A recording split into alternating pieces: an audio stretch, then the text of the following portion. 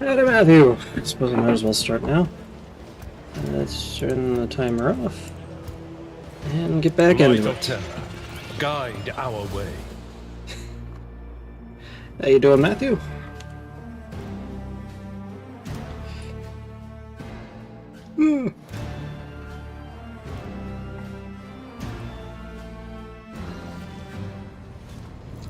Alright, so first I should check things.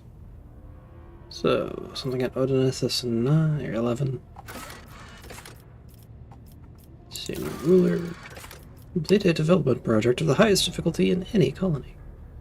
And strike a deal with an influential partner. Binding.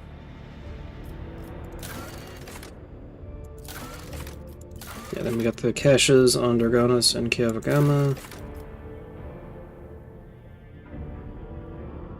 And on the fuel levels is in the fuel levers on the void ship bridge. It's in a poor state. I have.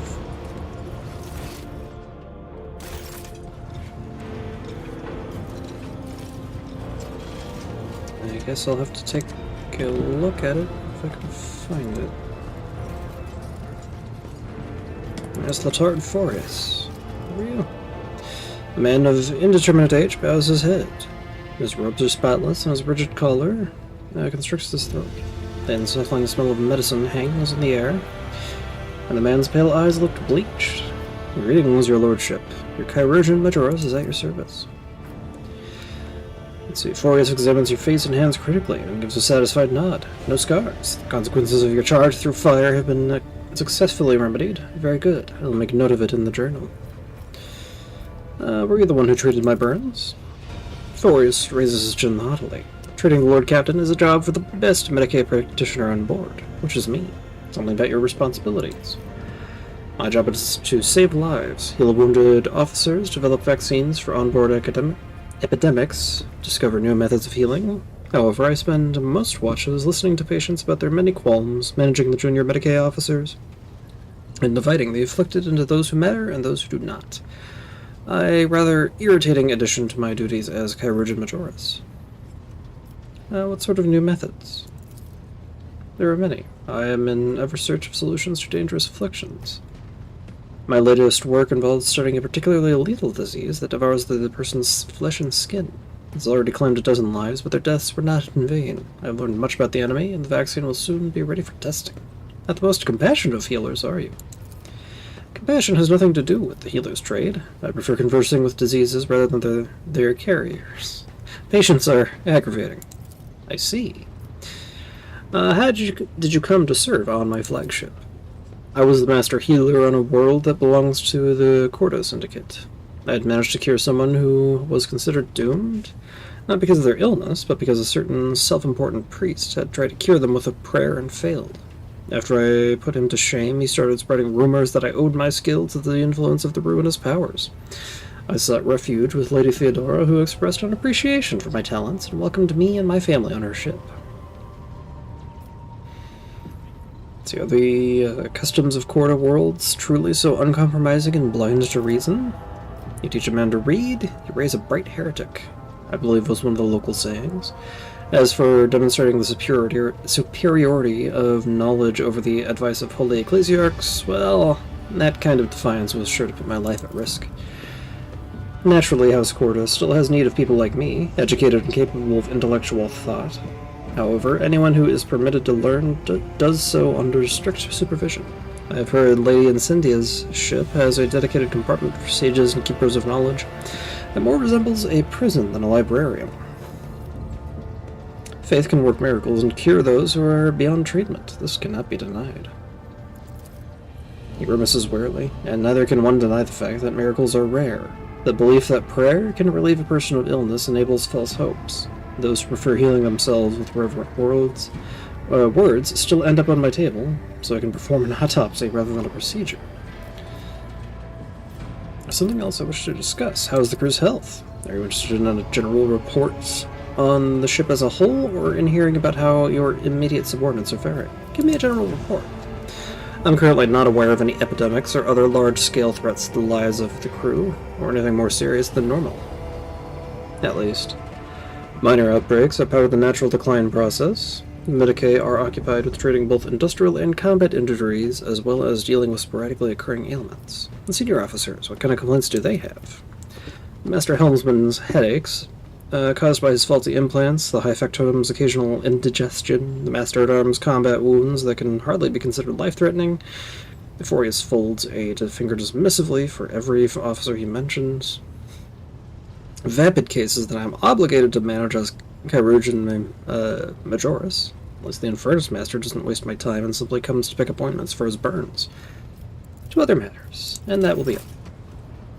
I need to find that fuel lever.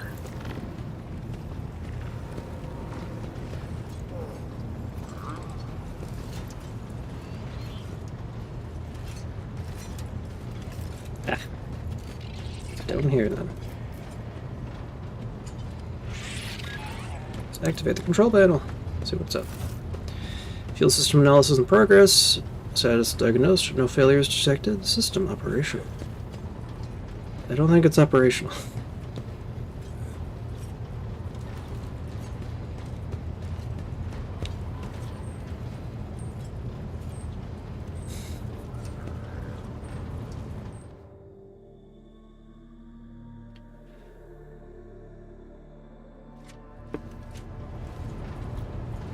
I'm guessing it's been fixed. The ship's Vox system is in need of thorough calibration. So we'll talk to the Vox Master for that.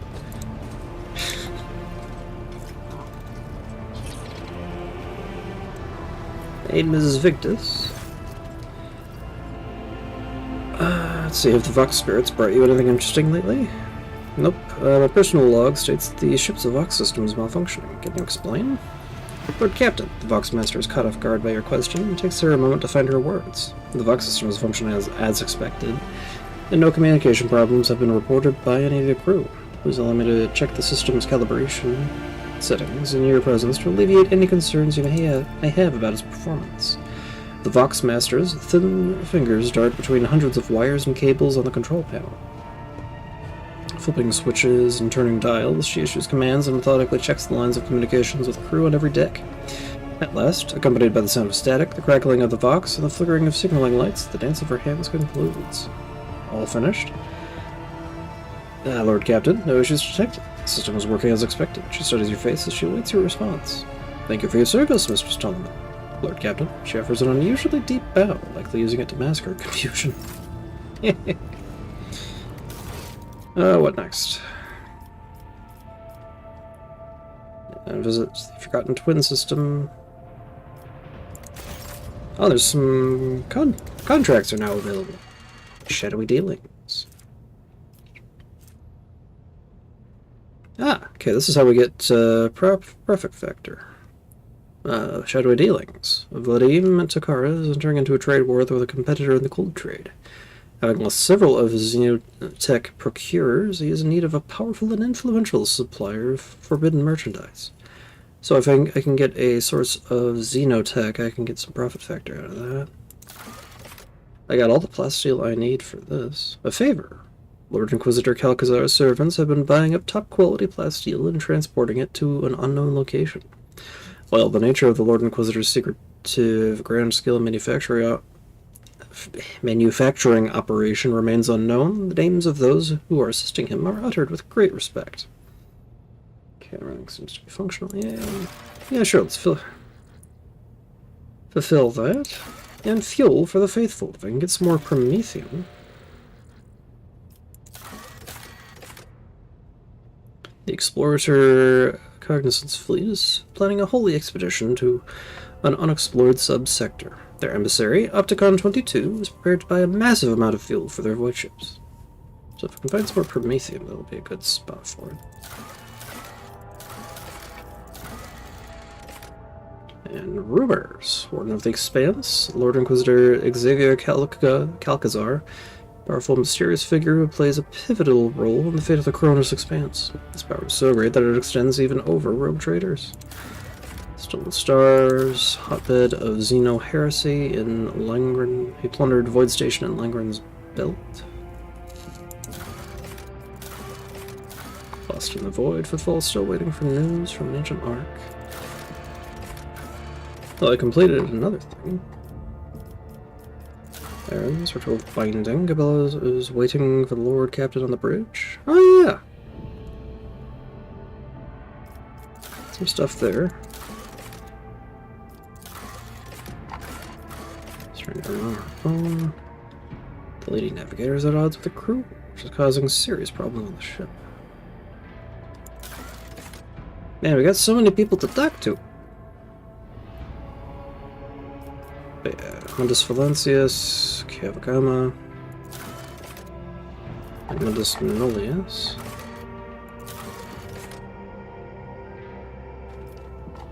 Store shipments from Janus. Hunger's Hand. Telecos Epsilon. And we're waiting for the quarantine to lift on Footfall. And we have a compiler that is out of order. Yeah, let's go talk to Cabela about this Ritual of Binding.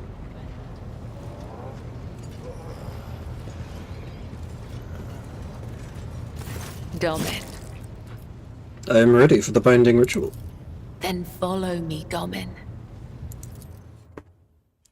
It's the officer's deck.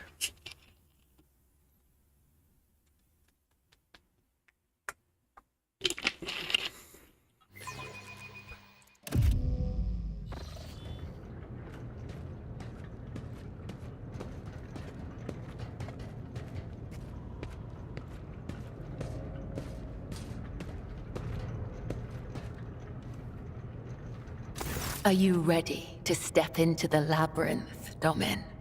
Cabela moves with a peculiar semblance of an athletic exercise, her movements tracing an inscrutable pattern.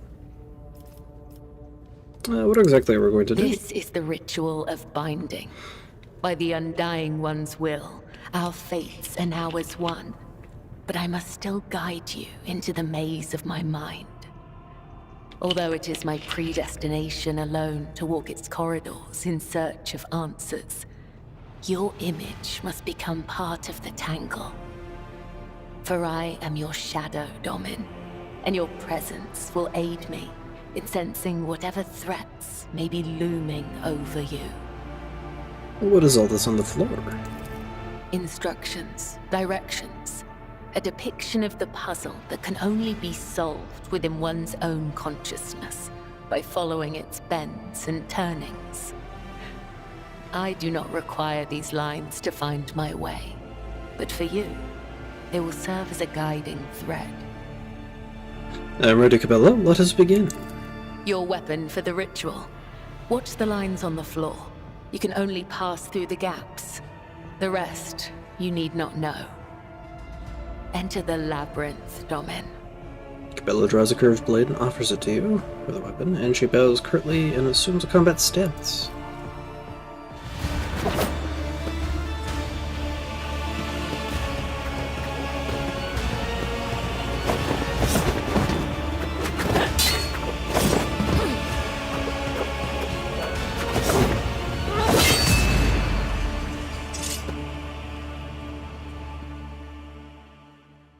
You are now upon the path. Your shadow now walks the labyrinth, and my gaze can now see when danger draws near you. Let's see. Cabela's breathing is steady. There's no change in her solemn expression. Her lips continue moving for a while longer, her eyes tracing the lines on the floor. Let's fight. What a captivating expression of your culture. We are not doing this for your amusement, Domin, nor is it an expression. That which you do not comprehend still has meaning. I seek to understand why this matters to understand you. Understand me? Why, Domin? My fate is preordained, and our places assigned. We both must serve the Undying One, as his design foretells. But if such is indeed your wish... Cabela hesitates. You see her eyebrow creeping upwards before quickly straightening once more. My path of service to the Undying Emperor is one of many twists and pitfalls. Every mind is fraught with weakness, and only by honing it tirelessly can one achieve focus and prime one's perception. I envision the tenets of the web as a maze of tangles and dead ends. Each time I go into a trance, be it one of the soul or of battle, I walk this path from beginning to end. And now that you're a part of it, you will be there with me when next I enter the labyrinth. You may deem it strange. You live in a world so far removed from my own that such rituals must seem absurd to you. I am sure I would find your rituals equally mystifying. She permits herself to smile in the very corners of her mouth, and a spark of flustered curiosity lights up in her normally aloof gaze. To an outside observer, what happened here would have looked like an ordinary fight, but your senses grasp something more. They allow you to perceive a fragile bond that has formed between the two of you in the midst of this blade dance. It is as if Cabela's mind has opened up, reached out to yours, and acquainted itself with you. A surprising display of power and direction for someone who possesses no psychic abilities, or appears to be unaware of their own gift. My rituals? What do you mean? You are empowered by the will of the Undying One himself, and yet, when I look at your life, I am surprised. You follow a different thread, one that does not seem as strict to your thoughts and deeds. There is so much luster.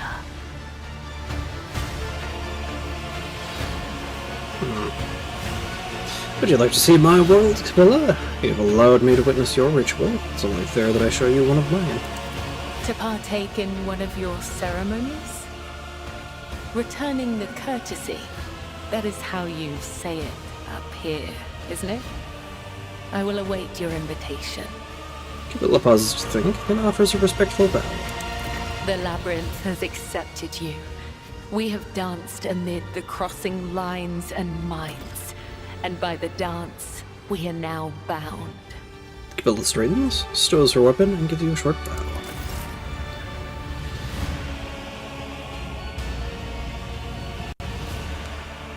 That was neat. Although I think I have advanced romance there, but I'm not necessarily opposed to that.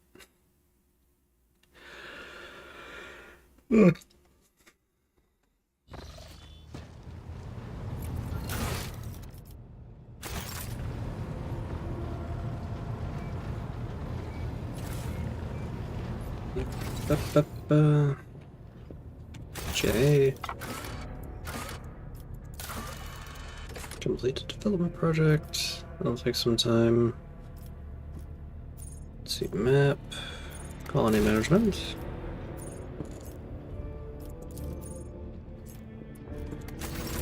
One thing is still executing.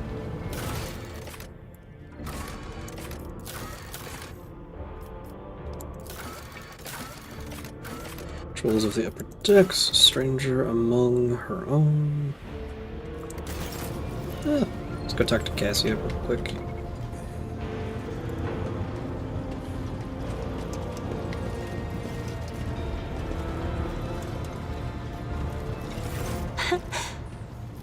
Words cannot describe how boring the bridge is without our stimulating conversations. What does your special sight reveal? Too many colors. The hues flicker and intersperse, merging into a single wave. It's about to crash. Forgive me, but I cannot satisfy your curiosity at this time. Perhaps later. I've heard rumors that you're not getting along well with the crew. Panic flashes in her ruby red eyes, and her heart starts beating a little faster while your hands go cold. Not here. I'm begging you. Aren't noblemen supposed to discuss such things away from the servants? Cassie says in an almost whisper.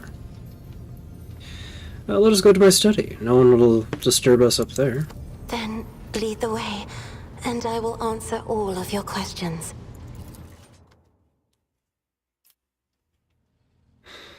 What is it that you wanted to talk about, Lord Captain? I have nothing to say to your unfounded accusations about my conflicts with the crew. I cannot recall my having a single quarrel with any of the people during my time aboard.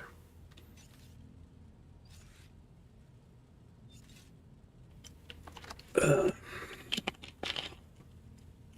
messenger you rebuked butchered his own family and then killed himself. I haven't rebuked a single errand boy on this ship. Cassia ponders for a moment. I think I remember. A kind young man with a shy smile and skillful fingers, with too much rotten ochre on his shoulder. I grew tired of the disgusting color and advised him to lighten his burden by casting the weight off his shoulders. He did not come back the next day, or ever again.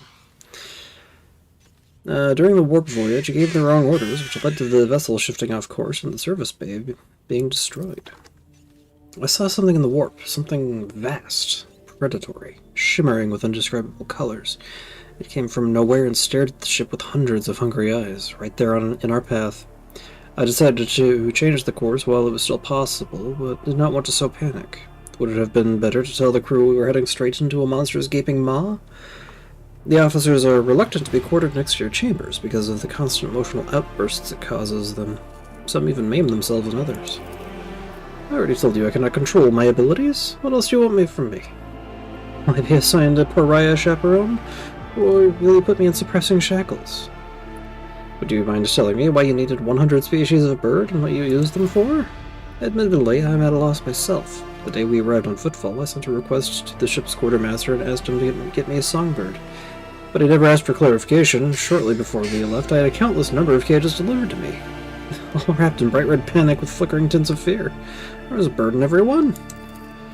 I was so excited, I thought I would have 100 friends instead of just one. They were squeaking so piteously, I let the poor things out. I even fed them my breakfast and dinner. The poor birds wouldn't stop chittering even after bedtime. They were dashing about the room, smacking me in the face with their wings, and defecating. I became angry, and suddenly started pecking at each other's eyes and attacking me, and then I became afraid, and they fell over dead. I don't think I want to keep pets anymore. I think I've heard enough.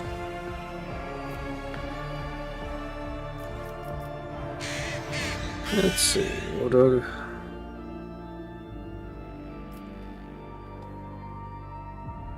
You're a kind soul, but have difficulty reaching out to people. I could teach you the arts of communication if you like. That would be wonderful. My education on Yurak 5 was cut short, but I had realized by then that the wisdom of books is a poor substitute for the wisdom of experience. Very well. Since we are done with this misunderstanding, I would like to change the subject. It would only be fair for me to ask you a few questions, wouldn't it? Cassia hesitates and continues in a less confident tone. Do not mistake me. I am not going to accuse you of anything. It's just that you're the most worthy interlocutor on the entire ship, and you're always so busy. What would you like to ask? I read a treatise by Pisces de Mobius very recently, who claimed that subjects would never believe their new ruler was better than the old one unless the old one had been a tyrant. No matter the circumstances, the low-born rebel become deluded about their prospects and rebel in favor of their base desires. What do you think?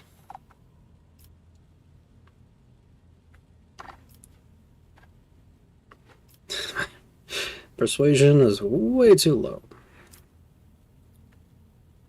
Let's see, your interpretation of this classical text is not entirely correct.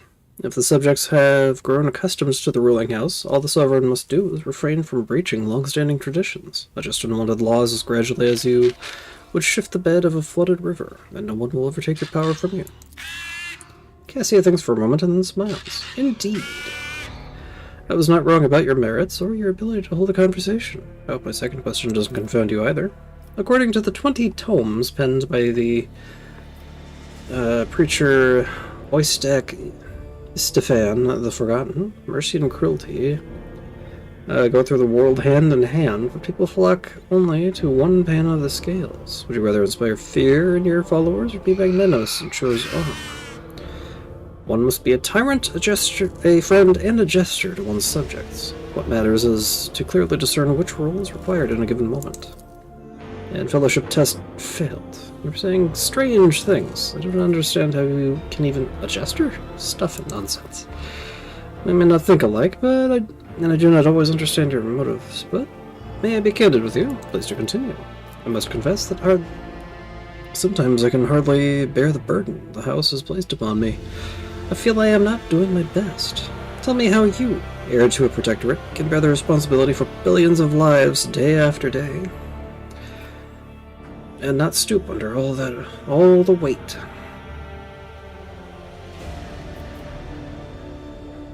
It is not always easy, but I try to lead the dynasty towards prosperity by worthy means. Thank you for your patience, Azathu. You were helping me to see the world in different colors. A novel experience for me. Our conversations hold a special place in my heart. Allow me to bid you farewell. I'm heading back to my chambers to consider today's conversation. And that's her companion quest.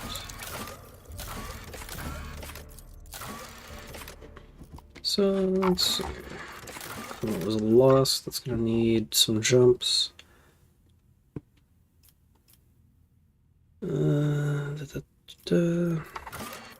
Hunger's hand. That needs a jump. That needs to wait. That needs a jump.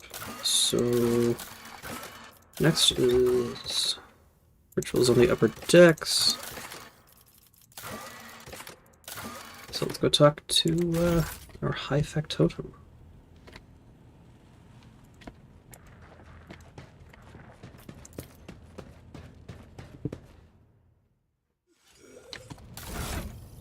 So I was messing around with the second playthrough. Got a marksman rifle.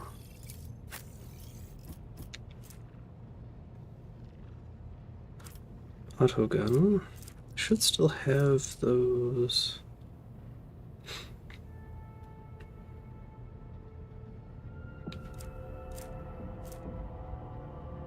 Worse penetration, better range.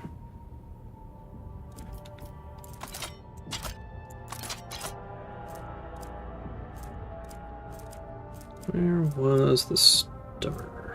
And shove those scrappy auto guns into storage. Stub carbine, that's what it was.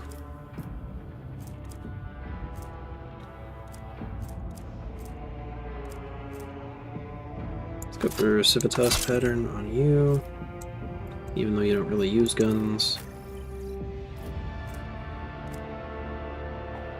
And I think another bolt gun, bolt pistol. Do I not have another bolt gun?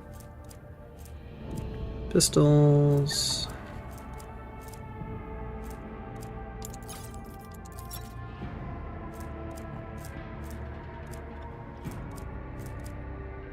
Did I shove it somewhere?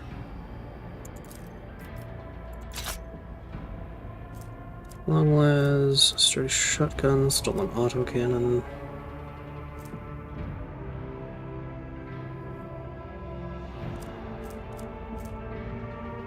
Stub carbine.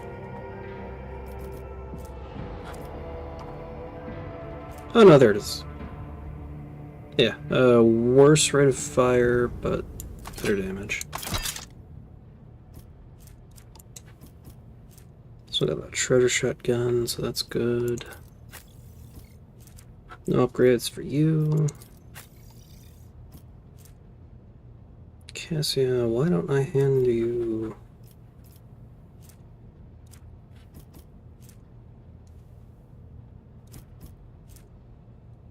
something better than the heirloom auto pistol? I guess maybe the Ortholak auto gun. It's just overall better. Aside for the lack of perception and ballistic skill, but...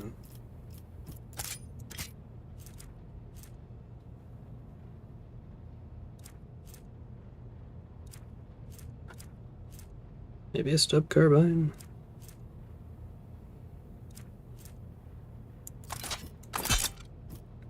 And then again, rate of fire is going to be pretty good.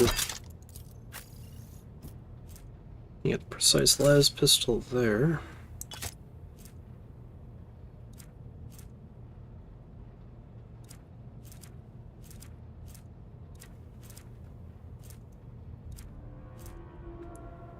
Or the sniper rifle.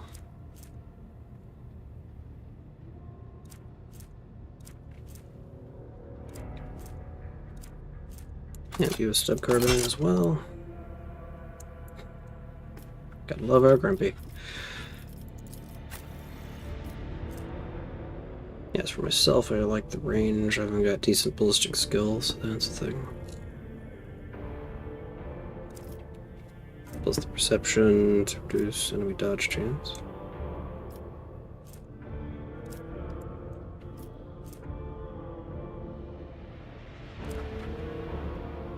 And again, maybe I should go for...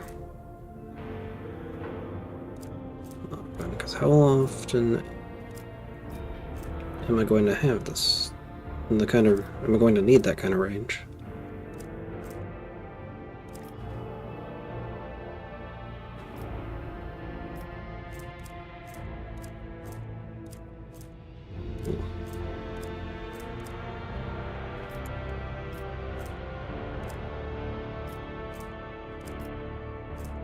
See, I think I might swap out that.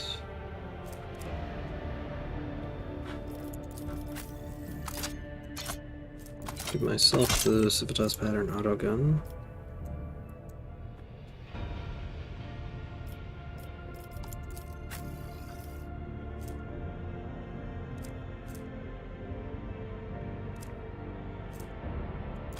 Give you the stub carbine.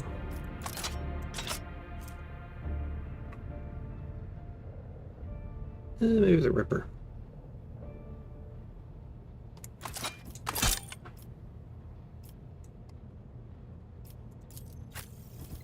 Ripta still has her bolter and the shotgun.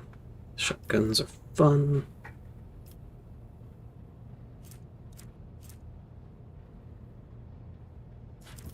Actually, I'm pretty sure she is built with... yeah, muzzle velocity, so the stolen autogun shouldn't actually be terrible on her.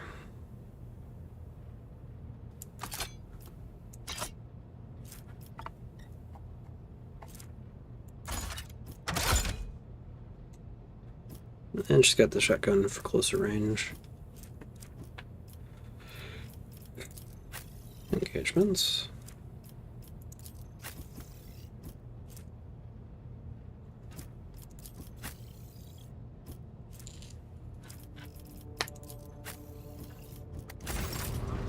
Okay. Let's talk to our high factotum.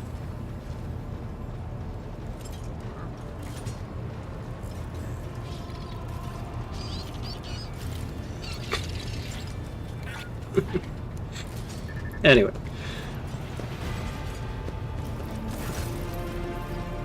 I would like to introduce Capella to some of the customs practiced among people of my stature. Show her what life is like on the upper deck, so to speak. Generous huffs pensively. Your lordship is most courteous. But what exactly did you have in mind? I was counting on you to choose an appropriate ritual. Oh, but of course! You don't have time to puzzle over such trivial solutions.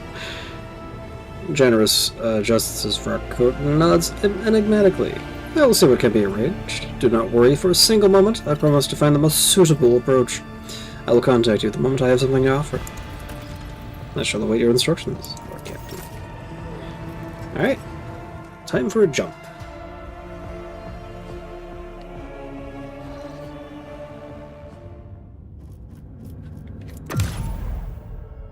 Back to the Coronis Expanse.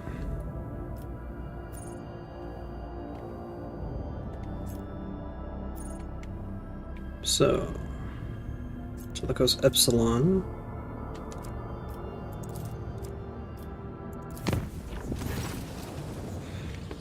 The High Factotum's voice rings with pride. Lord Captain, I have done as commanded. Everything has been prepared for your ritual, which is Mistress Capella. A select few upper deck officers are ready to leave their posts to attend this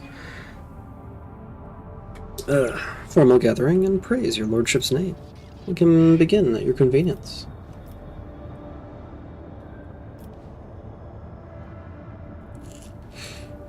Splendid, Danrock. And summon my illustrious officers. Actually, I doubt that Capella will enjoy this. I'm confident that Mistress Capella will appreciate the effort, both yours and mine. What could be more representative of the Lord Captain's inner circle than a formal event in the company of the most eminent members? Sure. Splendid, Danrock. Summon my illustrious officers. It will be done. I shall signal the servant. So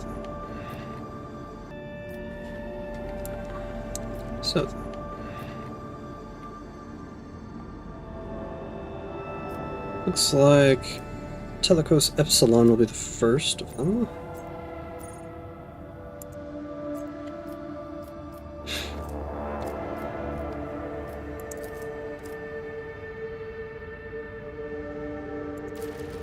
Strengthen that thing. Go back to the bridge.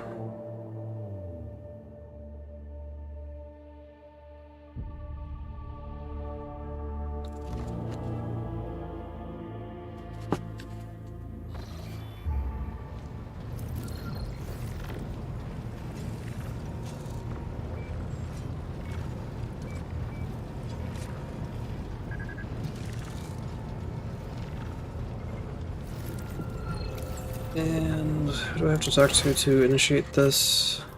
I just have to go to the officer's deck. Alright.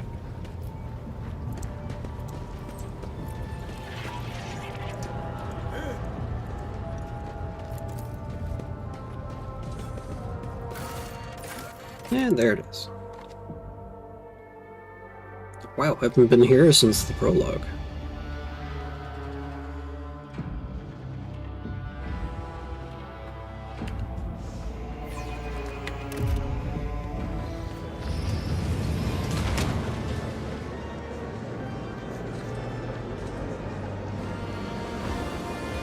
I remember fighting my way through this one.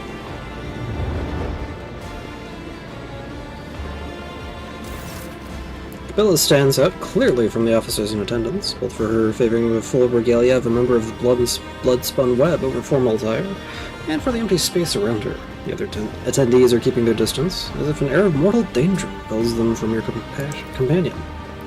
Danrock, whose keen, worried gaze is locked on Capella, and whose mouth is stretched in the most courteous of smiles, gives you a hurried bow.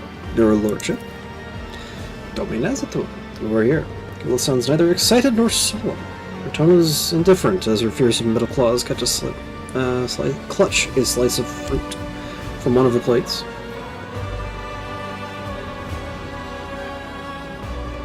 How are you? I feel wrong. Strange peoples, strange sounds and gestures.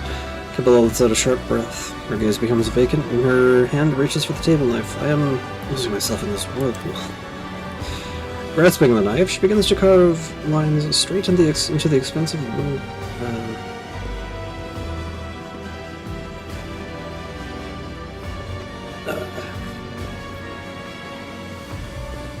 wooden tabletop. Nervous murmur runs through the crowd. The tense gazes are locked on the harmless-looking, barely sharpened metal utensil in the hand of the cultist of the blood-spun web.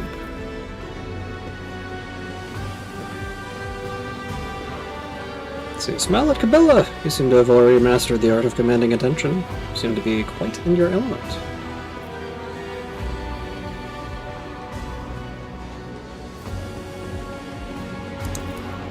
Succeed. She blinks in surprise and looks up at you. She glances back and forth, seemingly privy to the meaning of your words, and then her clear, genuine laughter fills the room, startling everyone around her.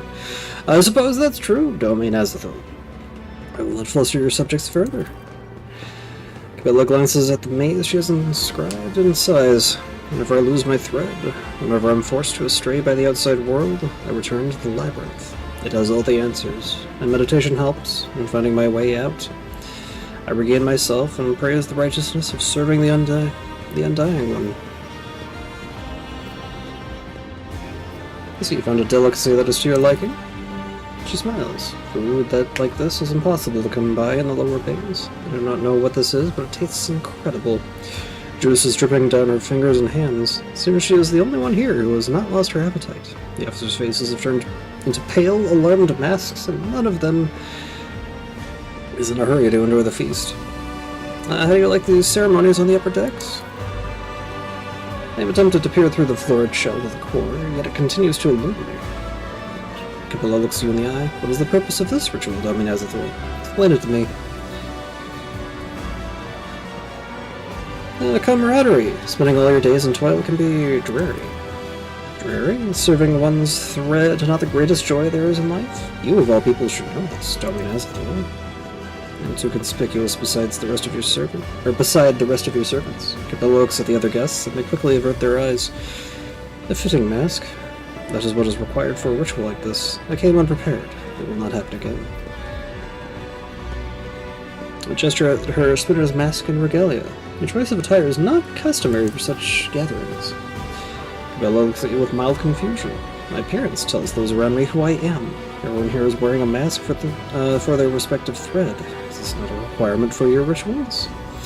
She glances at the opulent room, the dazzling decor, and the handsomely dressed officers.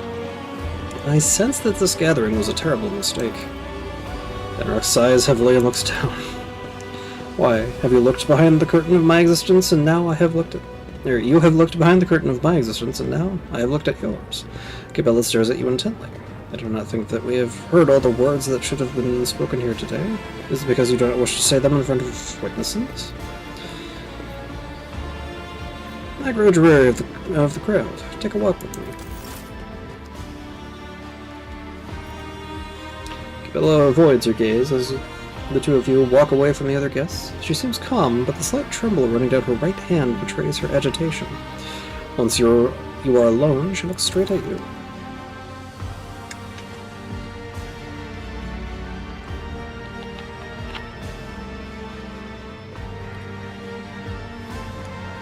I've discerned what you are doing here, and I know that you're calling it a ritual is a ruse. True rituals are constant, immutable, like the cycles of the cooling machines in the ship's bowels or the shifts of the bay's servants. This was spontaneous, something you were prepared just for me, and then you stayed at my side the whole time. Now, here you are, granting me another request. Why is that?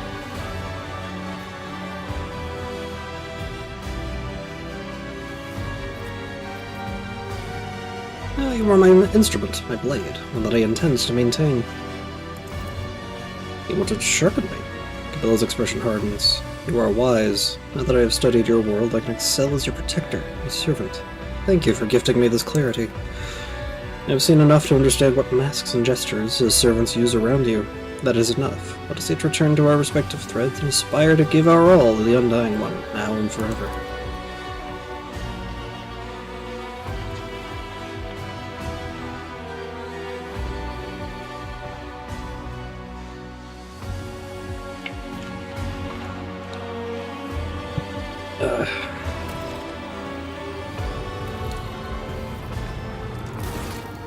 Attended the gathering, and that's that cleared. So now we move on Kiabagam. Or, I think it's Janus.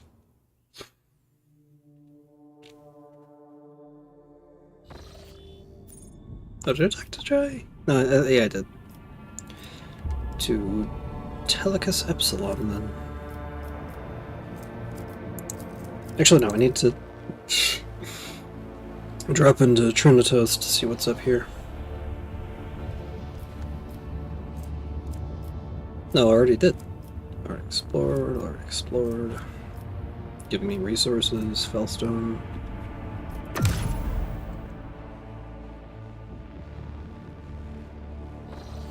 So now we go to Telecus. Chart some new routes. There's a dangerous route all the way back to Avorius. Let's drop in, see what's up. Lord Captain, according to the telemetry, the parameters of the system match those of Telecos Epsilon, home to the agri-world genus that belongs to the Von Valancius dynasty. You have received a Vox message from the planet. The agri-world's governor officially welcomes the rogue trader and reports that she has begun preparations for a formal reception to celebrate the arrival of the planet's sovereign. Your subjects look forward to your visit.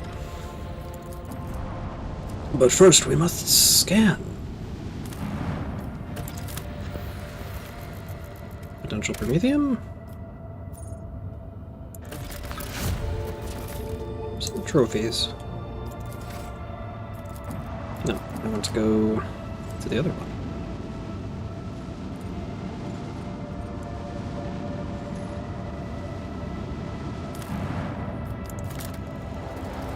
Scan this ice world, snow world. Theodora loved snow worlds. I never did discover the reason why, but the Lord Captain never missed a chance to visit such a planet, even on the slightest pretext. My priority right now is Promethium. So I'm not going to extract that just yet. Now we meet Janus. An agri-world. Governor Viat's estate. Down we go.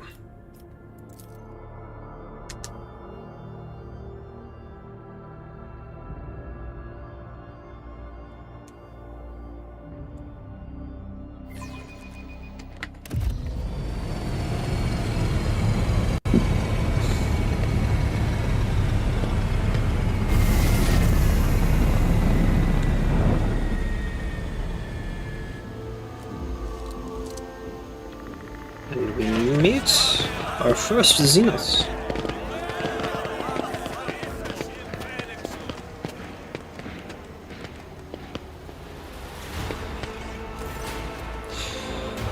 Vistenza Viat, a lavishly dressed noblewoman in an opulent silk gown, watches you from an expectant air, and then gracefully bows her head. Gem-encrusted implants protrude from her arms and neck.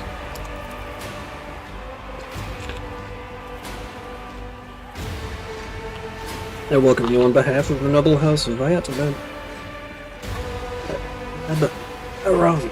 My name is Vistenza Janus Viat Ab Aram af Coronis. By the grace of the Emperor and the will of the rogue trader Theodora von Valancius, I serve as planetary governor and the imperial commander-in-chief of this world. She raises her head slightly. Then she turns to Abelard. Greetings to you, noble Versarian. It's been years since your last visit to Janus. I'm glad to see you again. Which is a good sign when a rogue trader seneschal does not visit a subject planet for a long time. Isn't that correct, Lady Viat? It means the governor is taking care of all matters, and there's no need for the seneschal to interfere. Vistenza lets out a musical laugh. I hear praise in those words, and I thank you for them. She turns once again to you. In truth, your arrival in the place of the esteemed Lady von Valancius is quite unexpected. I hope my coming in Theodora's stead has not disappointed you too much. Not in the least, your lordship. On the contrary, I am delighted after all these years to once again welcome to my world. Fortunas!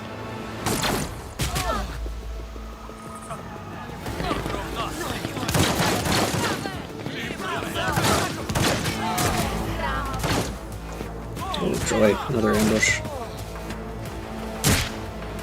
Combat time. Do you dare to look me in the eye? Cease and repent! I'm dealing with 5. They're looking decently...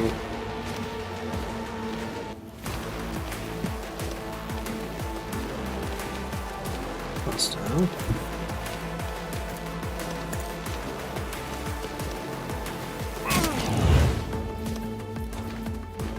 And where it hurts. And then blade dance.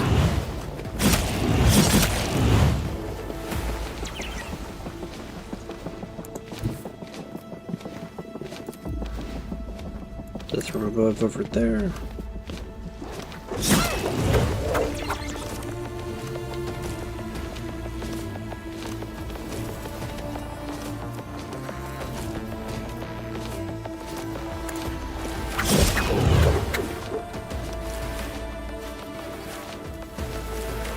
And orchestrate those flames. Weapon at the ready.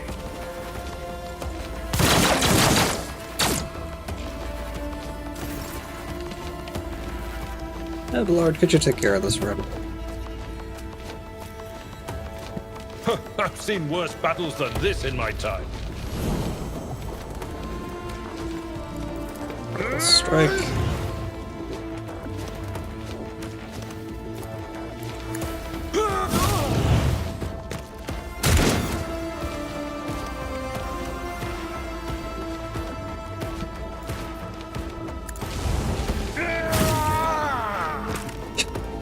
Just... I will do my duty.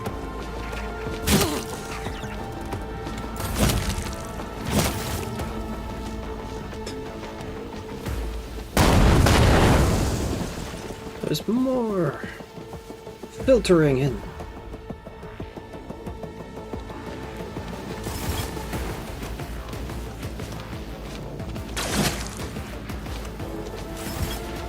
Looks like we're meeting our next.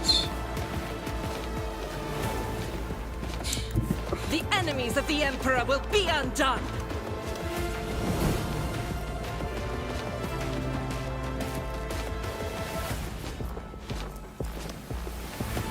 Alright, that's one.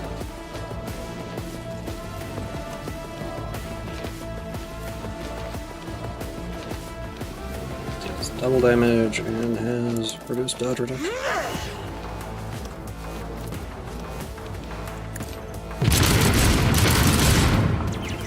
Wow, that is not that great. Scared yet? Here we go.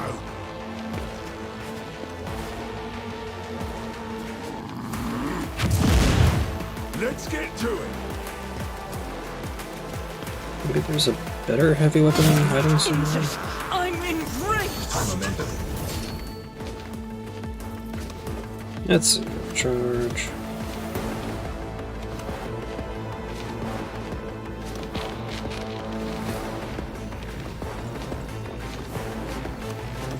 Replenish your powers to serve. Overcharge the bird.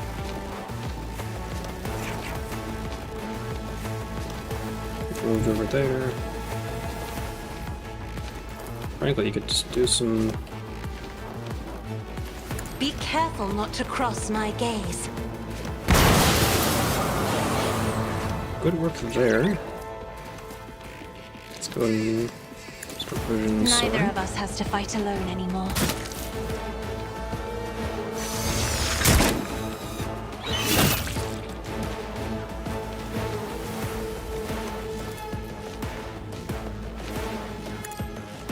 Now, do something!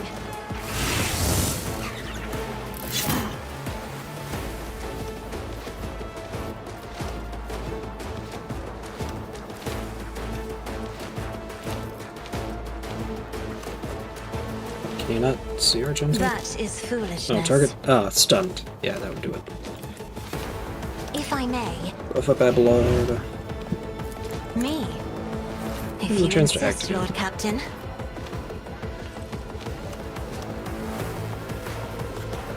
It will be done. Target well struck.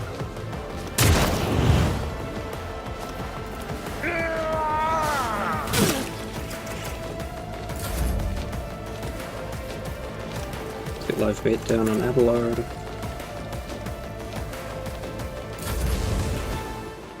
Reduced to dust. Maggot. Show me what you've got. Come on Time in, to guys. slaughter And then let's get relocation. Explorers know one route. Forward.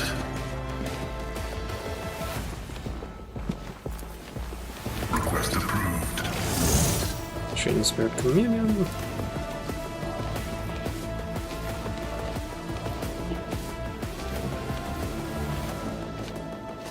Oh, that's fine.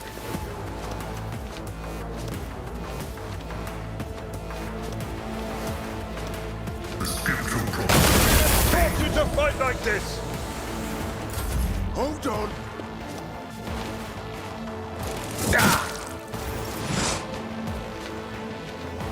Azathel's turn. First, let's just still have that guy to heal up our Genta. Do a little bit of relocation. Like right there, for example.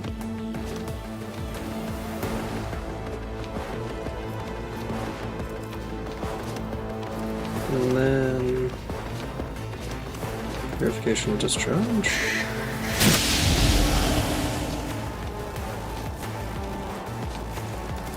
Word of the Emperor.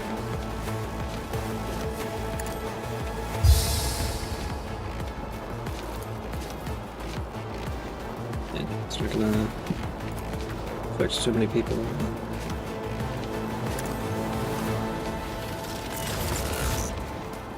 Do a little buffing.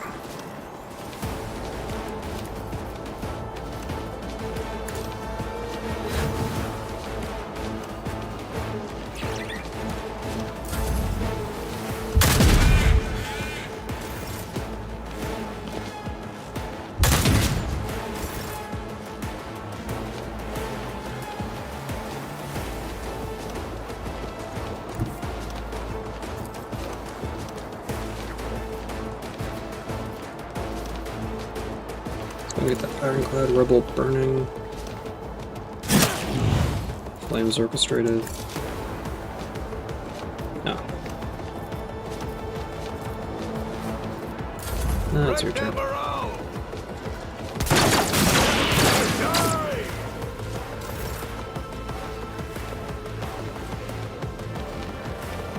Abelard. Steady superiority. For Von Valencius. Extra attacks. At your beck and call. I took care of this one. One fewer target. It will be done.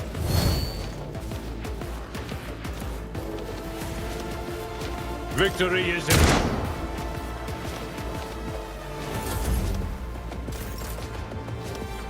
I think that rebel stunned himself.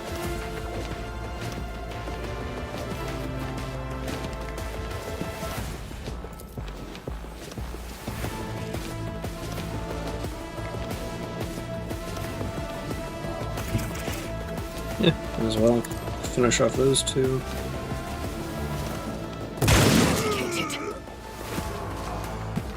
And use run and gun to get into some better cover.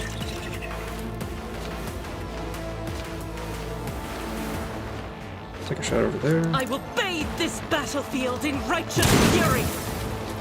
As the Emperor commands, I act.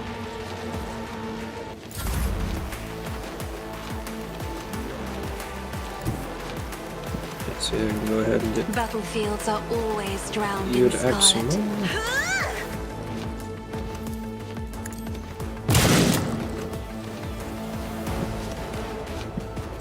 without deeds is worthless.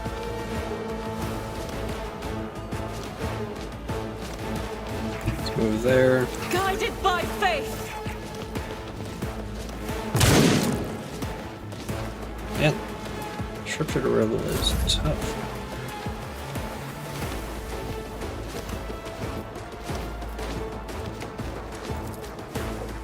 Can't reach anybody with that. I'm not for accustomed to Argenta. being ordered around. My commands are followed without hesitation.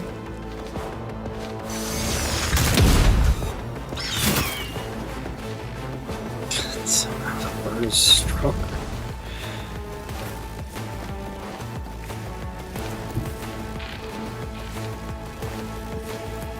As the tactical imperative dictates, Best guy on me. running by narrative. This side The Emperor's condemns you. faith.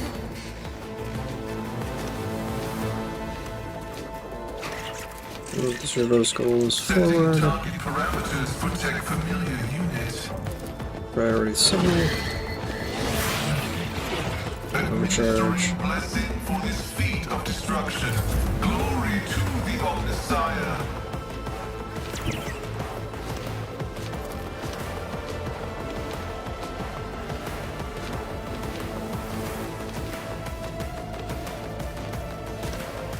And bird can just go right over there.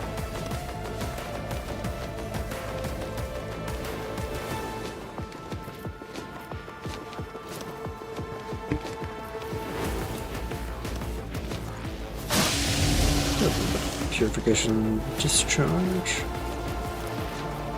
Some movement on Adelard.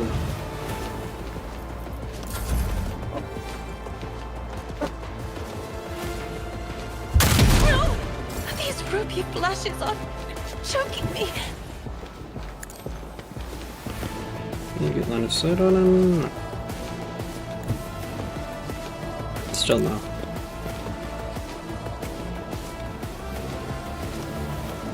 How many charge? You only have the one charge. Stay vigilant.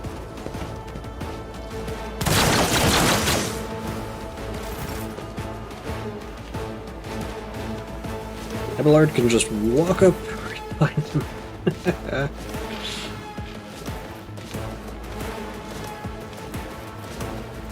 Follow my lead. Activate Reckless Strike. Think this extra fun. Indeed. Target well struck. Ha-ha! Reduced to dust. Just knock him all the way around. Hello?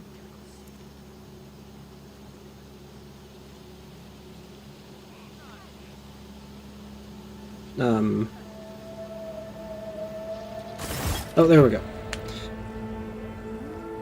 Your lordship, Emperor, preserve us. Are you all right? Do not fret, layperson. We have grown used to outrageous slovenliness among the wardens of every world we visit. Pascal's Vox, quiet at first, just booming with fury by the end of his remark. Elgranus is strangling this peasant like a noose. His words are laden with fear for our well-being, and he fears for his own even more. Where did Governor Viat go? The governor is safe, protected by walls and wardens. Please follow me, I'll escort you personally. Fine, lead on. Well, they probably should have taken the opportunity to loot all those guys.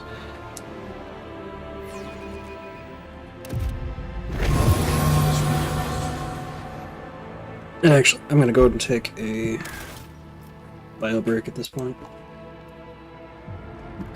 Let's check messages.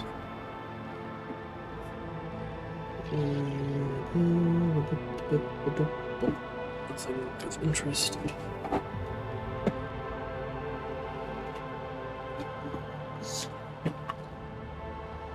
There's the cord. Phone is plugged in. My stasher. Where's the stash?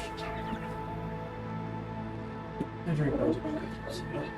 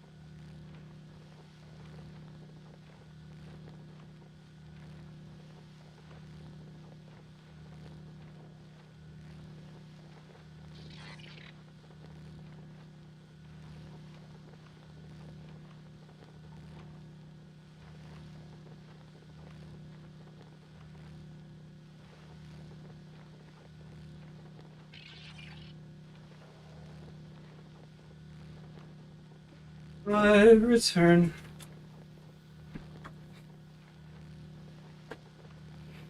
It's a bit too warm in here for everybody.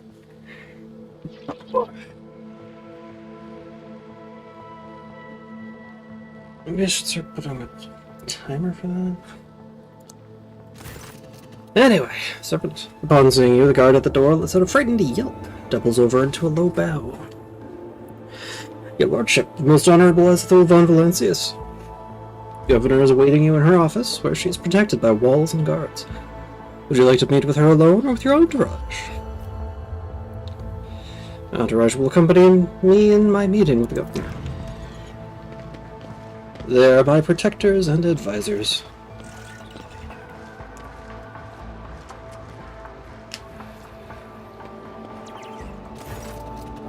Vistenza Janus of Viat Ab Aram of Coronas is furiously swiping at a data slate, issuing commands into a gilded box. Upon seeing you, she hurriedly puts away her devices, smooths her skirts, and drops into a deep curtsy. Your lordship, accept my abject apologies for the reprehensible stunt that spoiled the reception. Even in my worst nightmares, I never could have imagined.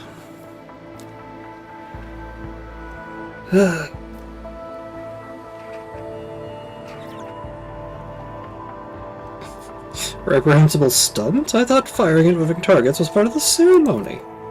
The woman standing next to Vistenza laughs delicately, but after a sharp, sidelong glance look from the governor, she resumes her air of deferential sorrow. Oh no, your lordship, I would never dare to deliberately endanger the heir of the illustrious von Valancius dynasty. However, I cannot but express my joy that you took some pleasure in what happened. One of your wardens, helped us in battle. A superb shot. Who was it? It must be referring to Irliet, our chief ally in the struggle against the rebels. I have turned a blind eye to her horrific mutations, given the undoubted advantages she brings. You see, Irliet comes from the local degenerate stock of this world and knows Janus like the back of her hand, so she has provided several leads as to where we can find bases and secret storehouses. Although I admit that at times I am tempted to send her away from the estate. Her unnaturalness means that speaking with her always leaves me feeling uneasy. Such a gaunt and unfeminine figure, and so tall. If you wish to speak to Irliet, you will find her outside in the orangery, most likely by the gazebo. She prefers to keep her distance from others. What's happening on the planet? Several months ago, uprisings broke out on Janus. I was not even notified at first. Griping worms are for wardens to worry about. Alas, I only learned of what was happening after the miscreants began targeting noble families. Vistenza shakes her head, and then it became apparent that what the administration's accounts had referred to as unrest were in fact organized attacks on infrastructure and society leaders. They've already brought 13 agro-complexes to a halt, and have now moved on to assassination attempts. My wardens are doggedly tracking down the rebels, but their leaders are slipping from our grasp yet again. Can Janus fulfill its foodstuff supplies under current conditions? I risk angering you, your lordship, but this is nothing compared to shamelessly deceiving you. Let us consider the situation dispassionately. Even the most talented logistics experts of the Administratum are unable to guarantee stable tides when shuttles are wary of landing at the spaceport, and the terrified pendants are indulging a dangerous minority within their ranks. Until the usual order of things is restored on Janus, any trade is nigh impossible. Considering what has occurred, your visit is a true blessing. You see, Janus does not have its own fleet. We could organize a planet-wide search if we had ships at our disposal, ships like yours, your lordship. Perhaps you'll find a way to support your subjects in this hour of need. I'm sure even approximate coordinates will be sufficient to have the ground forces and ships' crews work together to hunt down the enemy.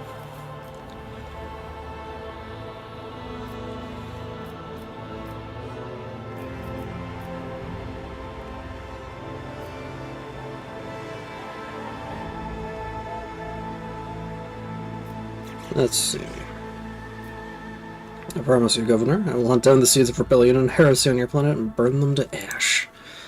Concern appears in Vistenza's eyes. The resolve and valor of the von Valancius dynasty knows no bounds. I am immeasurably thankful for your help. If any of those who attacked the estate had survived, then perhaps they could have been a valuable source of information, but you made an example of them for the rest of the foolish rabble. Vistenza glances at the fox. Incidentally, I did overhear the wardens talking about some kind of stranger in the area. Perhaps we still do not know who will let those reprobates into the estate. The person who did it might also know something. I, as well as my retinue, are at your service. My secretary is checking the staff as we speak and removing all traces of the attack from the estate.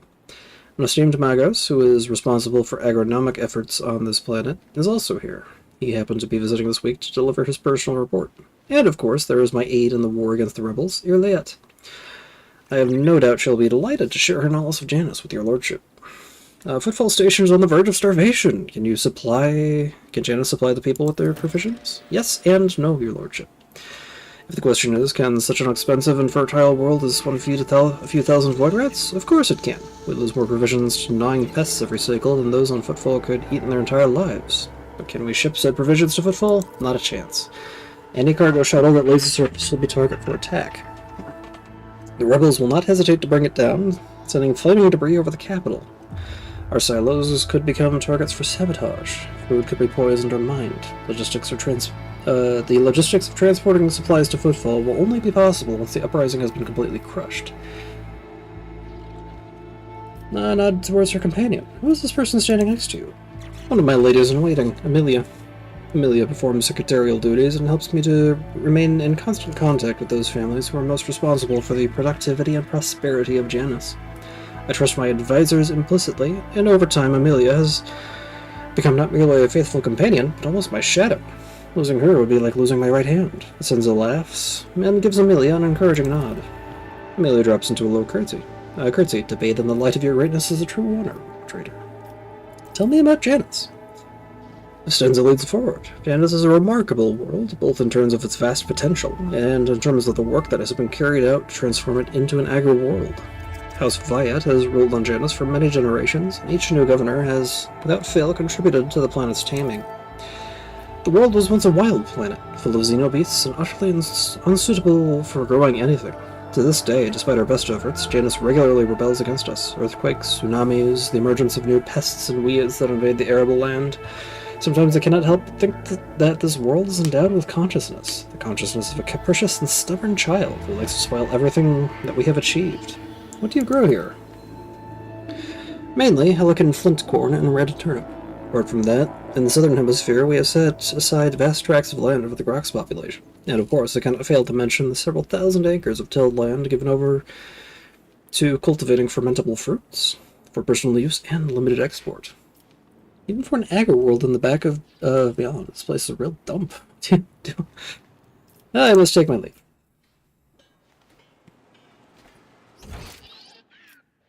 But loot. Miss Vistenza.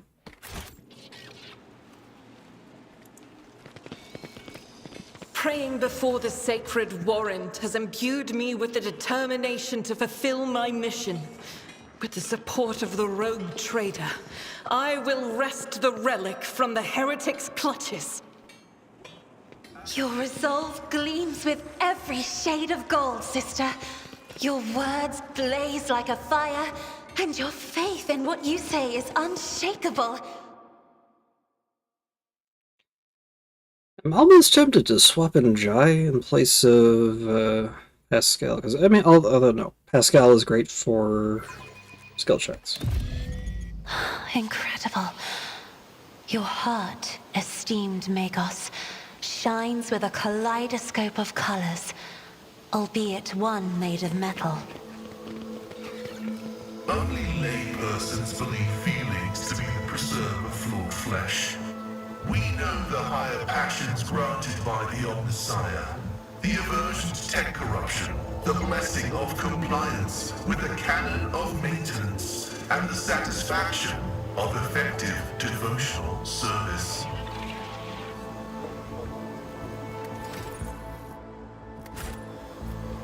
As it should be. Governor's Palace is evident. The gilt finishes and plaster are updated regularly and frequently. It seems too frequently, even for a building situated on the coast. The sooner we start. Some goods over there. Monomolecular aged bayonets, or edged bayonets. And thing.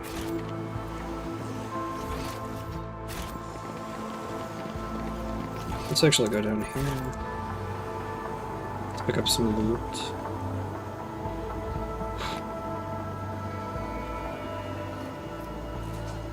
What a splendid estate! I have seen pics of our ancient manors in the House Orcelio archives. This place is very similar. It's a pity you were denied the chance to grow up in such surroundings. I can just picture a young lady navigator, relaxing with a book in the garden after her lessons. Over here.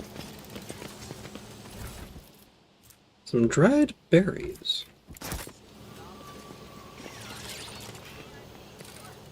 Guarding the walls. Doesn't lead anywhere. What deeds await us? Few nobles. Attilis Quint. The stooped man bears a cloak of the Adeptus Administratum and is reviewing information on the data slate while he is quietly whirring mechanical arms fill a long scroll with writing. Upon noticing you, the man stretches his thin lips over into a smile and deferentially bows. The light in the eye of the servo skull hovering over his right shoulder gently pulsates. Your lordship, what an honor it is to address you in person. Allow me to introduce myself, Attilius Quint, Prefectus of the Officio Agricultae. I will preserve the record of our conversation forever.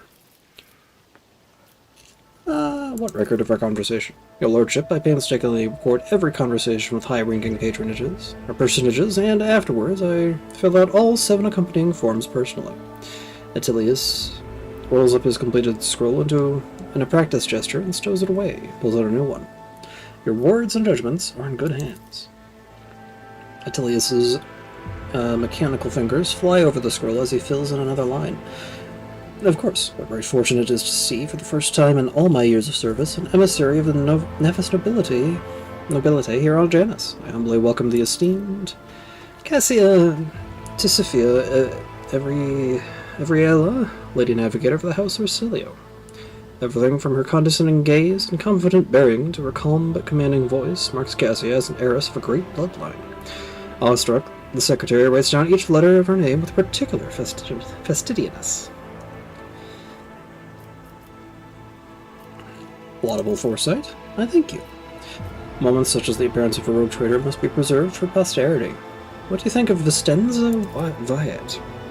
The governor is a superb leader. She possesses an excellent grasp of all matters and never uses an incorrect form for a given situation. I do not pry into her personal affairs, but if I may speak plainly, a lady who fills out paperwork with such finesse cannot be a bad person, in my view. What do you have to say about the governor's helper, Juliet? To be honest, your lordship, I find her presence most distressing. I would never gainsay the wisdom of the governor, who, if not she, could perceive the true worth of a person, even if that person is a mutant. Moreover, Juliet's particular abilities could be an interesting subject of study for the Magos Biologos. That elongated head shape, those eyes, judging by the skull that was given to me to send on to Footfall, such developmental anomalies on Janus are not a quirk of nature, but some kind of inheritable trait. What skull are you talking about? A most remarkable item, I must say, a true anomaly. One woman, after rummaging in a nearby container, Attilius draws out a parcel, which he immediately unwraps. Here it is. I believe the finished piece was intended to be given as a gift to the governor, but under the current circumstances, I doubt I will be able to send it to Footfall any time soon. The scowls and Macadendrites reach towards Attilius with interest, seeming to unnerve him a little. Adequately preserved? It is a pity it is empty inside. It could have become a proper servo skull herald for the rogue trader, unorthodox. A curiosity like this would look very nice on my desk. Yeah, I mean, yes, of course, undoubtedly. Whatever you wish, your lordship.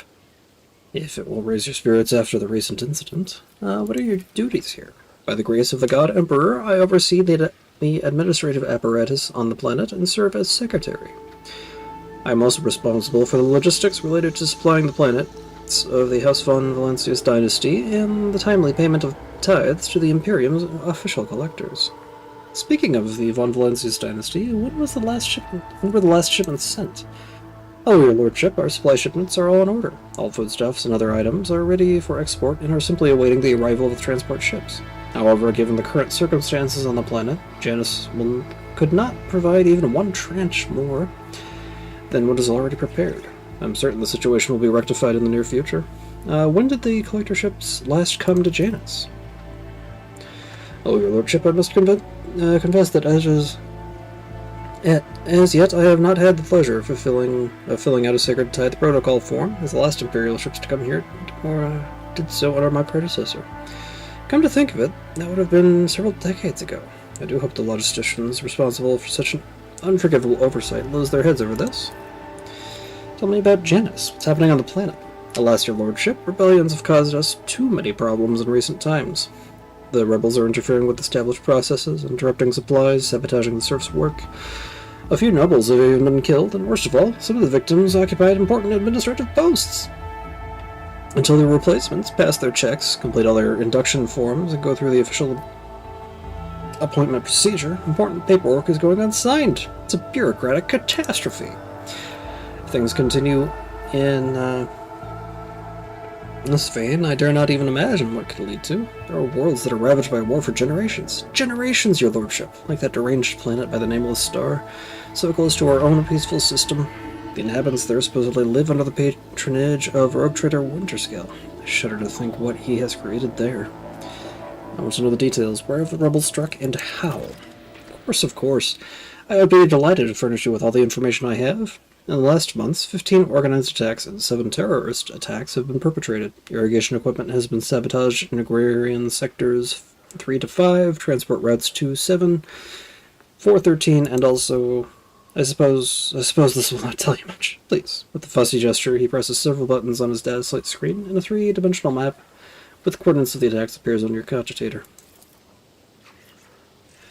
The data is superbly collated, and the map clearly displays the actions of the rebels. At first glance, there seems to be no logic to their campaign, but after analyzing the data and the features of the terrain, you notice a clear system indicating a geographical pattern to their attacks. Who is directing the rebels? Does anyone know? The rebels are well-armed and well-trained. What's more, the governor's advisors are inclined to think that the instigators of the rebellions are very familiar with the planet's terrain and climate. My ordinates are going through registration records day and night, looking for individuals who have completed military training, but we have so far been unable to identify the scoundrel. What are you doing to combat the rebels? Our security services are tracking those who support the rebels, and our regular wardens are wiping out those saboteurs without the slightest mercy, but they keep on appearing. The scribes have been run off their feet, keeping records of all the public hearings and executions, but I am confident that the governor will find a solution soon. What do you know about the attack on the estate? A disgraceful incident. Simply disgraceful. I cannot believe these scoundrels would dare come so close, and to drag the nobility into this as well. If they penetrated the estate, that means they had help from some worthless servant or other. Security is currently questioning the survivors. The culprit has not been found yet. Atilius Quintus smiles unpleasantly. Farewell.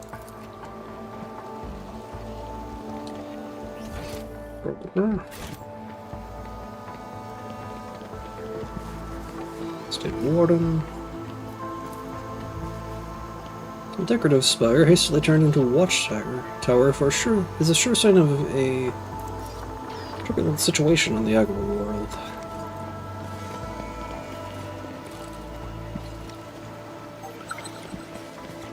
Oh. Found something.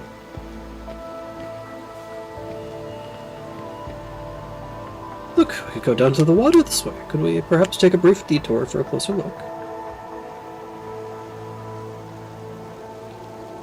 First, loot.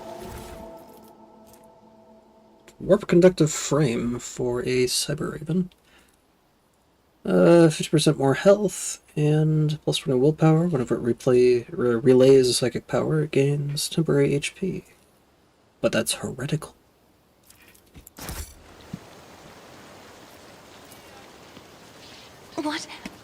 What a shame. I've never wondered so much before. Yeah, sure, let's take a detour down here. Forgive me for so boldly stealing you away from the others. It's just, I simply wish to spend just a brief moment admiring the breathtaking nature of this place. Cassia. Reflected in Cassia's eyes, the bright blue sky looks as though it is engulfed in a blazing sunset. Within the station's walls, I could never hope to see anything like this. A sky, or a sea, or green leaves. I only knew them from meager memories of my childhood, or perhaps my mind simply made those up. Even my books, my heart and mind's blissful escape, could do little to help me. When a scribe grows so used to what surrounds them each and every day, they begin to take it for granted, and they never think to write just a few lines about it. For me, to marvel at the grand canopy of the sky again is a true blessing. Pick a nearby flower and give it to Cassia. Gives you a chance to take a small piece of this place with you.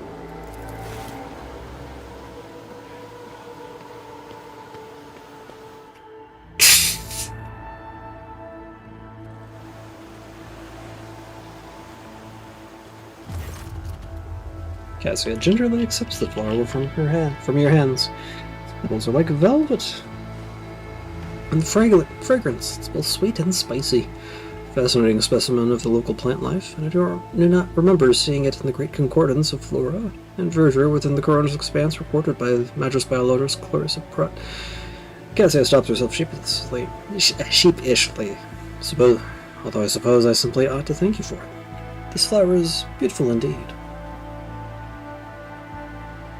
Move closer to Cassia and steadily taking the view. Cassia relishes every breath of fresh air, her eyes half closed, listening to the sound of birds hidden from view by the treetops. When the tips of your fingers touch lightly, Cassia starts, but does not remove her hand. Several minutes pass in timid silence, like mere moments, and eventually she pulls away. This place eases the soul, wouldn't you agree? Yes, in that case, I imagine you have never set foot in sea waters before. Would you like to try? Step into the sea? Me? Cassia glances uncertain, at the playful foam licking on the sandy shore. Offer her your hand. There's nothing to fear. We shall let our feet soak. Intrigued, Cassia cocks her head to one side. Mischievous dashes of yellow and lilac are fluttering in the wind like bands all around you. I've never seen you exude such colors before. How unexpected. Cassia gives a quick nod and wearily stretches out her long, narrow hand. It is cold to the touch.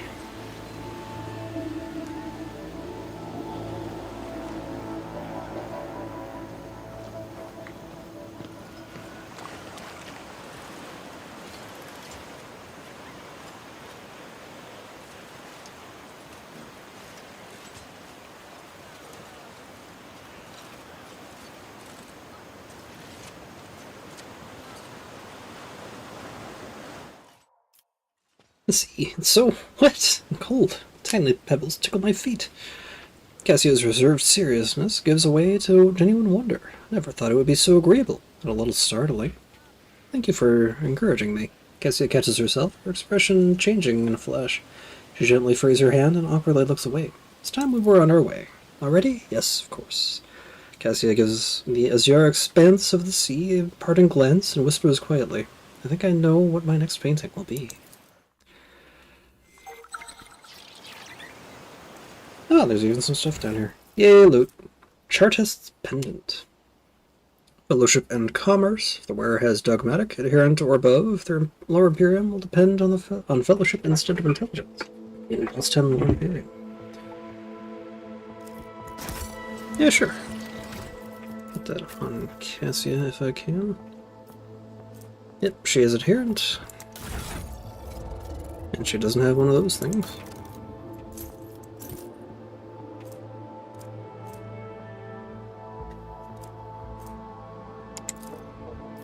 No heresy.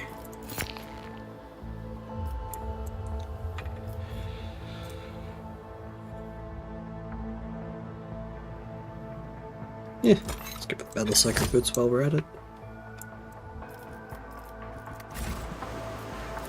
Man, Medicate 85. Chains or ropes with shackles on the end can be seen in the water. Something white is also visible through the glimmer. A fragment of bones with marks sharp as marks made by sharp teeth. Okay. A nice little stroll.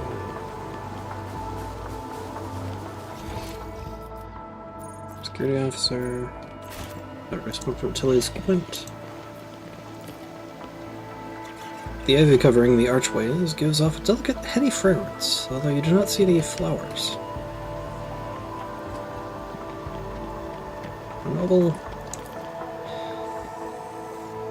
An otherworldly silence reigns under the arches of the gazebo. Perhaps a sound barrier generator is mounted in the dome. And we finally meet Iliad. Iliad Lenevis greets you, Elantark. The bizarre creature before you only vaguely resembles a typical human. An elongated body, slender limbs, pointed features. Every aspect of its appearance is unnatural and alien. The creature turns its head to you.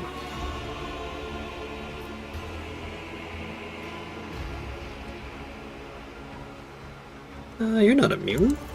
I have met souls like you before. You travel a path that offers you enlightenment. A rare gift among your limited kind. Iliad stares at you with her strange eyes, wearing an expression that is remarkably difficult to interpret. At last, she arches one brow so subtly you almost miss it. My soul is nothing kin to yours. Your kind call us Xenos, as if we are all as one. I came here to protect the Lilithon by assisting the Governor against her enemies. Will you hear me, or be blinded to sense by your precepts? I'm really tempted to go dogmatic, but I also don't... I also don't want to abandon her. Anyway.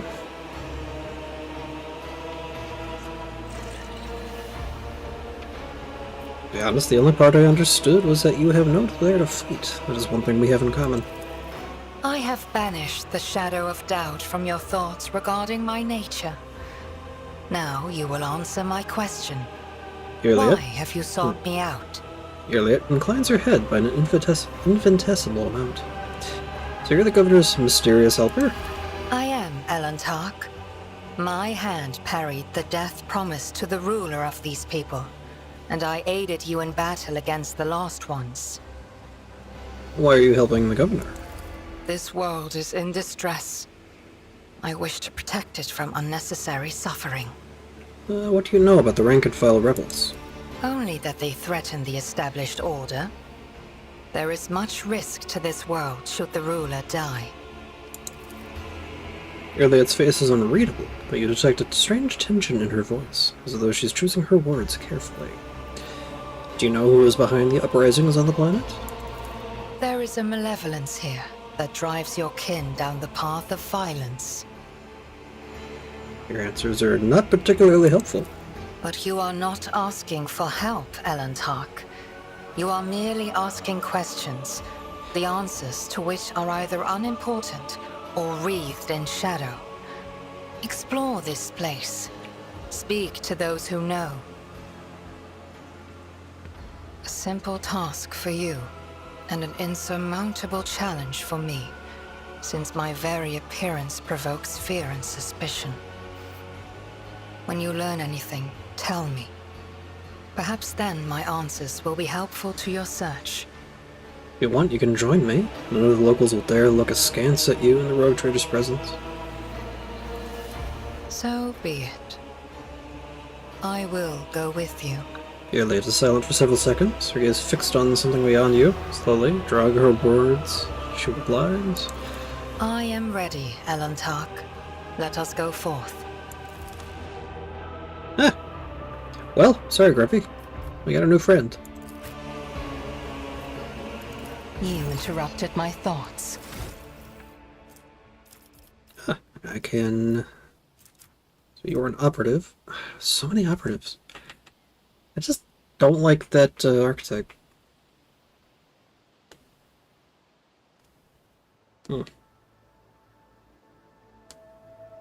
Craft World, Kudarek, and Asherani Outcast. Analyzing origin talents in my sights. Iliad ends her turn. At the start of her next turn, excluding extra turns, if possible, she makes an attack that cannot miss and does not count towards the attack limit per turn. Okay, so she's more of a sniper. Ballistics calculation. The operative attacks target.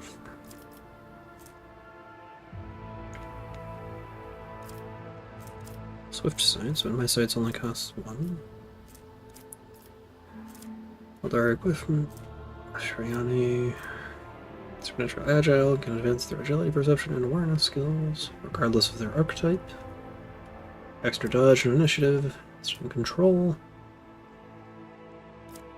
Determined skill.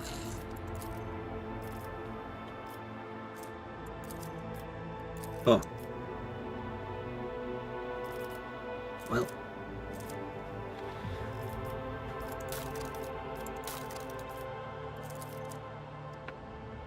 So yeah, she's already built out this far. She's great for Laura Xenos. Decent for Medicaid.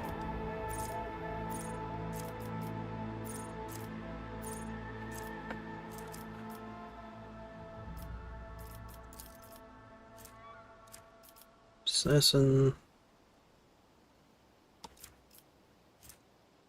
High damage, dodge reduction, threat elimination, hit and run. Executioner. Grand Strategist. Bounty Hunter. Go for Assassin, I think.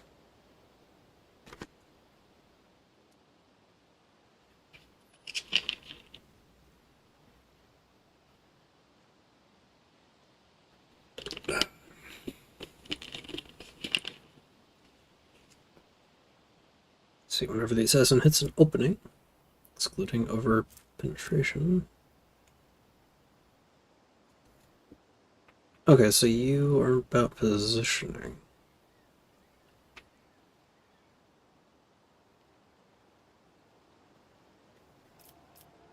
Okay. Death Whisper makes an attack that does not count towards the limit of attacks per turn, does not block the assassin's movement, but only does 25% of the regular damage. If the attack is successful, inflict hemorrhage.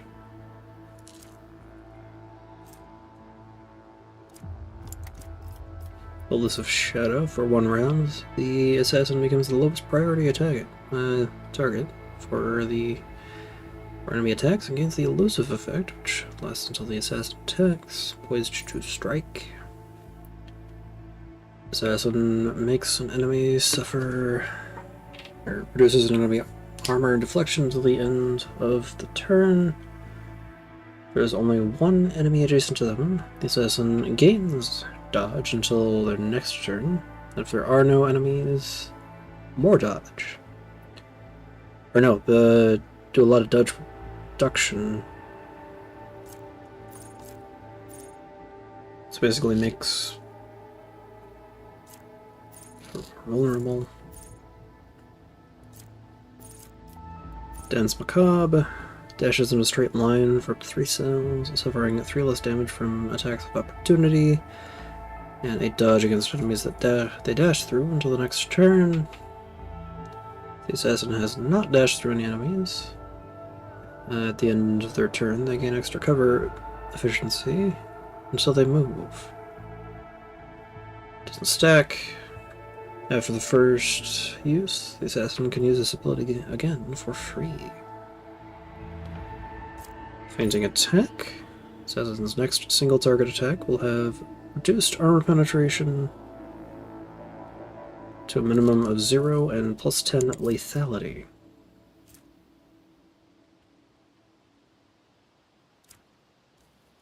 If it's a melee attack, this target rotates 180.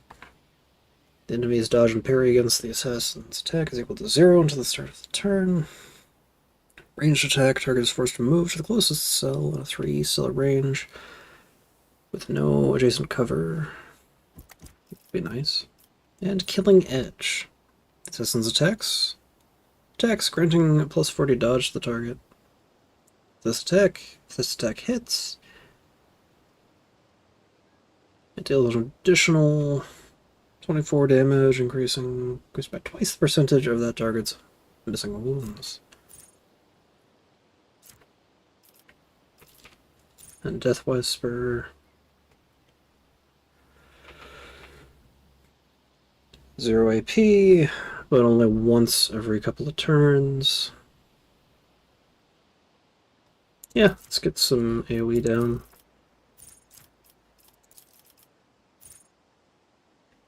Actually, no, I think Fainting Attack. Get enemies into more vulnerable positions. Let's see. Whenever the assassin attacks an enemy that is at full wounds, the assassin gains dodge, plus 20 dodge and dodge reduction until then against that enemy until the end of their next turn.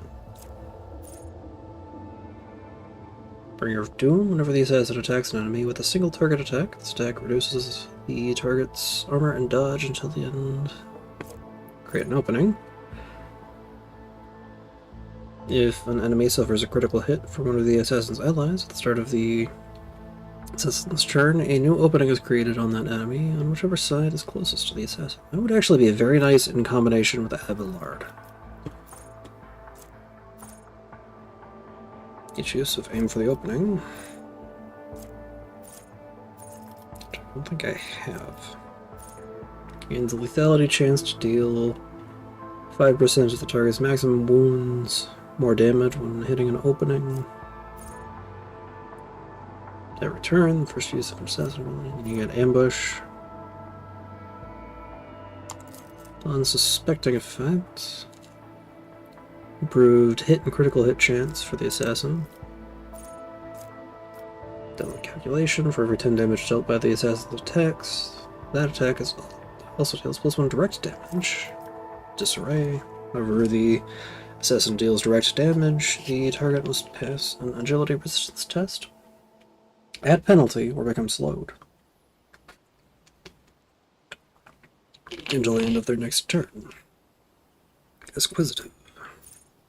Successful dodge grants the assassin +8 damage for the next attack. Gruesome Gust. Armor penetration penalty of fainting attack is reduced.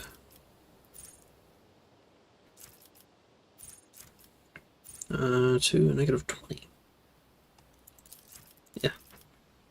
Dispatch. Assassin makes an attack with the current weapon against an enemy. Cannot miss. Deals 50% more damage. Deals an additional damage equal to 25% of the target's missing wounds. The assassin's dodge, dodge reduction, armor penetration, and parry reduction are doubled for this attack. Sure. And let's see about giving you... Yeah, you can't wear any human armor. I think you can wield, like, one thing I have.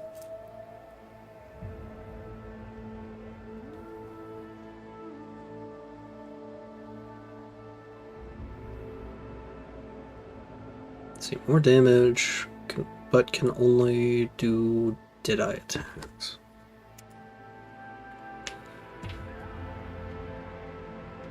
Whenever they kill an enemy with a critical hit using this weapon, they gain an additional attack this turn. Sure.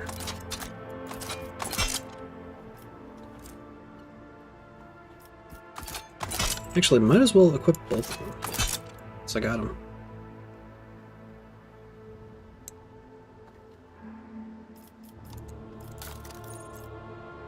Let's see, eye patch.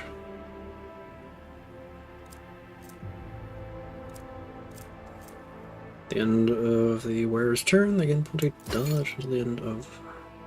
Sure.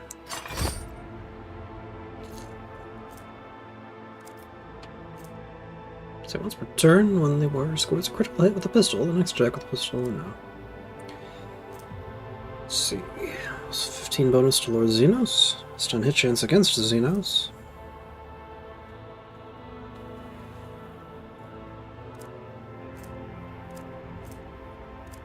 Actually, why don't I give you the sniper gloves?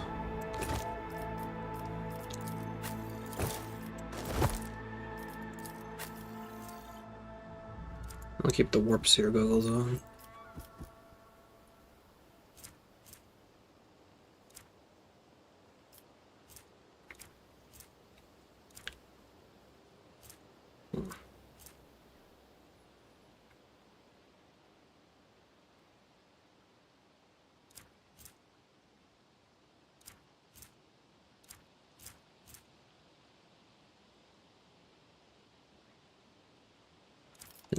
Tomb visor, maybe?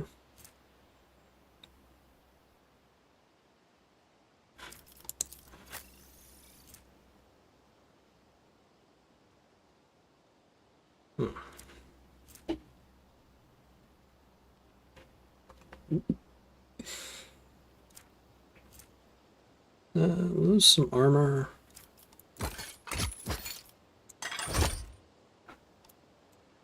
In exchange for extra health. Hit chance and critical hit chance, sure.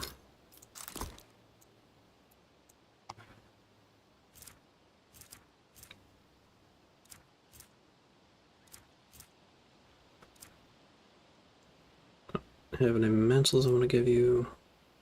Who's got the highest Medicaid? 35, 40, 55.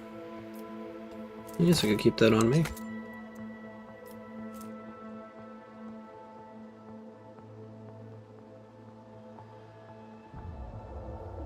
Herald Servo Skull. Servo Skull is designed to spread the glory and splendor of its mighty owner.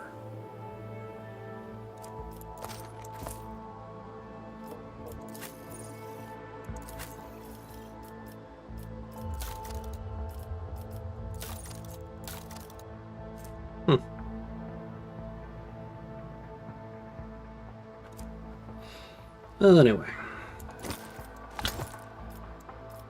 Guess I can go for the Grenadier's gloves as well.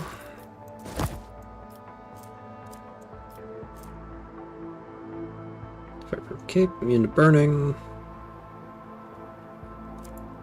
Oh yeah, you're burning. Although I think I'm gonna go for that Von Valencia's cloak just for the extra bonus to everything.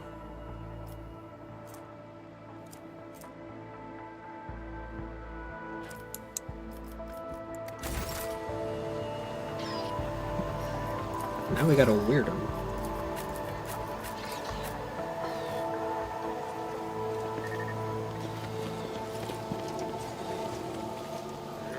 So at this point we're just trying to figure stuff out about the planet. Pascal, pick that lock. My success is an irrefutable certainty. Oh yeah, speaking of which, I should probably fill her slots. She has a trained Medicaid, so let's get you a couple of those. I guess some regular grenades will do.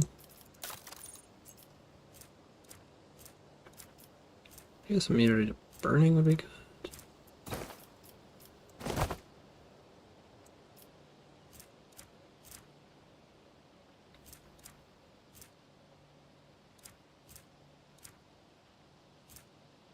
Yeah, let's ring the iron wills for somebody else.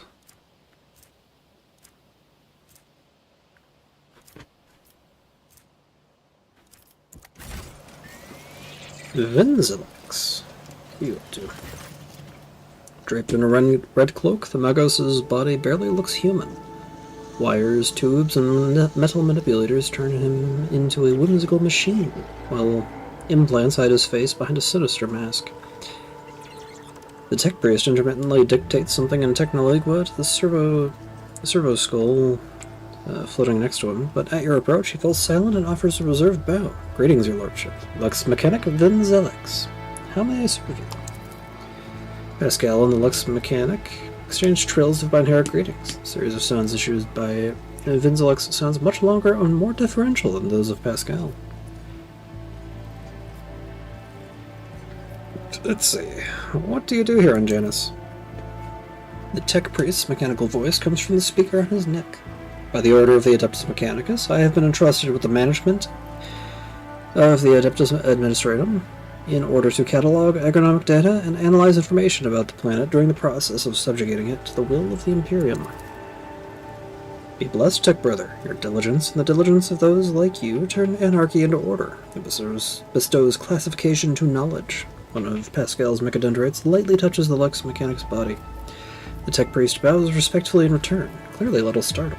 I found this on the body of a dead rebel. Can you tell me anything about these specimens? You're blessed for the examination, Magos? Or your blessing for the examination? Lex mechanic waits respectfully until Pascal nods.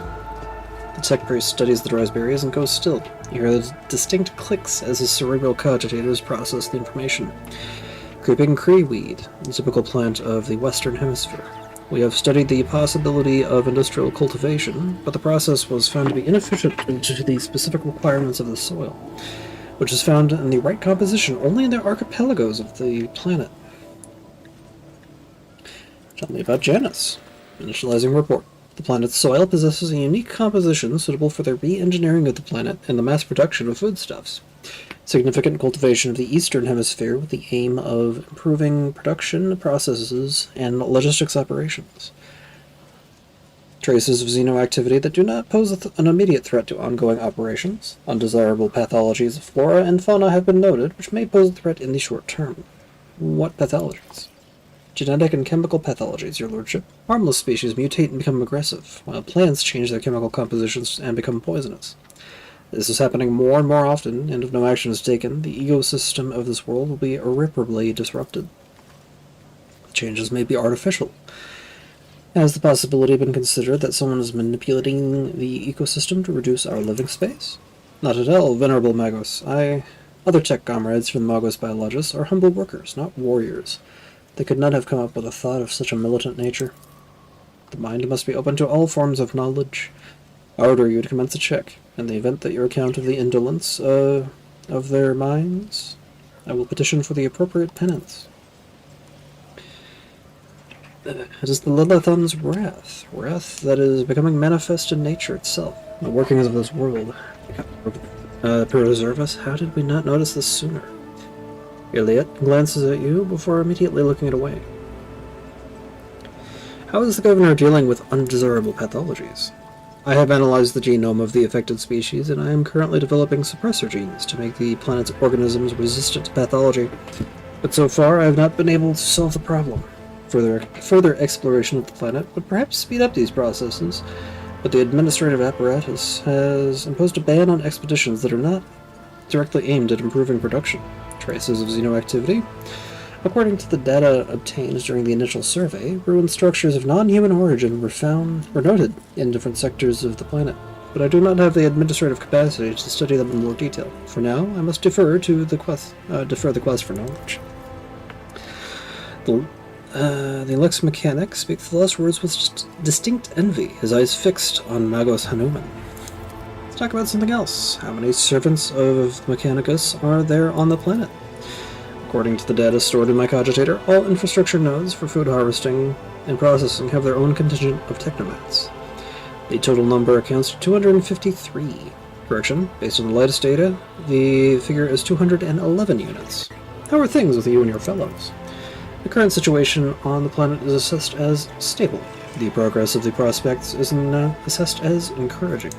Let's talk later. Anything worthy of my attention?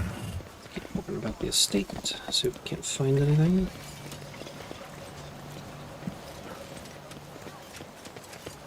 I may wish to speak to Attilius once again.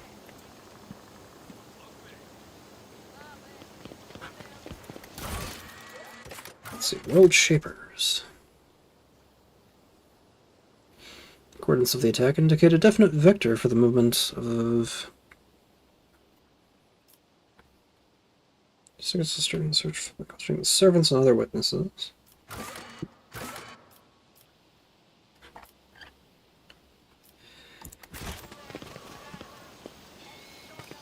Let's talk to Attilius once again. He doesn't have anything more to say.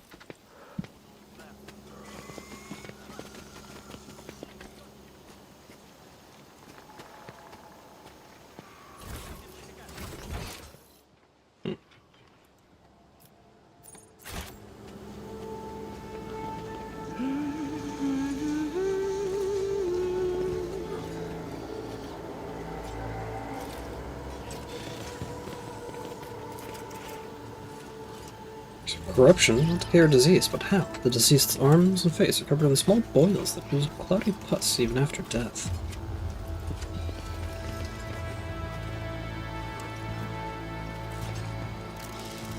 servitor's mechanical parts produce quiet whirring, occasionally interrupted by clicking.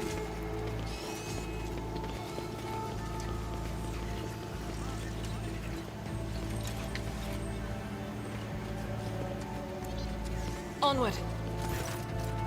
A hulking man dressed in a uniform marking him out as an officer of the gubernatorial wardens is closely monitoring his subordinates as they surround the building. Sensing your approach, he whips around, his face going pale, as he offers a low bow. Your lordship, please do not stray too close to the building. One of the terrorists from today's attack has holed himself in there.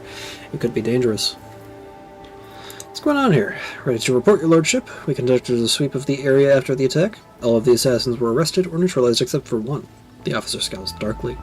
He's sealed himself inside. He's already injured two wardens who tried to reach out. There's no need to worry. We'll poison him and clear the last dregs of dirt from the estate. I have only one question, officer. Why have you not already done it? The rogue trader is here, and the longer you delay, the more you put his life needlessly at risk. The officer flinches at Abelard's snarl. It is inexcusable, your lordship. The barrels of poison were only just delivered. We're ready to begin now. Exterminate that rat. Wilco, your lordship. Wardens, get to it.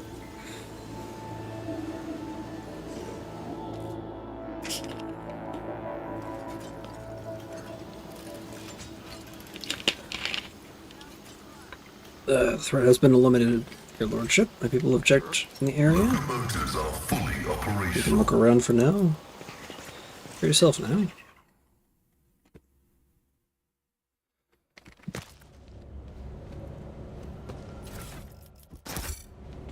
Loot. The machine gun grants me insight. Disinfection device. Bonus to carouse. A rebel vox. More dried berries, flak armor, and a standard lasgun. Now we can conduct a search operation from the void ship by scanning. But I also want to gather more information about the rebels. Oh, okay.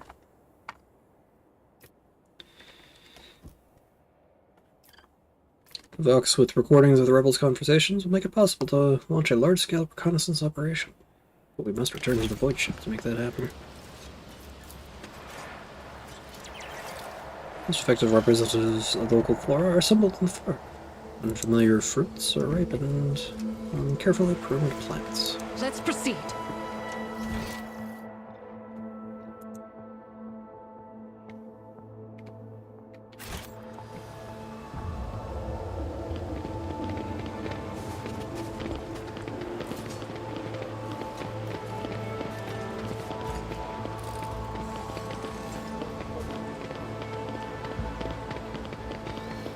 An old servant. Hearing your footsteps, the elderly servant grabs an injector and stabs it into his arm. The area around the needle immediately starts turning black. Too late, Viat's dogs. I'm the master of my own fate. When he gets a better look at you, the man drops the injector in astonishment. Seems poised to prostrate himself on the floor before you. It's you, your lordship! The God Emperor must have brought you here. I beg you, help the rebels and save Janus. He doubles up, hugging himself, and is racked by coughing that leaves his lips wet with blood. Forgive me, your lordship. If only I'd known it was you. It has deceived me. We have little time now, but I swear I'll tell you everything. Looking closely at the old man, the tech priest utters, nerve toxin. The inevitable cessation of vital functions is expected in no more than 60 seconds.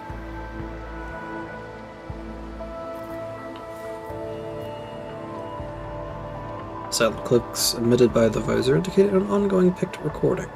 You hope the rebels gain access to this estate. Lordship, could I have done otherwise? No, I could not.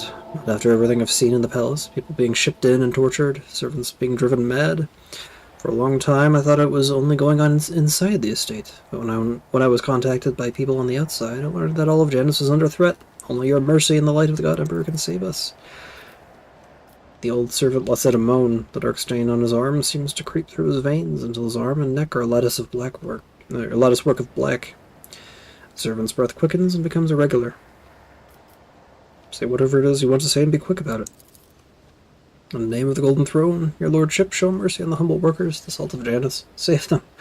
Vistenza Viat, the untouchable governor and leader of the nobility, is creating something monstrous behind closed doors. She uses the Imperium's interests as a smokescreen and purports to be a scholar, but her actions are poisoning our planet. Did you know that the settlements that fail to pay their due tithes on time have been allowed to pay with the people instead? They even deliver them into order. Sometimes old folks, sometimes children. He lowers his voice to a whisper and leans towards you. I've seen those people. I've seen them being delivered to the estate, and they're never seen or heard from again. They go into the secret rooms and they don't come out again, your lordship, ever. Peasants were taken to Urak 5 to serve House Orsilio were never seen or heard from again either. They became loyal servants and toiled for the good of a greater dynasty. Why should they ever return to their filthy, squalid abodes?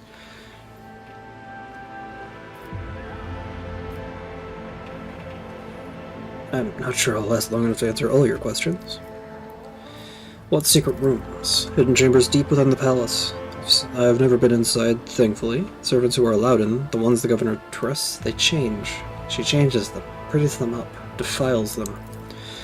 I see no shadows of deceit behind your words, and even so, I would have noticed. I know I would have noticed the signs of which Iliad's face tenses like taut string, and doubt creeps into her expression. Except, whenever Vistenza hosts one of her dances at the palace, she sends me away to search for rebels, into the forests, far from human settlements. You accuse the rogue traitors appointed governor of heresy? If your words are false, they themselves are tantamount to heresy. But if what you say is true, if it's true, then your sacrifice will be to your credit, my good man. Argenta utters these last words with impassioned conviction. I swear I'm not lying. Pray for me, holy sister, for me and for Janus. The old man starts to convulse, indicating that he is close to death. He raises his already unseeing eyes to you. Your lordship, if you permit a dying man to make one last request, don't tell anyone that I was the one who unlocked the doors. If you do, they'll go after my family, my home. I will keep your secret. Please, save us. Save Janus. The whisper rests violently and collapses on his side, racked with convulsions.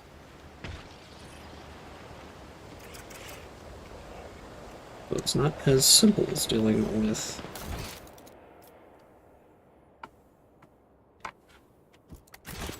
the rebels. Good thing I popped down there.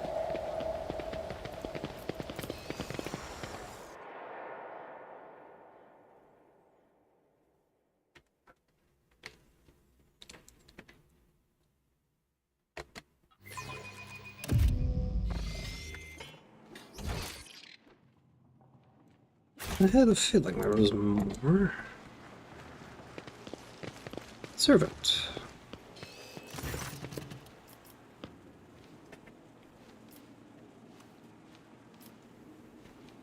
I want my entourage to accompany me as I wander in to talk to her again.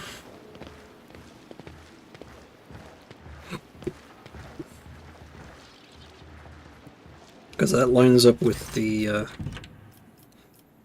so you neglected to mention the strange changes in the planet's flora and fauna. Megos Vinzelex is a very wise man, but his fixation on evolutionary processes seems a little extreme to me. Janus was heavily cultivated. Forests were clear and mountains raised across half the planet. It is no surprise that we are noticing the consequences of these changes. It's possible that the plant mutations are connected to waste runoff from the harvesting equipment, and the changes in wildlife behavior could be a reaction to the expansion of the cultivated area. Vistenza shakes her head. With a laugh, are you surprised by my knowledge of the topic? Our whole dynasty has dedicated itself to taming Janus, and this plentiful yet stubborn planet. Every member of the Viat bloodline is versed in the fundamentals of planetary engineering and its consequences.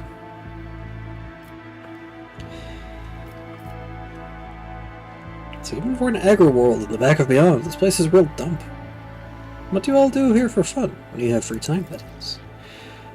If you're asking about those of our circle, then let me assure you that there are enough noble families on world to keep boredom at bay. I frequently host guests, your lordship, and my servants arrange suitable entertainments, from parlor concerts to private executions of traitors who break imperial law. The tech priest mentioned ancient ruins belonging to the Xenos. I know to what you're referring, strange structures of an unknown material. For the prevention of any unfortunate accidents, there is to be declared out of bounds for all. Some things are better off left under a thick layer of dust, beyond the grasp of even the enlightened minds of the Adeptus Mechanicus. You're forcing settlements to pay tithes in human bodies. What really is it? You speak as if you actually believe the claims of those wretched peasants. I do not ask anyone to pay the tithes in human bodies. They are reducing the burden on the settlements, which have suffered as a result of unsuccessful experiments involving enriched food. I'm gathering the worst affected subjects, those who are no longer capable of work, for further study. Some among my circle would call such concern for the underclass a weakness which may have incited rebellion among the emboldened rabble. Cassia nods in understanding. Theobald and Felloc tried to limit the effects of my power on the lowborn servants of Iraq 5. The station's laboratoriums ran experiments on those who had the misfortune of losing their minds because of my gift. These tests increased our servants' lifespans, and then they joined Felix's side. I'll take my leave.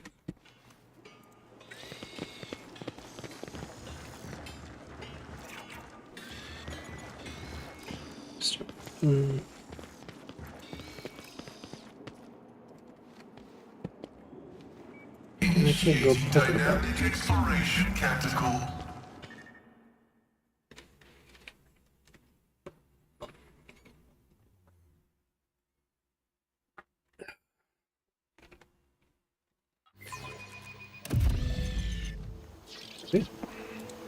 Guess I'm gonna be poking around.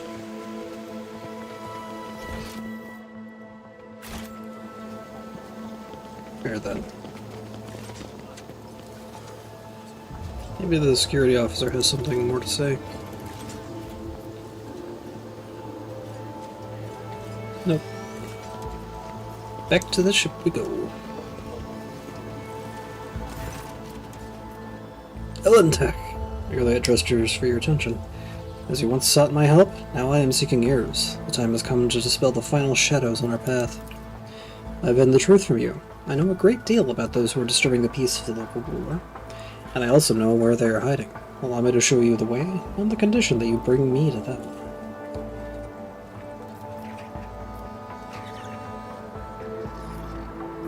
Better late than never, I suppose. Show me the way.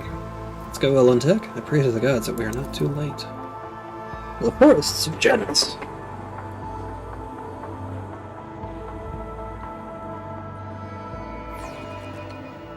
And I'm gonna leave that there. I'll go hit the bathroom again. Basic caffeine.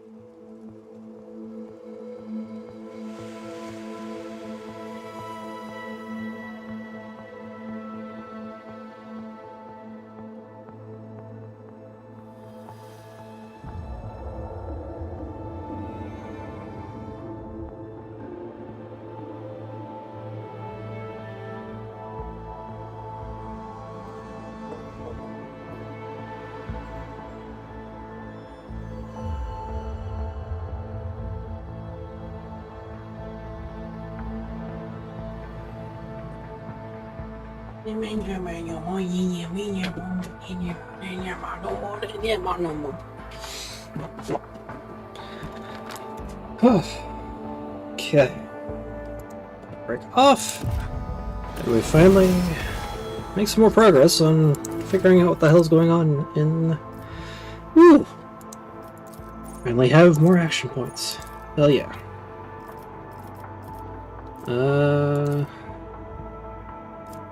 Sure. Actually, no. Ballistic skill. I want to shoot better. Abelard, AP increase, and weapon skill. You desperately need more ballistic skill. Yeah, let's get more ballistic skill up here. And you get more fellowship, I think.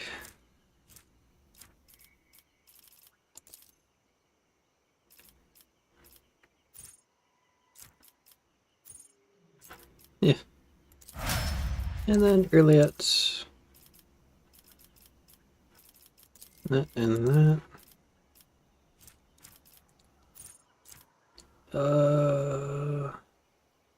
Get more ballistic skill on you.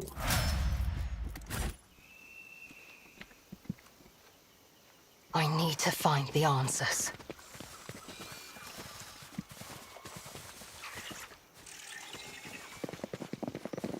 I've never seen so many plants before, not even in our arboretum. Oh, that flower there! I've read about it in one of the works by Janitor Canassian. Your display of knowledge, atypical for a layperson, would warrant approbation, were it not for the fact that Janitor Canassian was excommunicated approximately 3 centuries ago.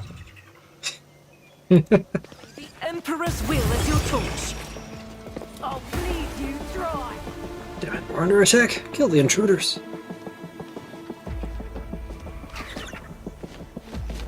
Stop. Lower your weapons.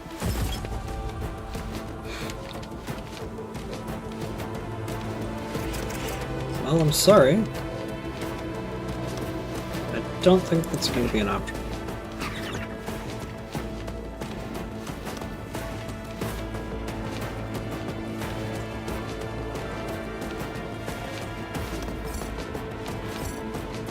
Abelard, I do not understand.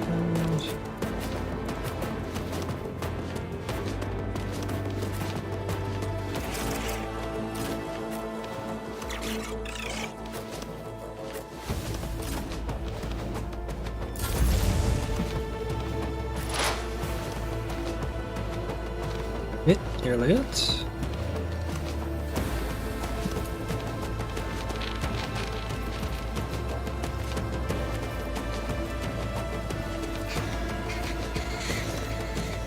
Sure. This tedium is beneath me. I hear you moving, no more. You're in a good spot. I understand your intent. Perfect spot. Analyze any particularly tough enemies. Peripheral.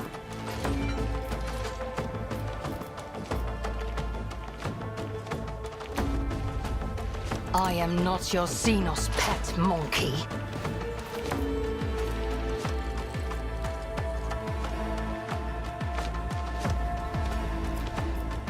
Now let's go ahead and aim for opening on the sharpshooter rebel. And activate in my sights. Let's get to it.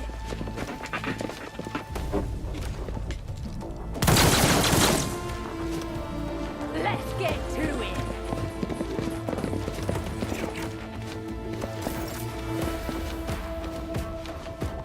Argenta, this is the reason why you have a shotgun. God Emperor, move through me. Be the fire in my heart. Doubt That's is for the fire weak. as well. I will not.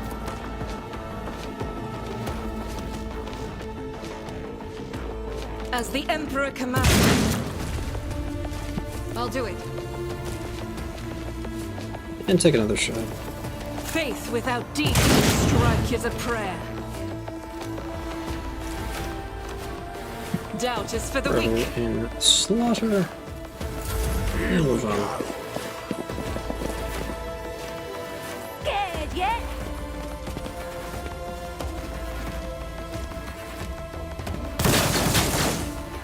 Let's make it quick. Out of my way. Heavily armed rebel. Hopefully they'll give us a heavy weapon for Argento. That's worthwhile. Show me what you've got. Diversionist rebel. And a combat servitor.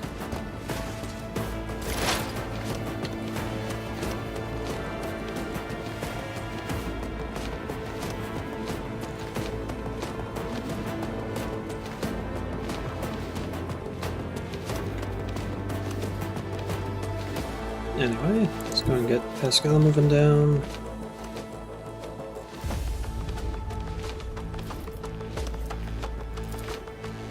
Really cool. Activate calculated fury algorithm.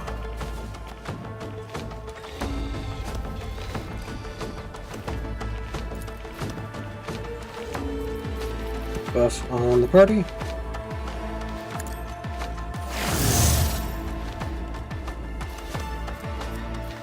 And then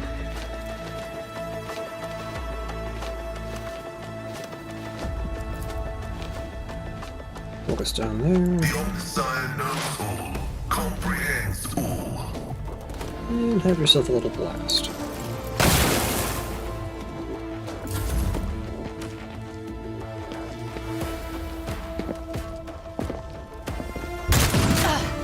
Kemorak.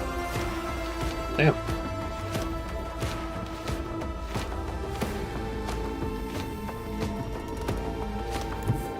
Physical down.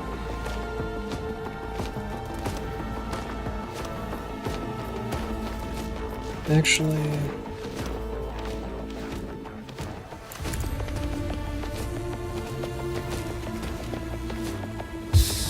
resolve buff, warp speed, iron arm.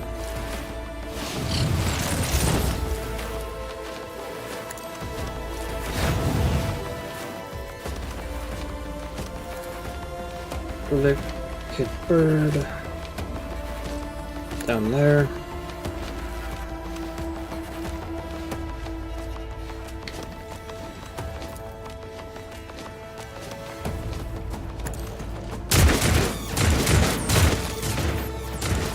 Nice. So as it goes along, Abelard. Wander down there. Pathetically sound approach.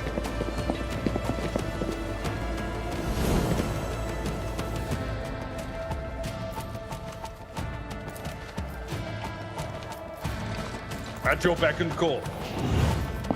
Reckless strike, harsh shove.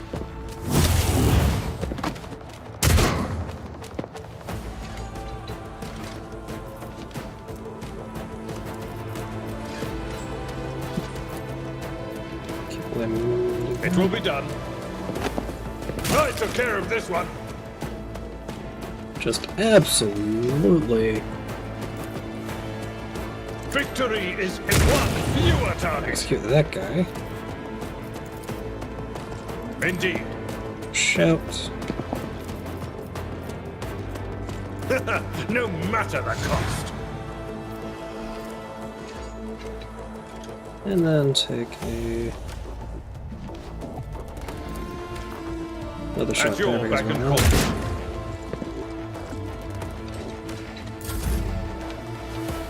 Cassia. The best position for you. Emperor, You can do give me a strength. lot right here. The fury of House Orcelio.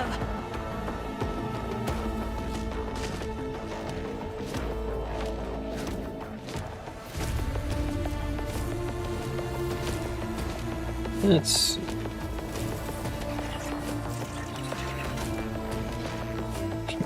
go ahead and have you pop an extra attack on Earlat.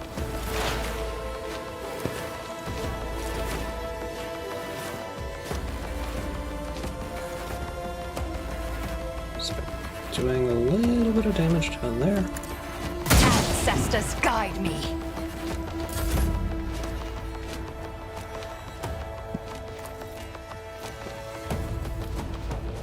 I am a navigator, not a Go servitor. for up. Obstruct vision down there. In Now, that direction. do something!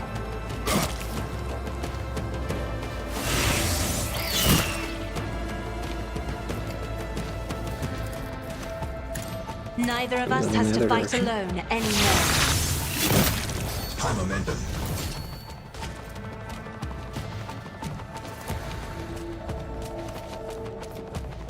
And give an extra turn to Argento, I I'll suppose. paint your death in colors. I'm pretty sure that is how you're supposed to do it.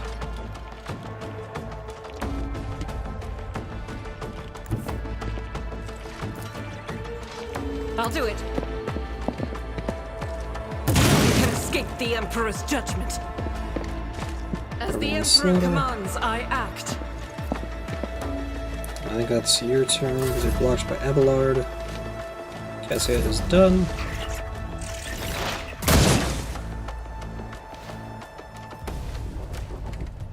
I don't think it hits. Anyway. Let's go and aim for the opening.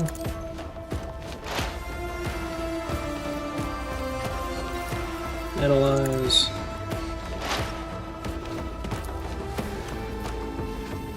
I deal death with my hands.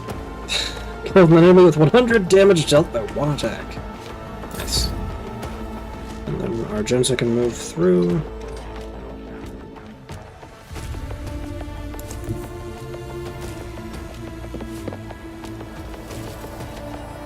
Rejoice in battle! Pay attention. Got some. Oh, yep. Okay, so. Rapid fire. Faith Concentrated without fire. deeds is worthless.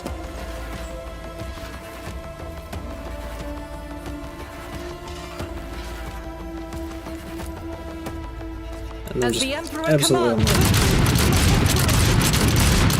This is why I was chosen. I'll do it. And then unload with the Couch is shotgun. for the weak. Let's get to it.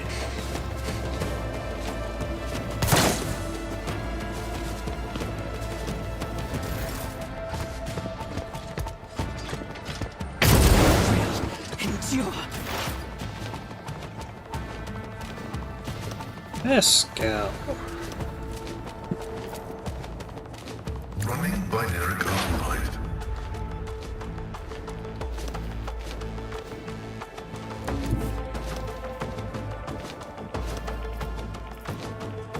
Abide in the That didn't mean to activate priority signal there, but that's fine. Messiah.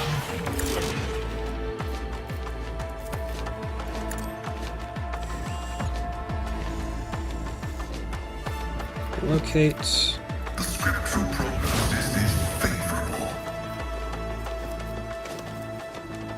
Precise Quest attack. approved. Oh, and that's your turn. Never mind.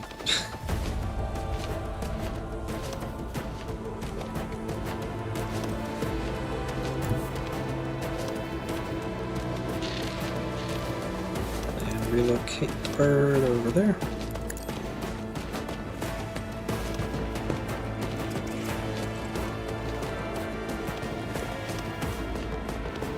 Okay, so quickness, we'll relay, ability.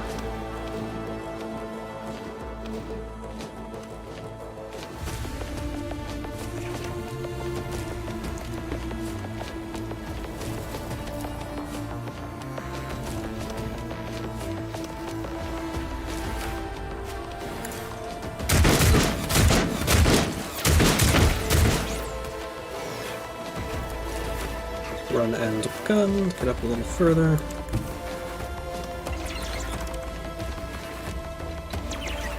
And looks like it's better to see the combat servitor, but my focus is on this guy. 38 seems to be the best chance.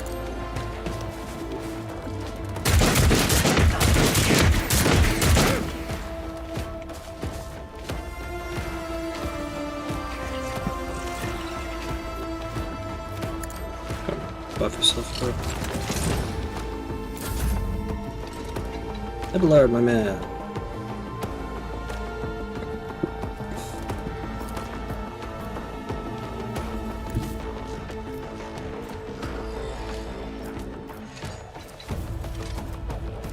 Let's go ahead and have you charge in.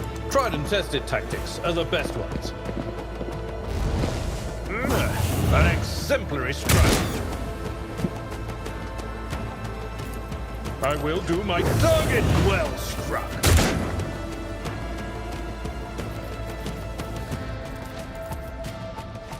Victory is imminent. An exemplary just have strike. some- At your beck and call. It will be done. Fun. I will do Taking my shots. target well struck.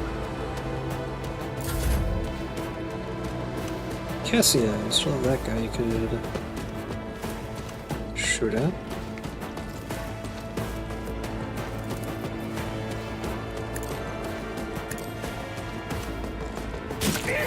Or just absolutely eliminate with you're familiar.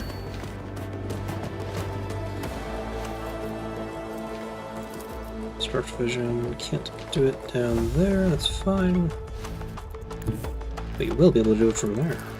Do not dare ask. Target is too far. That was it too far? Yes. Let's go get live bait If down. only that were possible. Lord.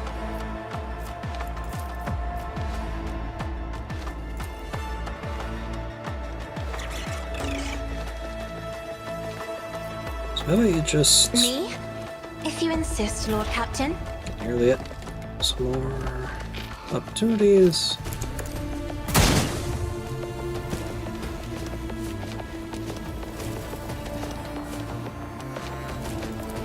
Dispatch. Four creatures! I hear you moving. No more. Guns start moving I down. have read tomes of military Deal with tactics. that combat servitor in a little bit. Isn't this a job for the serfs? So here, reveal the light. That is foolishness.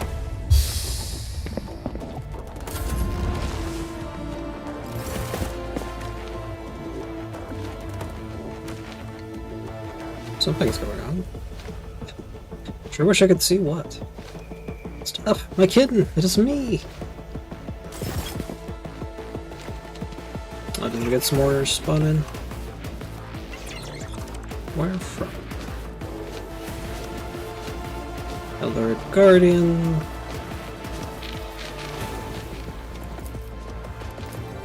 Those two. Alright.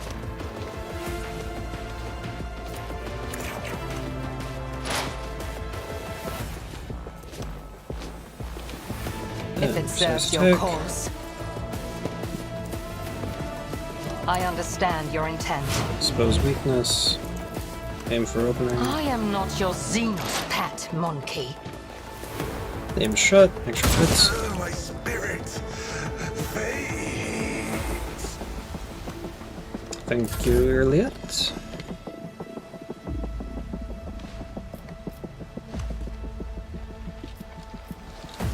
Faith without deeds is worthless. Let's see. Extra damage. I'll do it. Concentrated fire.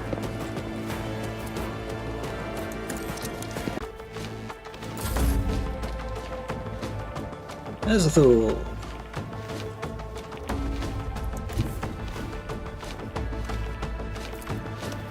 So you go ahead and do some piddly damage there. Heal my wounds. Purification of discharge.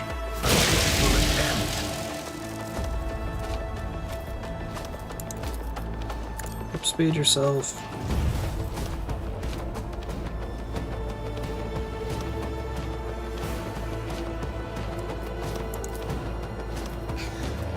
Okay, they don't. Okay, they don't stack.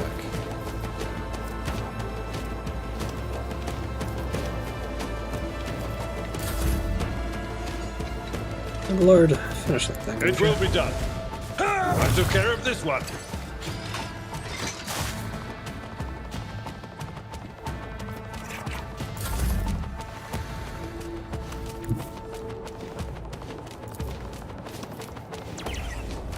Can't quite close enough for that. Move there? No. But I can't get the familiars involved. My commands are followed without hesitation. And looks like there was a disconnect just now.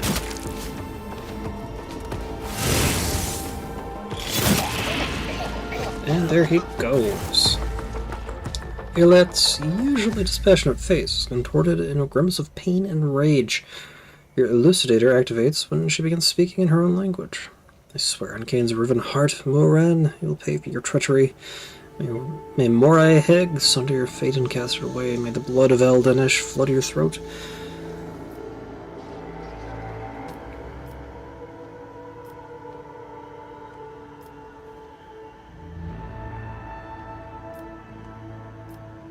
Calm down, it's already over.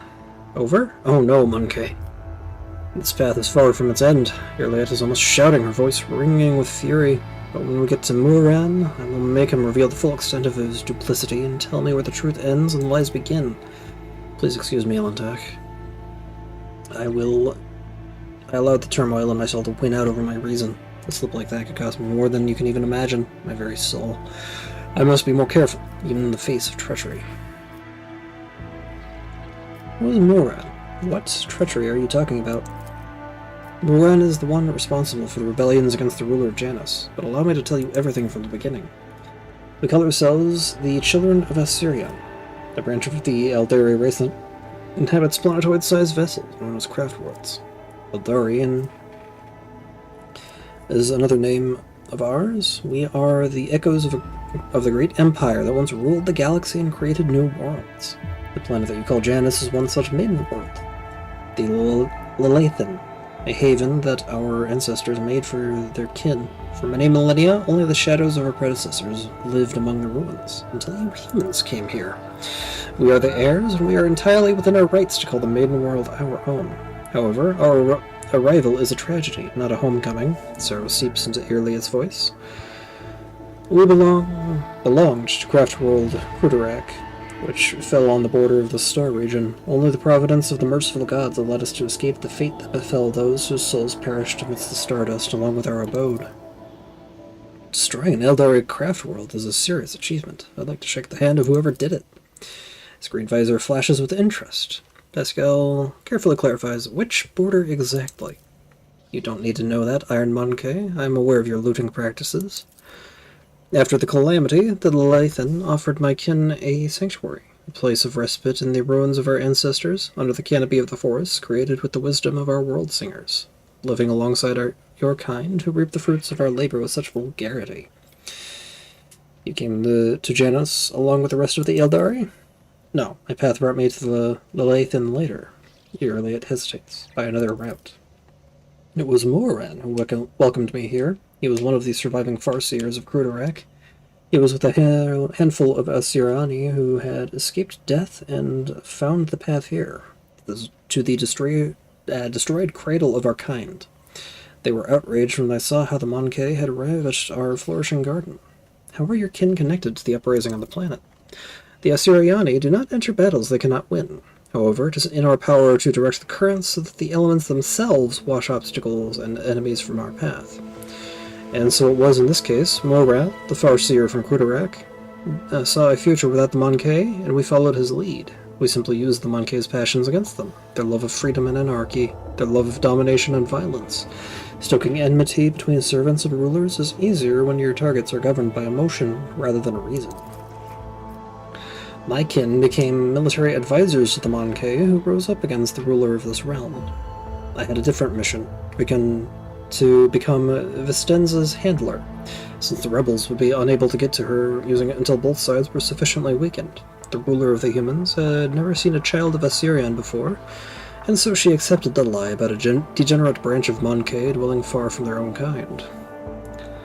Why did your own kind attack you? I know not the answer to that question. Irliet lowers her head. Many cycles have passed since I departed these forests and my kin. They cannot have forgotten me, can they? Why would a handful of Xenos go to war against a whole planet? You can't kill everyone. You struggle to understand the children of Assyrian, and I do not blame you for that. You are too different. Irliet says nothing for a few moments, choosing her words. Monkey walked blindly into the future. We choose the path, guided by our Farseers. Kudarak was the birthplace of the powerful watchers of things to come. Our leaders were selected from among their ranks, and their word was set in stone, unshakable like the universe itself. Buran, our leader here, is one of that group. The children of Assyrian are subject to his will, and he is subject to the will of his visions. Buran saw the Leviathan in a vision, suffering and crying out to be cleansed. We did everything we can to rid the maiden world of the Monkey. Our lives, our desires, all that is dust compared to the light of the path Moran has chosen for us. At least, that is what my kin believe. I used to believe it too, until recently. Why are you telling me this? What's brought on this candor? Elentek, your arrival has thrown my paths into disarray, and lifted the veil of truth that has been hidden from me. While I was shadowing the humans' ruler, I failed to see the signs. Signs that there was another threat looming over the Leviathan besides the Monkey's deeds. The threat should be familiar to you, as it is so to other intelligent species of the galaxy. We call it the Cylon Thresh, she who thirsts, goddess of chaos. Those are names the Eldari gave to the chaos god Slaanesh, their ultimate enemy. Slaanesh is the god of passion, excess, and forbidden pleasures, and is known for his fickle and treacherous nature. Disfigurements, it seems you call these mutations, are the surest sign of this threat. By mutilating living forms, this malevolent power subjugates and bends them to its will. You have seen the deformities in the faces of those who are close to the Leviathan's body than others, or closer to the planet's body than the others, the rebels who hide under the canopy of these forests. The world spirit senses the threat and resists as much as it is able. The living things that inhabit this world are becoming its weapons turned against the Monkey, poisonous plants, rabid beasts. These are like a blade in the world's hands, and as she fights the coming of Slaanesh. The signs that have been revealed to me, they all indicate the presence of corruption on this world. Tendrils of corruption may be threading through the world spirit, poisoning it even as we speak. But for corruption to take hold on the planet so quickly requires effort directed by the will of another. Irliet pauses. I believe Vistenza Vyat is in thrall of the will of Slaanesh. What? Vistenza Vyat? A governor who has duly served the dynasty and the Imperium for decades? Azadul, I hope you will not stand for such scurrilous slander aimed at one of your finest servants. As lamentable as it may be, the Imperium's history knows many cases where even the most steadfast followers of the Creed would turn from his light. Governor Vyat had to tap into many founts of knowledge to turn Janus into a prosperous agri-world. Perhaps one of those founts became her undoing.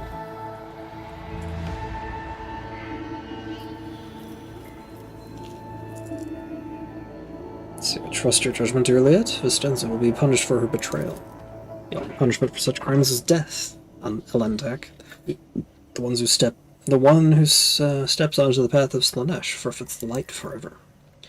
Slaanesh is deceitful and cunning. She subtly penetrates the soul, offering false protection, luring victims into her web with promises of a wicked ideal. The ruler of the Monkey perhaps does not even know that her soul has been corrupted. If we want to meet with the leaders of the uprising, we better keep moving. But first, so much looting to be done.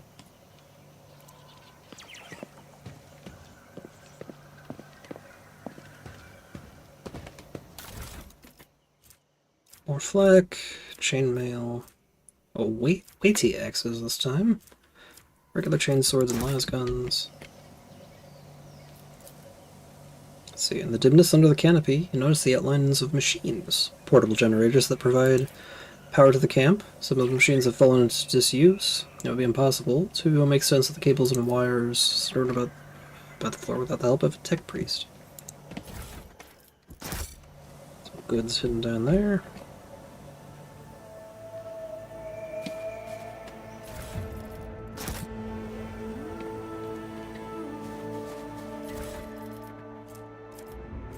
Eldari chainsword.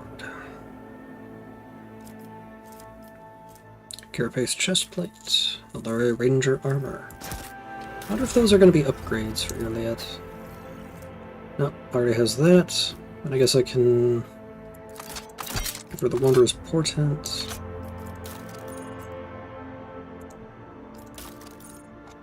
And the Eldari chainsword. Is it emergency backup?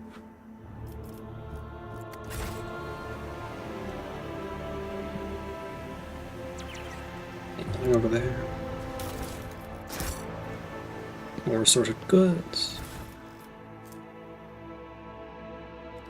Iconoclast for the Cyber Mastiff. Wrath of the Meek. Maybe not immediately useful.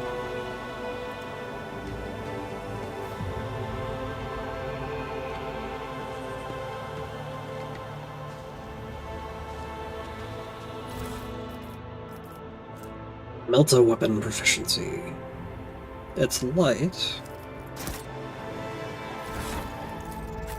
So you happen to be potentially proficient there. If I could find where it is.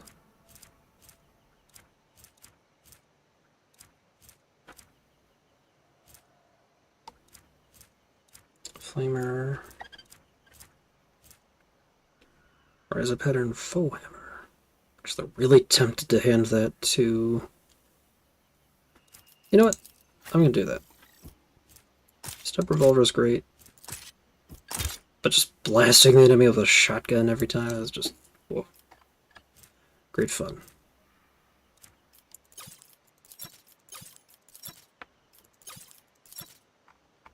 Okay. Chain axe.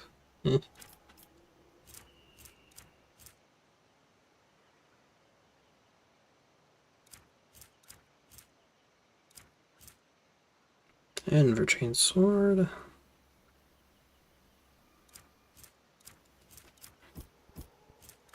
Might actually be worth it. As much as I like shoving people around, having a sword on hand for parrying is good.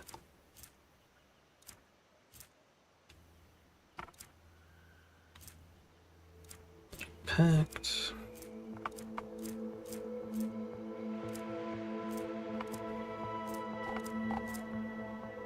There's the Melta. Oh! Abelard is trained with it. I mean, but the range is really short. And it's two-handed.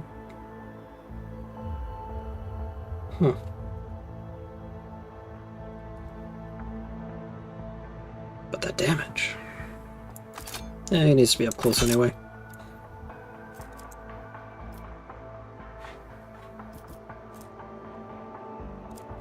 Plus low rate of fire.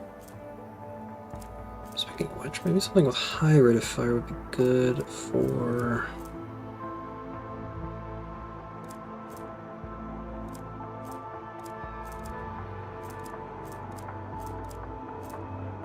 4, 8.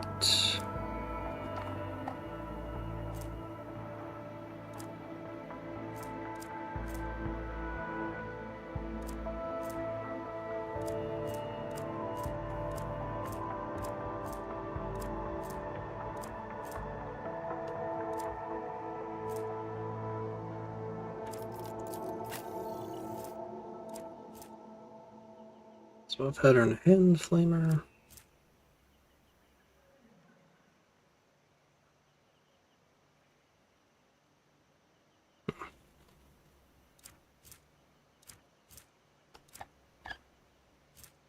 Cry of Agony.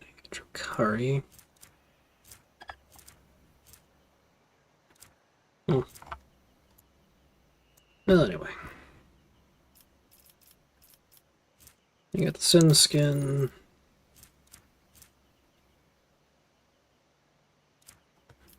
Gives you really high dodge. Ah. And then the Sniper.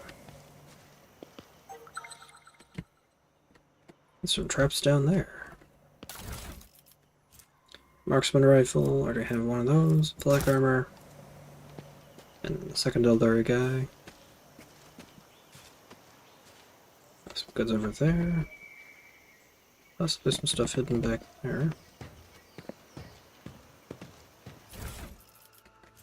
For a Shuriken Catapult. And more Ranger Armor.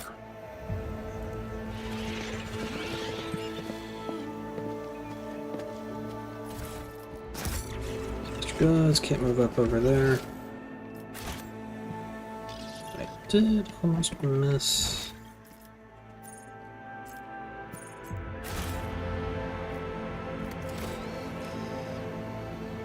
That.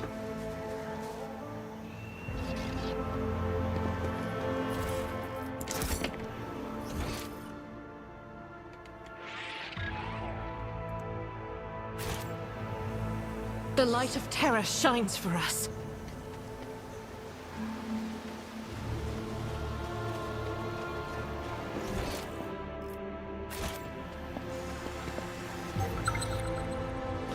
Prayer guide God, book for no. cyber Reckoning will attendants? be swift.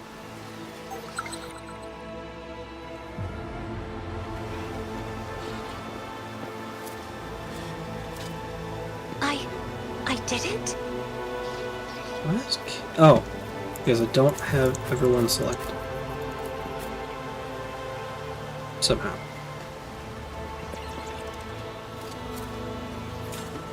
Never doubt me. A little bit more luck picking. Suffering is part of the trial. Take a shot with myself. Damn. Did you hope to see an Azuriani fail? I've read about this. Ergo Boots increases the wearer's agility by 5 and athletics by 10. You got the Adrenaline War Boots.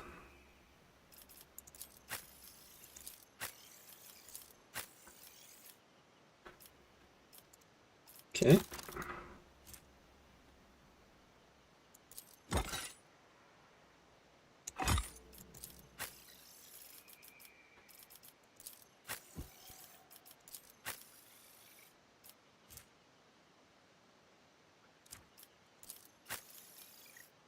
I guess I can hand those off to...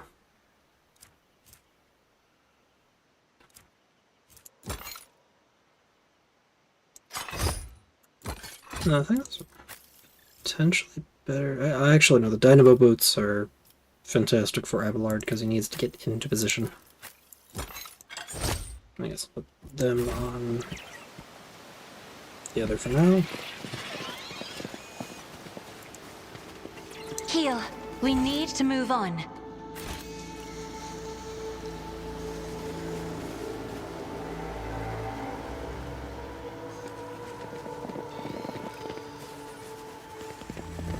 You left the Lex Imperialis to serve the rogue trader. Do you ever regret it, Seneschal? No, I do not regret it in the least. Serving in the Imperial Navy is a fine thing to do. And it was only under Lady Theodora that I truly felt the significance of what I was doing. I have learned much in my exile. Hey, Rebecca. I sense something nearby. A trivial task. The runes from the lines of an ancient Xenos poem that tells the creation of a Leviathan, turning a lifeless dead world into a blooming garden. My success was inevitable.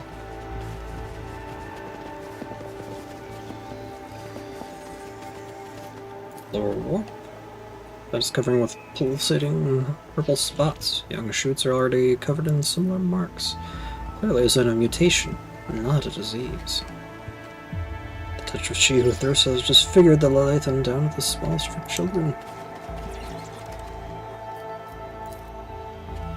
Lesson learned. Got an injury out of that. Alright. Who's got the highest athletics? 60, 30.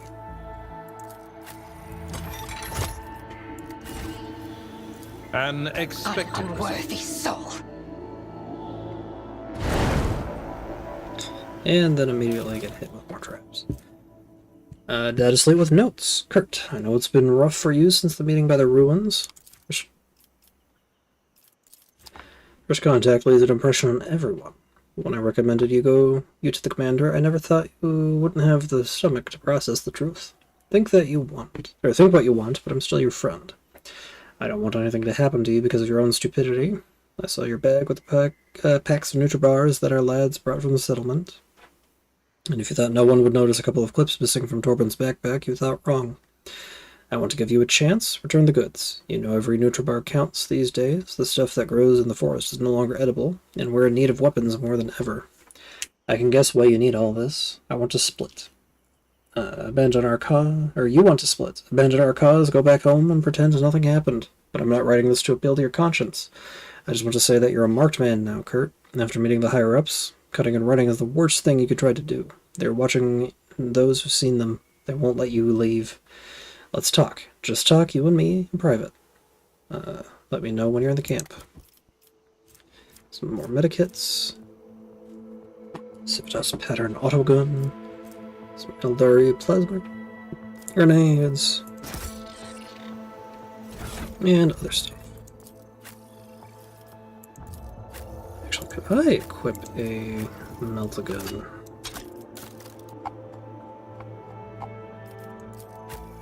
No. You could, though.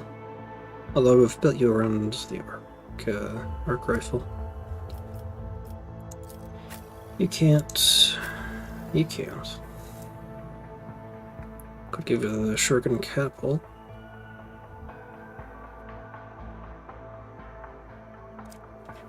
It would make a better backup.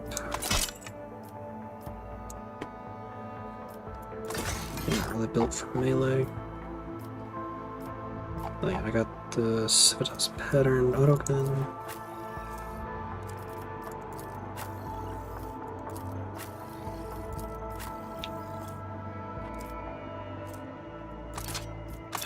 Better than the Orthodox. Compared to naval service, that was barely a challenge. Choose your own path.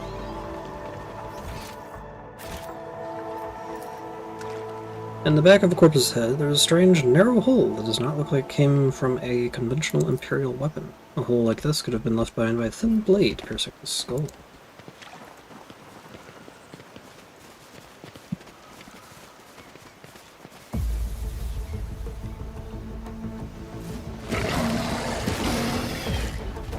Showing up uninvited? How improper. You were once so timid, so reticent. Could the seed of evil truly have taken root in them as well? I guess we'll find out soon.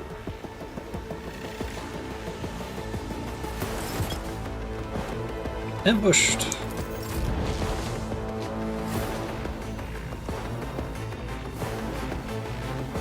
As the Emperor commands, I act.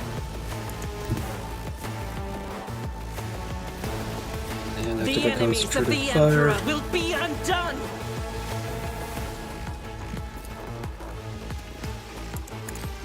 Kill my Emperor! Doubt is for the weak.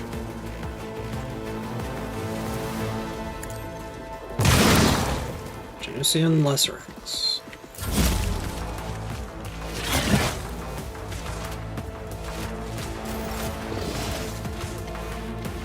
At your beck and call. Brace for impact. Charge in. I'd rather not.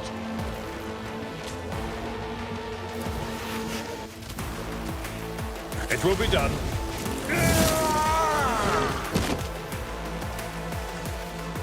Victory is Strike. I will do my duty. Reduce to dust. I took care of this one. Oh Lord, is a beast.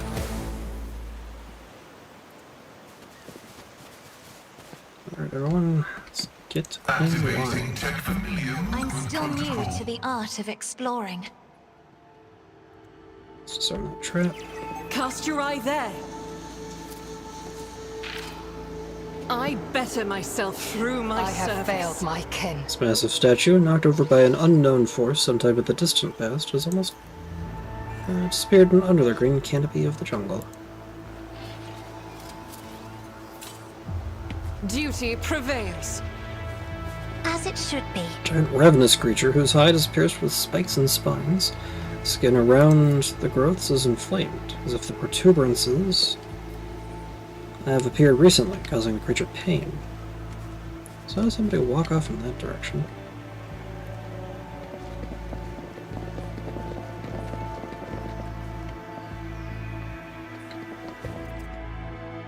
Do we have another fight on our hands?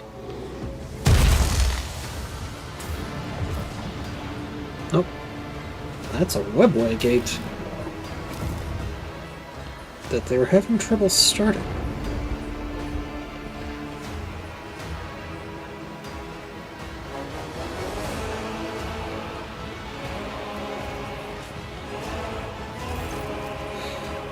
The tall being in a fine, long garment turns to you, their face hidden behind the blank visor of their helmet. When they begin to speak, even from a distance, you feel the air around the figure grow cold. Monkey, you should not be here. Juliet strides forward, her eyes flashing. Moran, I am calling you to account. You said that the great danger threatening the Leviathan lurked in the hearts of the Monkey and the greed and ignorance. And all the while, another enemy was looming over this world. An enemy whose tracks you should have seen in things to come. She who thirsts is threatening this world, and you hid it from us. Answer me, did you or did you not behold our greatest foe in the Leviathan's future? Did you lie to me? After Iliad's words, the two tall Eldari behind Noran start moving, one looking around at the leader, while the other lets out a cry from under his visor. The rebel beside you cringes, as though the Eldari's speech causes him pain. Strains to say something, but the Muran makes an imperious gesture, and the soldier meekly straightens up and salutes, staring at the Xenos with slavish devotion. The robed figure inclines his head and then begins to speak. You're at the outcast. He lifts a path that was set out for you. You brought unknown Monkey to our refuge, and now you speak to me with unseemly anger.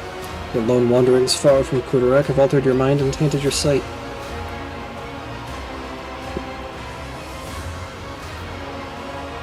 Stop pretending I am not here. I've come to discuss the situation on Janus. Bring your entourage to heal early at the outcast. Their mere presence offends my sensibilities. The least they can do is display the obedience we've impressed upon our Monkey servants. This Elantak is the first person to discover the coming of Slanesh, one of those whom the Monkey call Chaos Gods. Without him, I would still be deceived by your words about destiny and the true future. Monkey revealing paths, it's ludicrous. Monkey bring pain and strife. In our time and for all time. How can you trust a Monkey after what we taught you? After hearing the sorrowful song of the dying world, Moran turns his head towards you. It was not chance that brought Kudarak down. Monkey destroyed our ancient home, stripped us of our defenses, doomed us to wander amidst the cold stars. But color of these Xenos are painful to behold, but there is just as much pain in their hearts. It could be fear? Despair? I cannot tell. It appears too strange. Cassia flinches, and a trickle of blood runs down her cheek.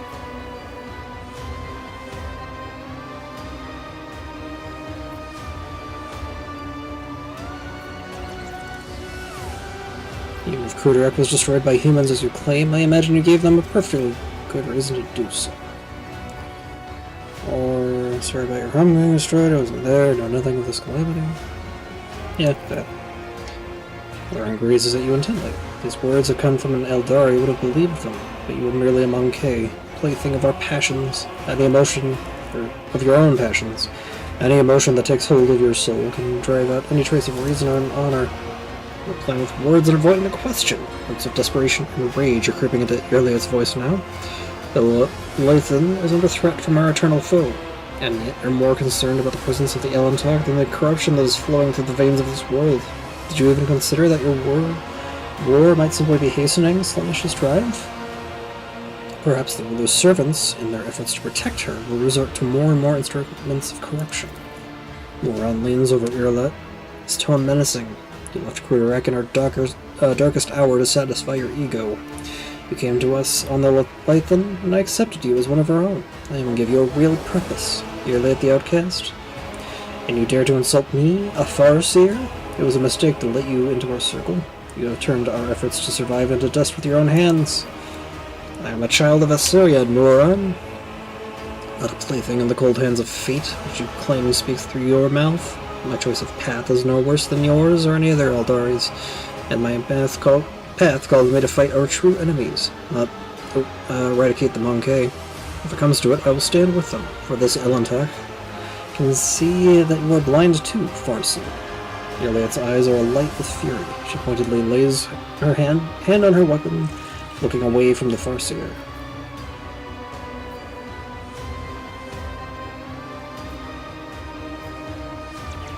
See, my duty is to protect my worlds and my vassals. If Janus is being threatened by the archenemy, I will fight to the end. The words of a creature whose will is ruled by momentary whims.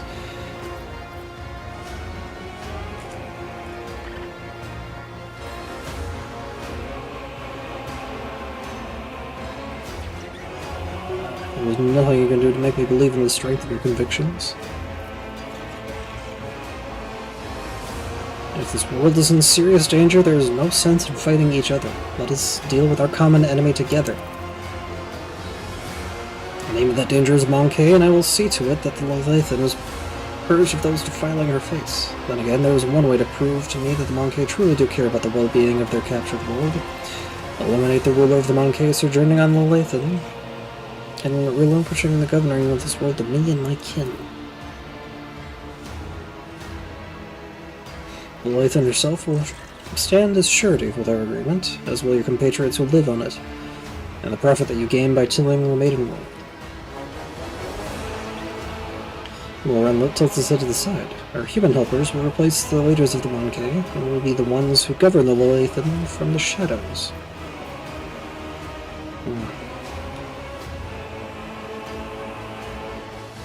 Where's my guarantee that the planet and its inhabitants will be safe? You have the word of a child of Assyria, who venerates life far more than any of you. What is more, Monkey, I have not the slightest desire to inflict harm upon the Leithan, the land of the Eldari ancestors.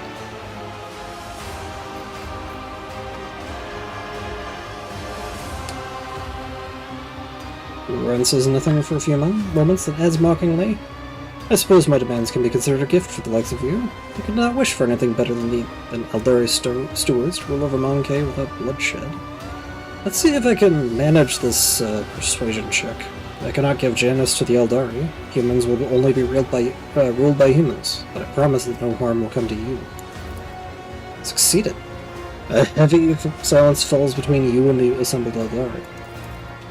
Finally, Moran tilts his head. I'm not willing to risk my kin's lives, Monkey. I will steal my soul and try to believe your promise.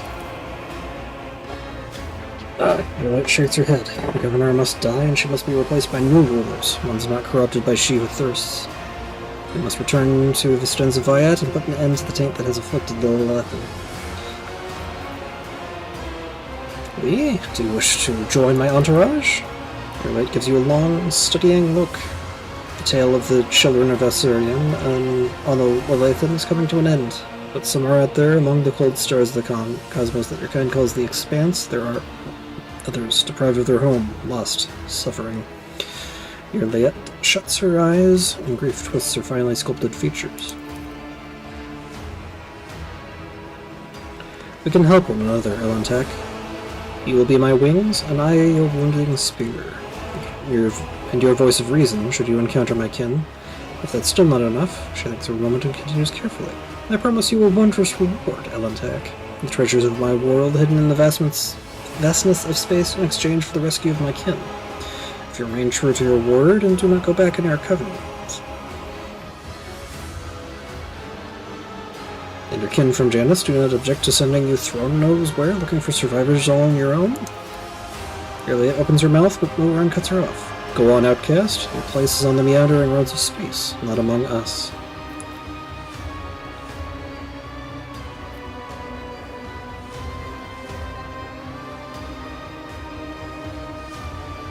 Let's see, it is an honor to become an Eldar, or to welcome an Eldari wanderer into my ranks.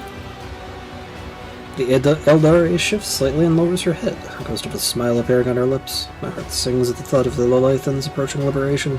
But we must not rest while Slaanesh's servants still mar the face of the maiden world. And remember your promise, Elantek. When we leave the Leviathan, it will be to go to the distant stars. Moran saw them in his visions, and they sang mournful songs about the fate of my people. I will fight beside you until the Song of the Stars turns into a funeral lament.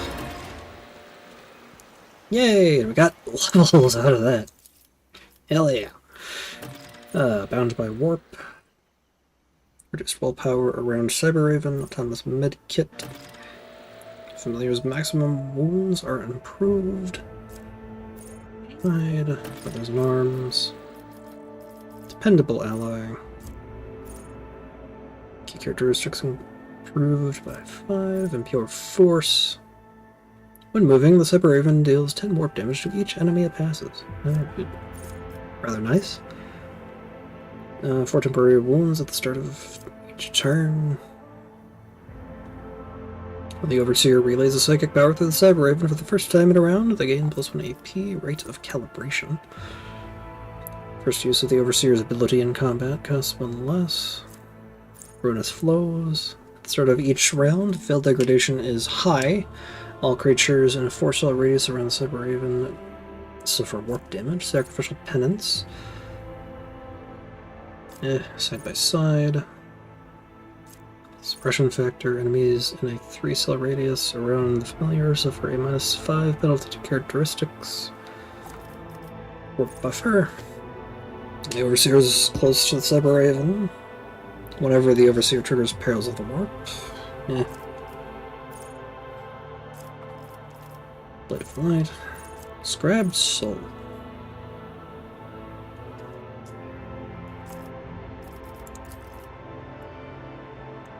Sanctified Slayer.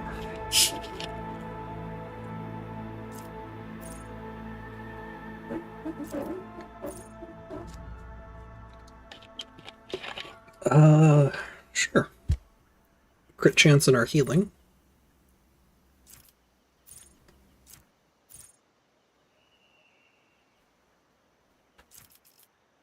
Songs of Heroes. Actually, Psycho's Psi rating is increased by +1 until the end of combat every time an ally uses a heroic act. Critical hits scored by anyone within Psycho's line of sight. Increases critical damage, glory. Edge of Dawn. Destined. More armor. And this bonus increases by +5 at the start of every round of combat except the first. Pulse of Life. Let's get Pulse of Life. It's probably something better, but... And can I get more willpower? Actually, Ballistic Skill.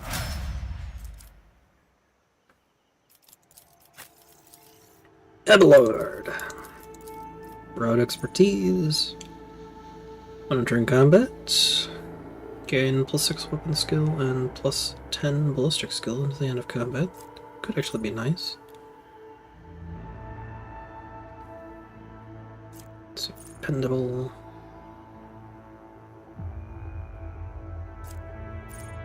Exploit weakness. Preferred targets. Accustomed to glory. Adaptability. Arms master.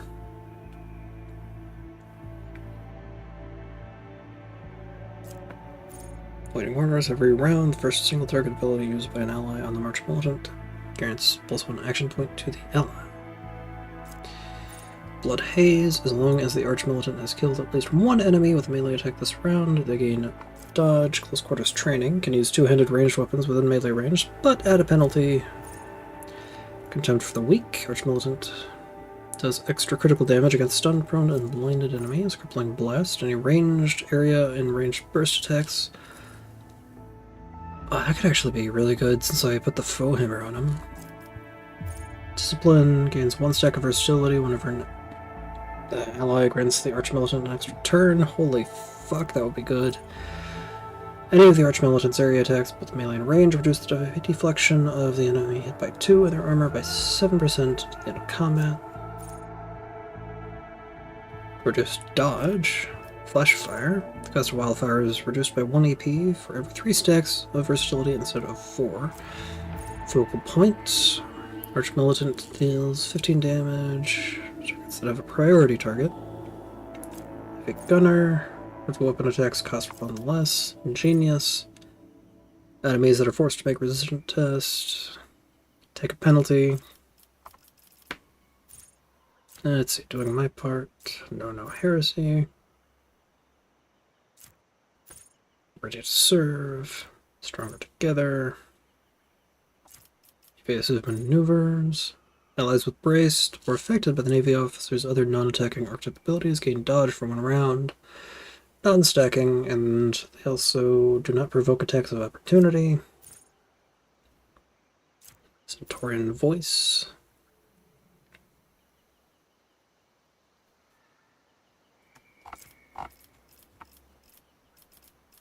Bolter Weapon Proficiency, Chain Weapon Expert, Characteristic Training Combat Master, Dueling Mastery for better parrying, Defensive Maneuver, it's Shield, Heavy Weapon Proficiency, Instant Retribution,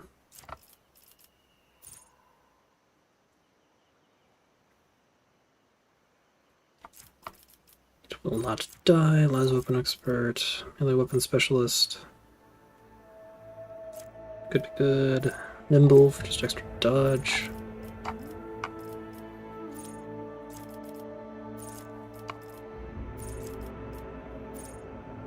Staggering Jolt, Sticky Webbing, Swift Movements for that extra movement. I think I'll actually grab Dueling Mastery and some more weapon skill.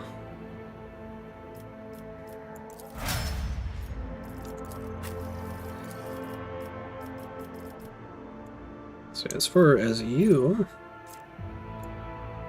close quarters training,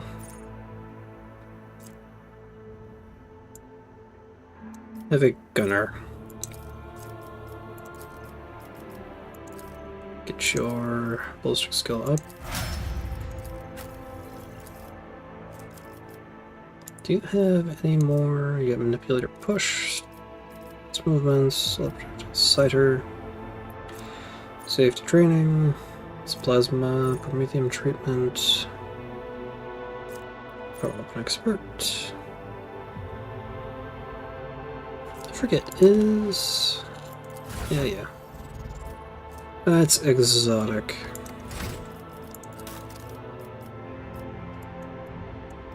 Enhanced Augmetics. Bunch of Overseer stuff, Rite of Calibration, Safe Shelter. Self-learning algorithms. Side by side.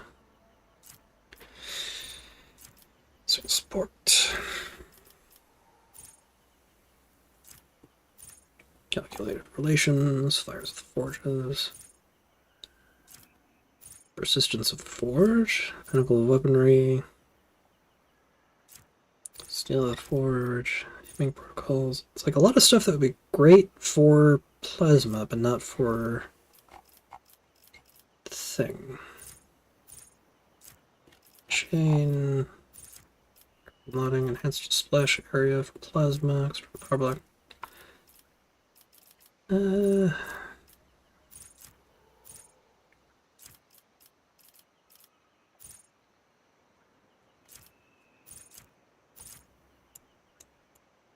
So yeah.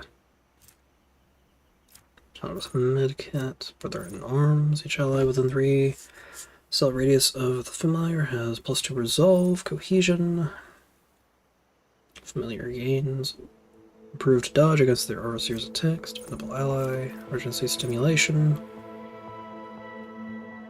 Oh, once per combat, the servo school's swarm can save an ally. If that ally suffers lethal damage in a 4-cell radius around the swarm, they regain a decent amount of their maximum wounds.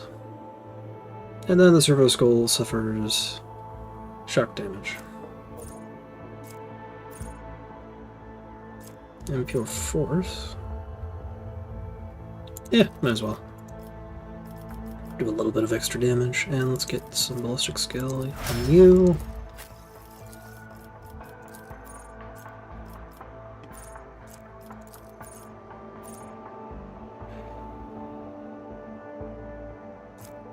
Let's see, ebb and flow, extra action points, extra perception, guide of souls.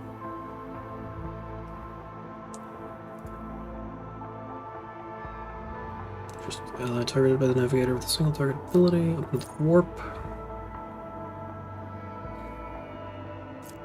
Perilous ways, enemies moved by the navigator's power suffer 4 damage at the end of the movement, increasing by +1 for every cell moved. Stable routes. Ooh, reduce veil degradation.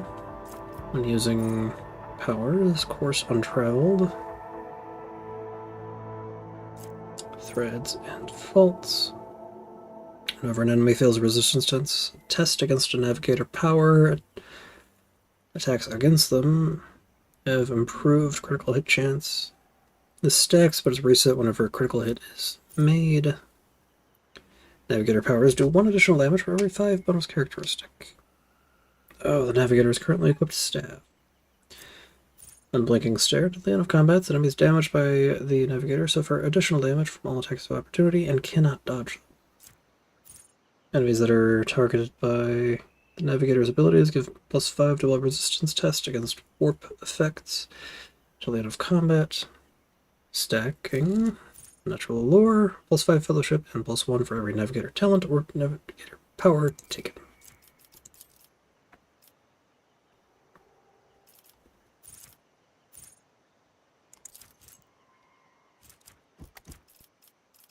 And I guess willpower.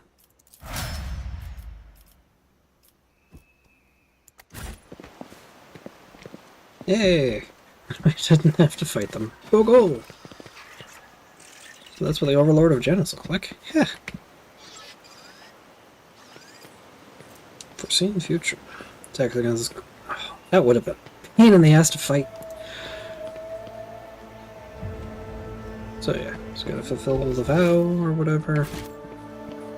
But first, let's pick up whatever happens to be lying around.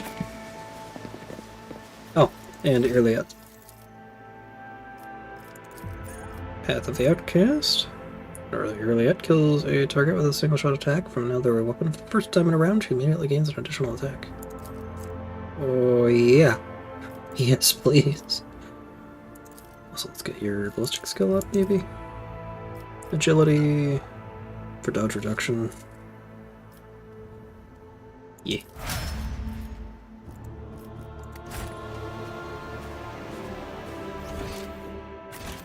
There it is. That's an Orthlak Mark IV.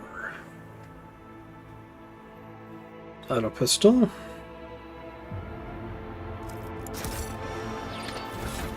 Could maybe make a decent offhand for But no, I want you to have a shotgun or a heavy weapon. It should be more viable now.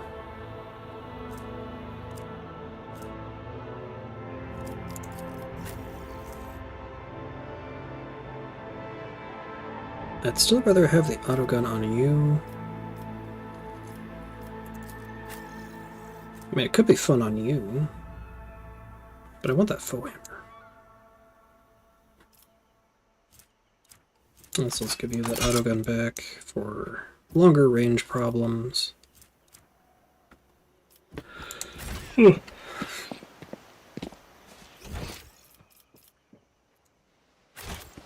Alright, time to get out of the forest.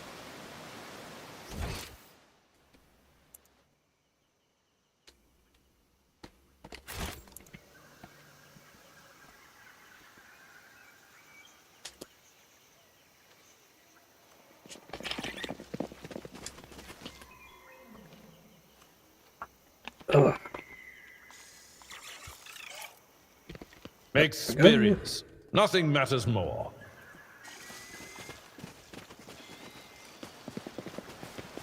Let's clear the rest of the forest.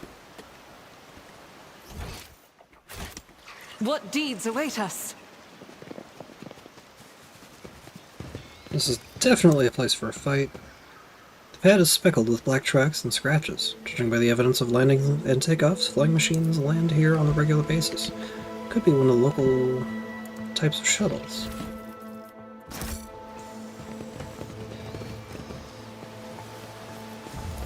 I have learned much in my exile. The Xeno ruins, visible from under the green canopy, look remarkably intact. It seems time and the elements have no power over I this have bright traveled material. far darker paths. Scrappy Lasgo. An expected result.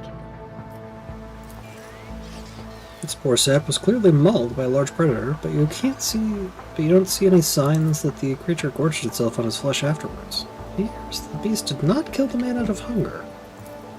Nothing's impossible for this old officer.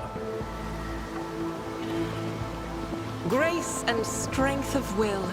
It is sad that such gifts have fallen to one whose soul will never be illuminated by the light of terror. Limited, petty creatures often wrongly pity others who are, in fact, superior to them. I do not know if I should find it fascinating or repulsive. Oh. Lord. The touch of Sheothris has disfigured. Yeah. This plant, once a harmless shrub, is now completely changed. Its outer tissue cracked from the juices swelling in its pulp, and now oozing down the leaves is in murky rivulets. The mutation looks like the result of some powerful sorcery. Watch your Activating steps. motive force reserves. Go, clear the mine. I better myself through my service. This Fox Tower was assembled from parts clearly not intended for such a use. Among the support beams and plasteel sheets, you see arches from containers and fasteners from agar cisterns. Disciples' boots will stand dodge against enemies under the effects of exposed weakness. Recoil gloves. These gloves reduce the recoil of all automatic weapons by 50%.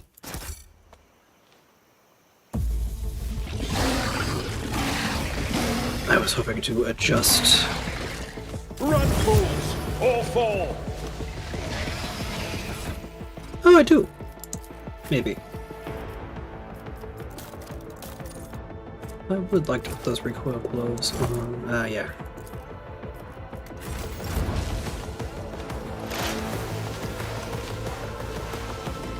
Okay, Elliot.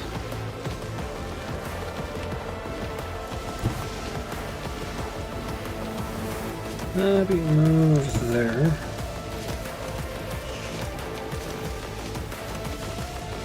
I Activate move perfect swiftly spot. to strike.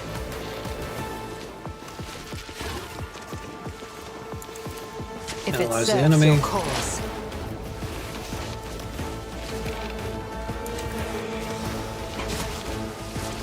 Aim for an This opening. tedium is beneath me. I Quick, am not precise your attack. Xenos pet monkey.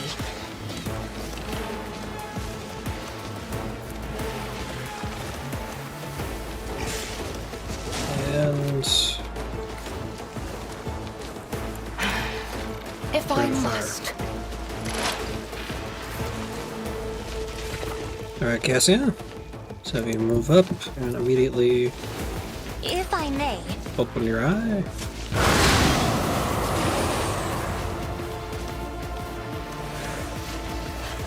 Cooldown 1, that's fine.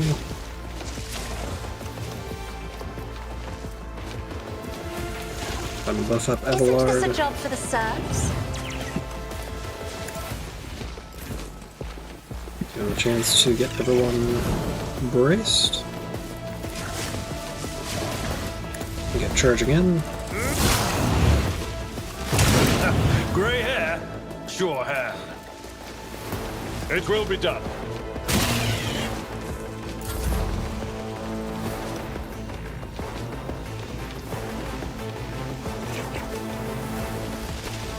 So then, obstruct vision. Neither of here. us has to fight alone anymore.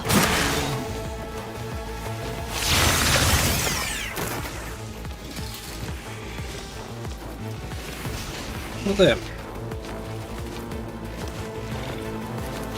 I Go am light a on navigator, Avalon as well. not a servitor.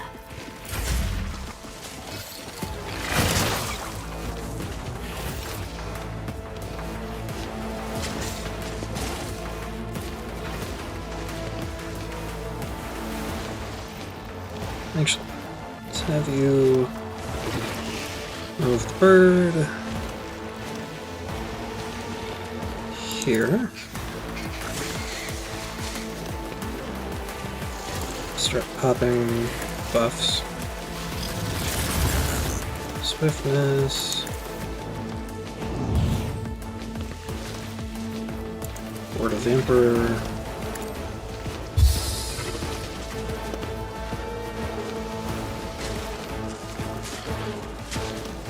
Invigorate.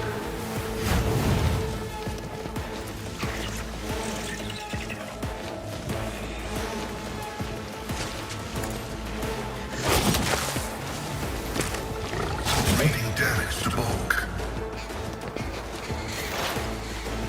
Pascal. Request approved.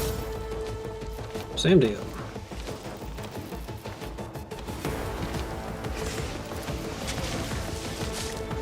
Actually, priority signal.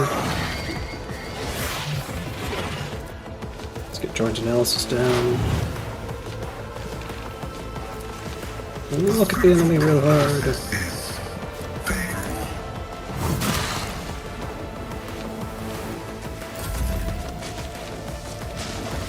Argenta, you've got the chance.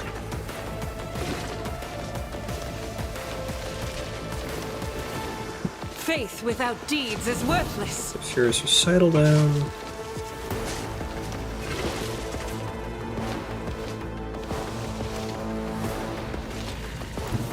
Go ahead and move up. Guided by faith. Rapid fire. And As the Emperor concentrated fire. commands, I act.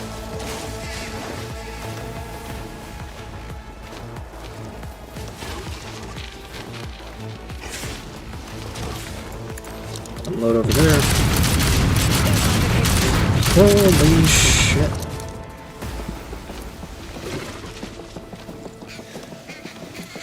I'll do it.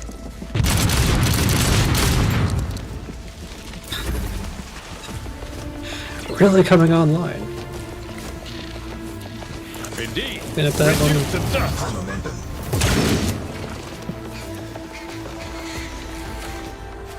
Oh, At you your just pushed that beck one and too. Oh, nice. Target well struck. I'll give you a tongue. God, Abelard is so good.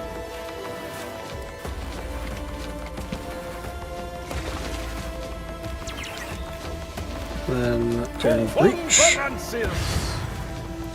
Get over there. My place is at the wall. Finish off the last one. care of this one. It was so good. And we got some loot.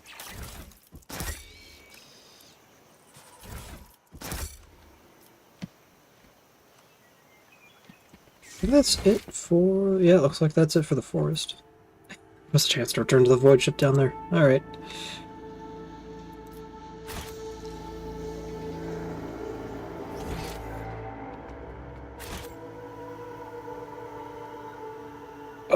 Lovely, lovely.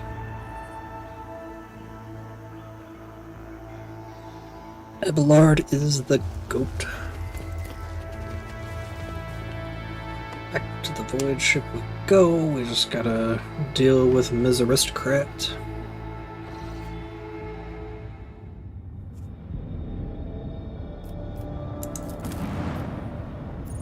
Purple base. Governor Wyatt's estate.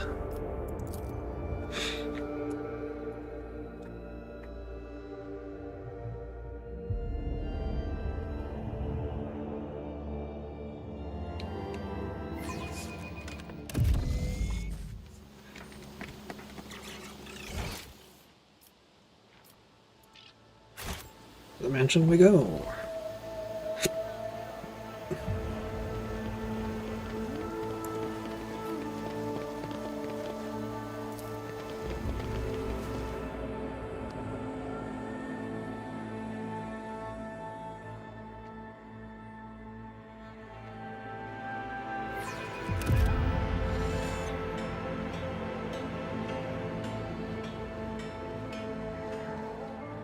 This seems a little bit more purple.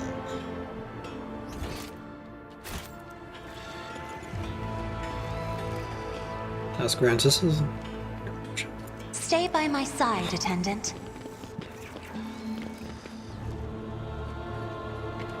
There's something wrong, your lordship. My entourage will accompany me.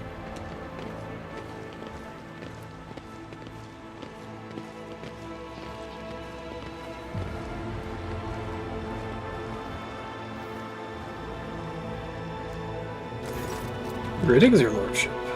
I found the rebel's nest, Vistenza. Have you really, your lordship? And what have you learned?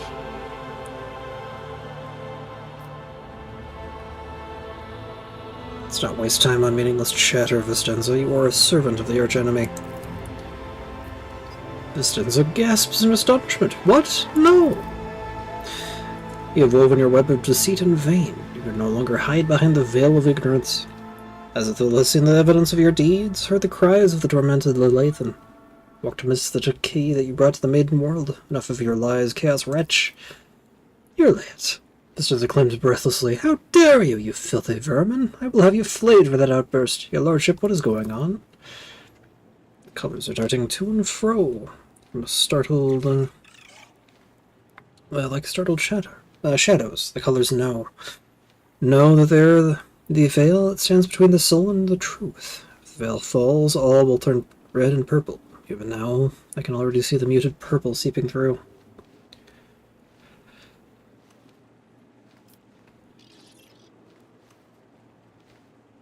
It is beneath dignity of a governor to squirm so pathetically, Vistenza.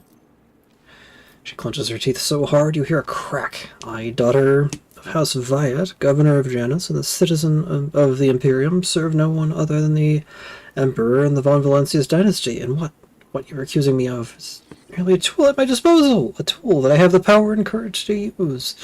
Do you think ordinary methods would have been enough to tame this demented planet? No. My family struggled for decades to subdue Janus once and for all, and it was all in vain. But loyal servants of those families who have resided on Janus for centuries helped me to unlock a new source of power. Ancient knowledge secretly passed down from generation to generation, accessible to a select few, and which grants power over nature itself. How could I reject it? How could I undo all the work of my predecessors, who were entrusted with Janus? Who faithfully served the Von Valancius dynasty? Who, with a madman's obsessiveness, hewed this rock into a stunning diamond? 2 days spent among the initiated was enough for me to start hearing the voices of angels in my ears. Angels who gifted me the keys to conquering the world. And before you offend my ears with more accusations or moral admonitions, remember who has dutifully served your dynasty all these years. Remember who has devoted her life to turning Janice into the primary source of wealth in your protectorate. Remember to whom your predecessor entrusted one of her most valuable worlds without fear of treachery or conspiracy. Without me, without my service, my sacrifice, Janice would be nothing. Pascal's vox emits a pensive hiss. Behold, proof of my knowledge must remain in the hands of the worthy. Many lay people are capable of possessing it, but a wise mind is not bound by oaths of obedience to the Omnissiah is vulnerable to corruption and free thinking, even more vulnerable than the mind of an ignorant commoner. What proof do you need, Elantak? The monkey has confessed to her handiwork.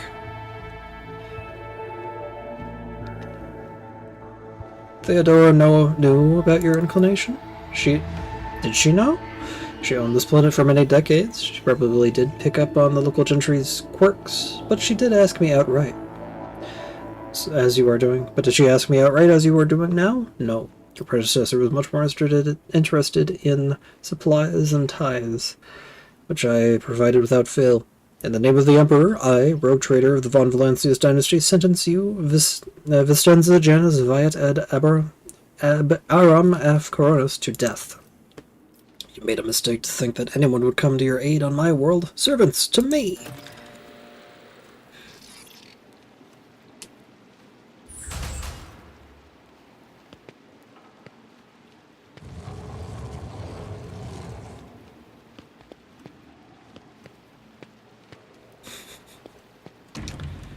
Got a lot of people to fight through. Marching on.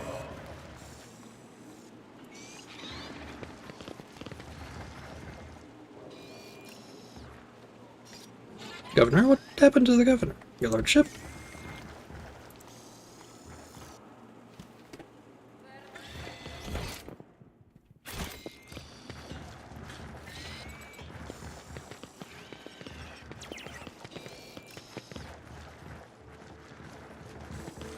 State board. Sounds like shooting, no? Ah, that'll be outside.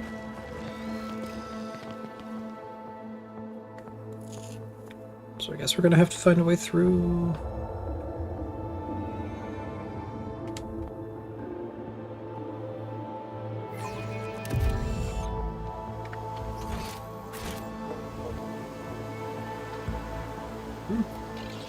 Unless I need to shoot the barrier.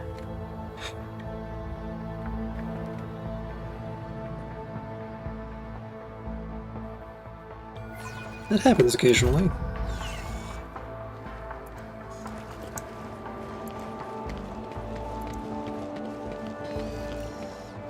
Hello, Onward.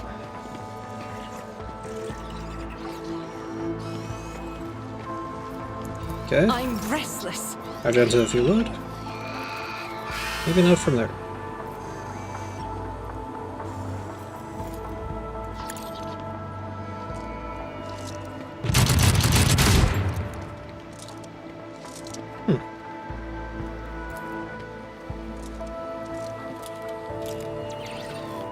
Aha!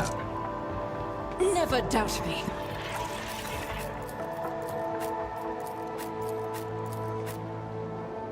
A nice little stroll.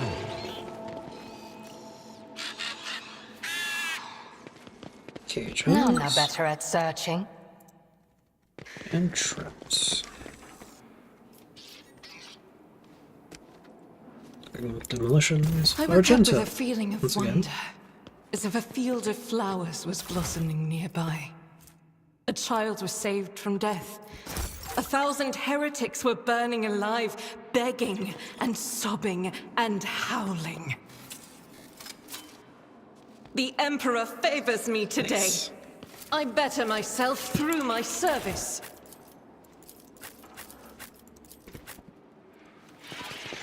The sooner we start. Eskel, pick that lock. Operation successful.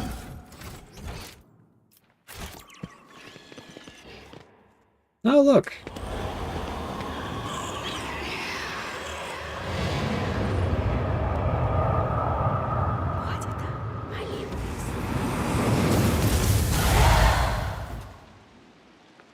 And even summoning a demonette.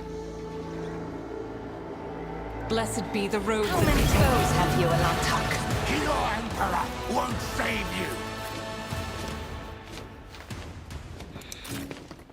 you! Abelard, get in there.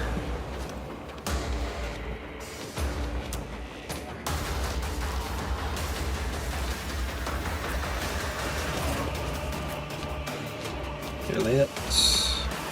Here, I suppose.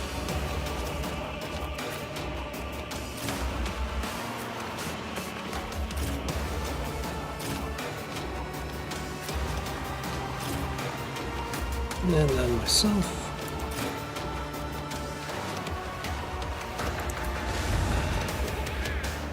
Death to non-believers! Out of my way! There's the Maid of Honor, who will apparently just keep summoning demonettes.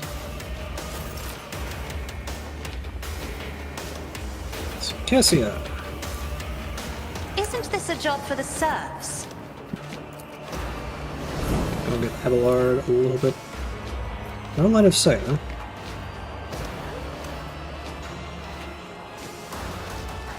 Then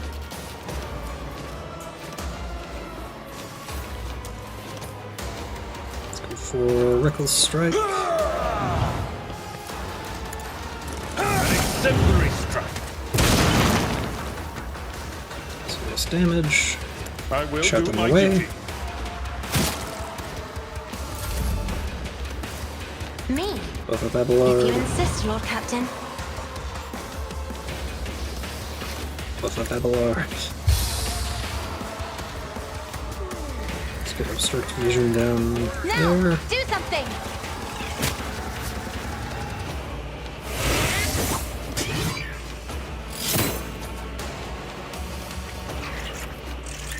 My commands are followed without hesitation. Some real damage there. No psychic powers for me. Get everyone buffed up while we're grouped up. Request approved. Move the swarm. Setting Here. target parameters for tech familiar units. Ah, let's see, Horrors of the Warp.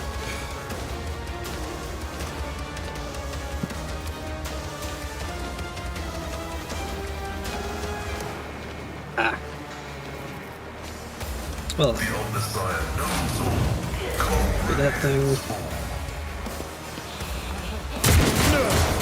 My ears are ringing. Accept it. Embrace it. Demonette, Elliot. You're in the perfect spot. Study your If it target. serves your cause. I am not your Xenos pet, monkey. Precise attack. If it And serves your eliminate the cause, demonette. another soul slips beyond the veil. Follow my lead.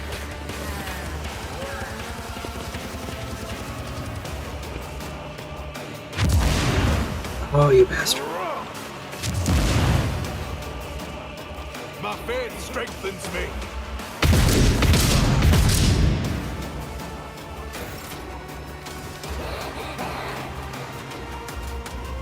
I'm stunned too, yay! Well, Abelard finally gets his turn.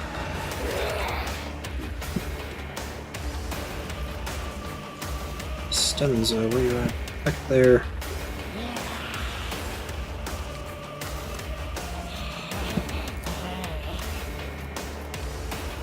No suitable path to target, you say?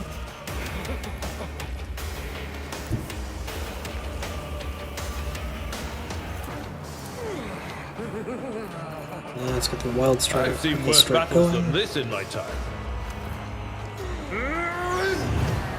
Get that extra damage. Target well struck.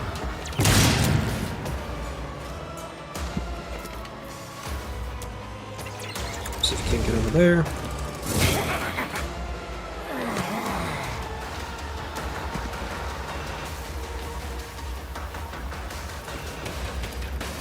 Trying to get everyone's attention. Oh,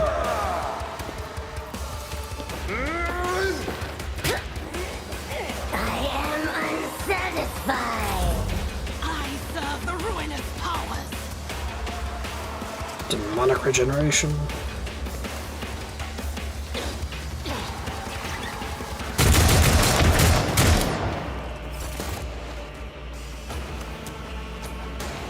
Round 2.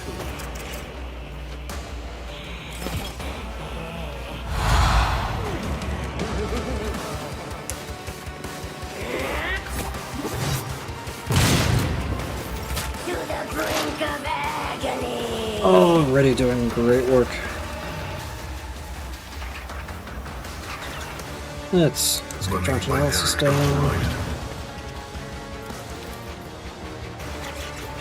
The order is contrary to dogmatic protocols.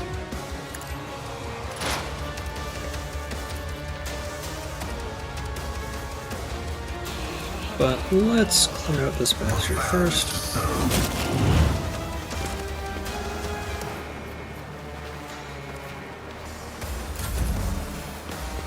Ah, we have some Elder Guardians coming in to help us. Yay!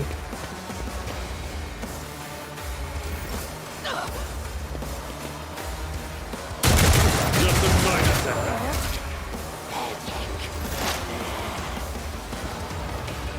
Elliot!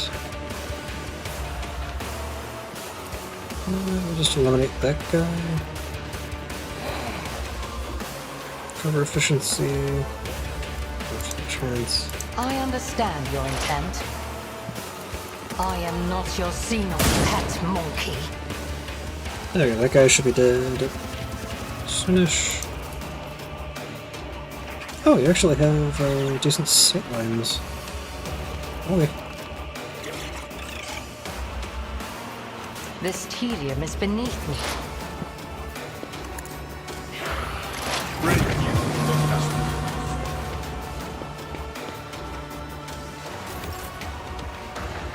Okay, Argenta's turn.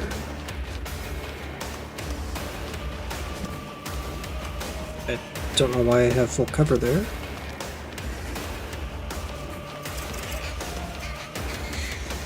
Go here. I will bathe this battlefield in righteous fury. As the Emperor commands, I act. So let's get Farming Gun without up, deeds let's get is a bit further worthless. in, and get a slightly better angle.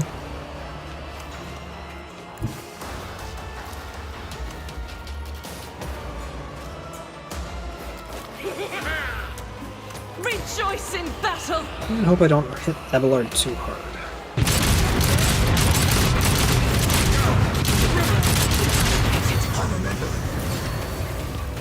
God damn. Power resides in the will of the righteous. Let's get that steady superiority as well. I'll do it. Soul sings in ecstasy. Doubt is for the... And now it's my turn. I cannot use any psychic powers.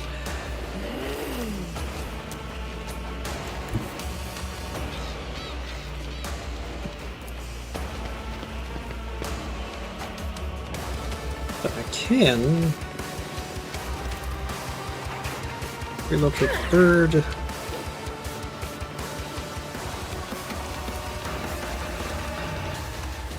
I guess there.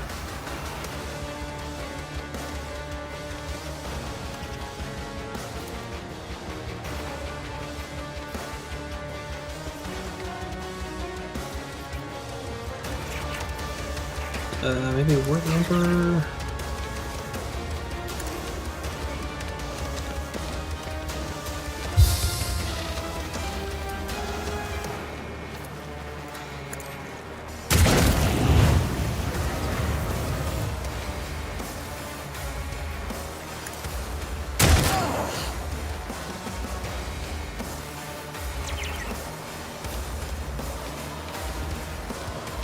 And can't relocate break.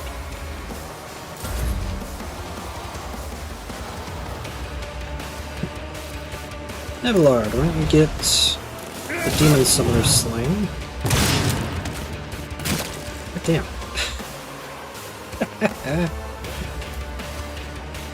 At your beck and call. Not what I needed to do. Victory is imminent, your target.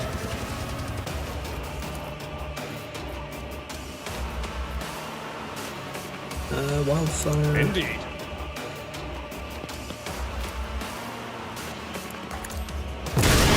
Sure have.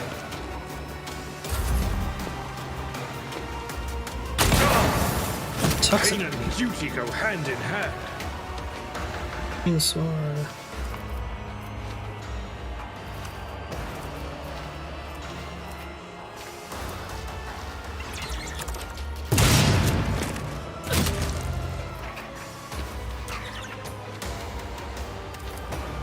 At your beck and call.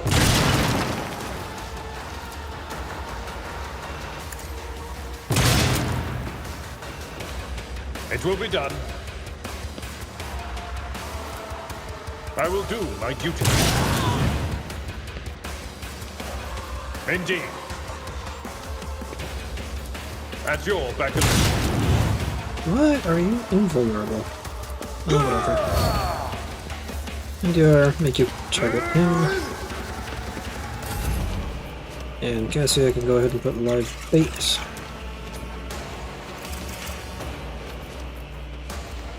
On him. I'm not light. accustomed to being ordered around.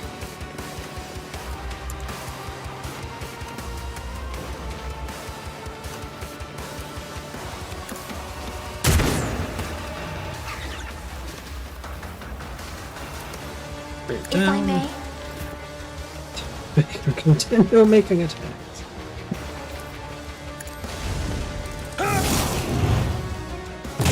Well, finally had some damage there. It's Cassie's turn.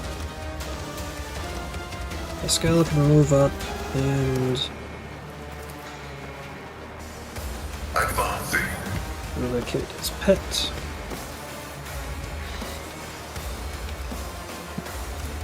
Steady. Approved. And joint analysis.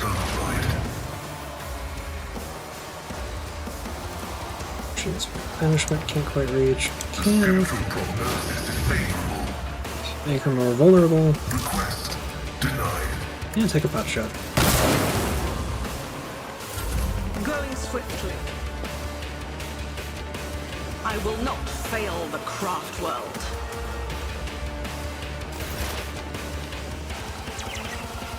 Juliet.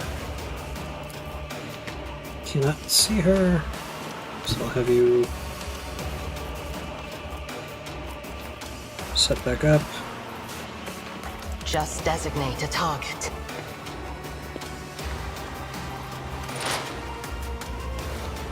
I am not Spot. your Xenos pet, monkey.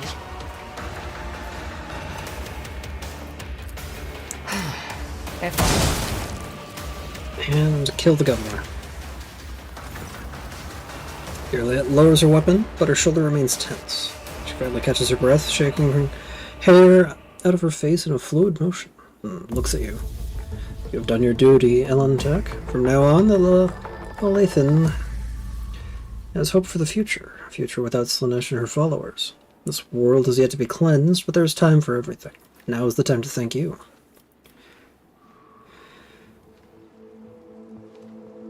I hope that's the last I'll hear about cultists on Janus. You were hoping in vain.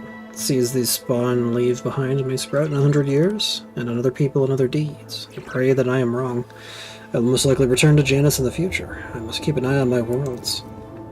She nods pensively. Is it time for loot? Slaanesh's voice is dwindling. The Lathan is safe. This place must be cleansed. Burn it, Monkey. We fulfilled the terms of the agreement. Do not forget what you promised, Monkey.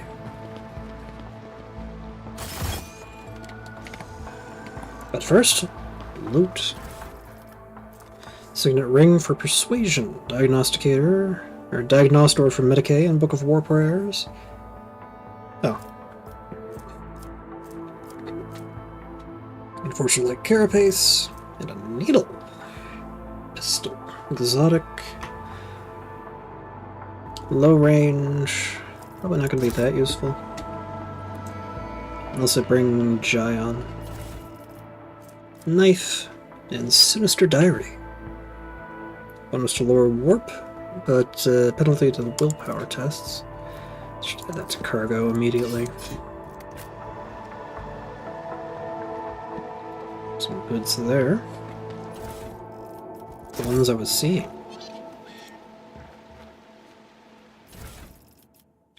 Civitas Petter auto gun.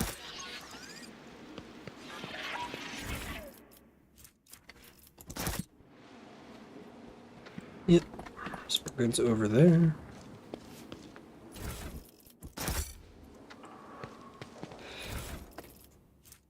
Standard bolter, knives, armored body gloves, improved flak vest.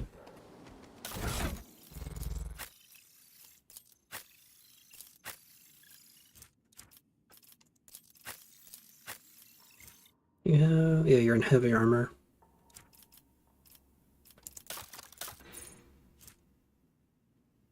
I want that deflection on you. Oh no, still some more. Oops, deeper in. Litany of reconnaissance recited.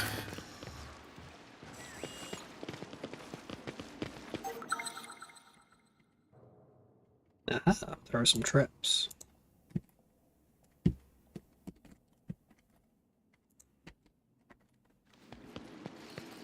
If you could take care of that, please. Never doubt me. All kinds of loot. Power grips are just +10 strength. Edlar, do you have better gloves than that? I think I'd rather have the strength on you. Because what? Every bonus strength is... it's +2, so that's +10% melee damage overall. Hell yeah.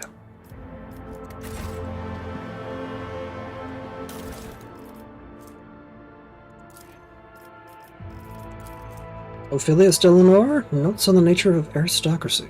To be an aristocrat is to exist in a higher state of being, without a doubt. Each of us is born to realize one supreme purpose, to lead humanity to perfection through our example. Perfection which the lesser beings have forgotten in the endless cycle of war and service. Only by attending to their physical, intellectual, and spiritual needs can an aristocrat fully devote themselves to that for which they were born. Creative passions, whether that be the fine arts, the written word, government, or even the more refined spheres of worldly knowledge. An aristocrat's passion is in itself a virtue and the highest good. An aristocrat must satisfy these needs by any means open to them.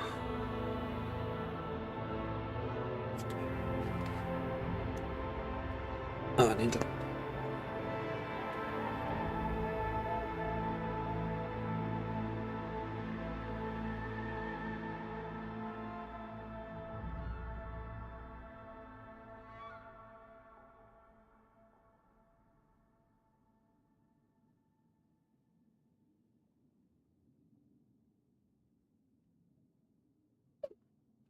Anyway. Nothing stimulates a weary mind like fine amasec, a good flogging, or enjoyment of carnal pleasure that women, men, and animals. In the thrill of passion, an aristocrat is at liberty to torture or maim the object of their desire. Clergy frown upon such an act, repent, atone for apostasy with jewels, and forgive them for their closed minds, for only an aristocrat is given to understand that such acts are in service of a grand purpose. Should an aristocrat deliberately curtail their own desires in some way and fail to appreciate the gifts granted to them as one of nature's higher beings, then in what way do they differ from the dust beneath one's feet, from the mindless beast, or from the crude, deceitfully useless rabble?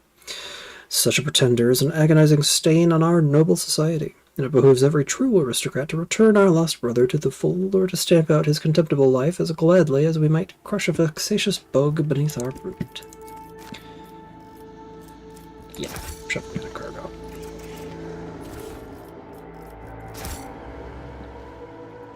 And a safe. Pascal, if you would. My success is an irrefutable certainty.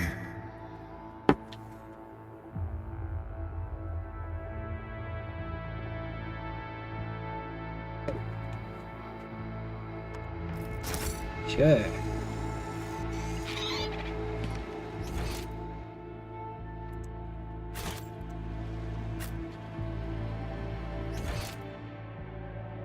You replaced your body with iron, but greed cannot be cured with cold metal. Delius Quint, the secretary is shaking in terror, looking around at the devastation. Your lordship, what happened? Where's Lady Viette? The secretary stares at Irliet in horror. His face twists, but he cannot seem to get out a word.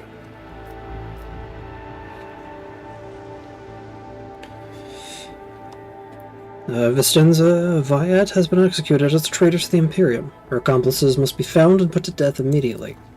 Oh no, heresy! Heresy on Janus! The secretary makes a protective gesture over himself. May the God Emperor watch over us. Whatever the governor did, I have no knowledge of it. We will root out those who colluded with her right away. The secretary begins to speak, but thinks better of it, instead choosing to step aside and bow his head as you pass.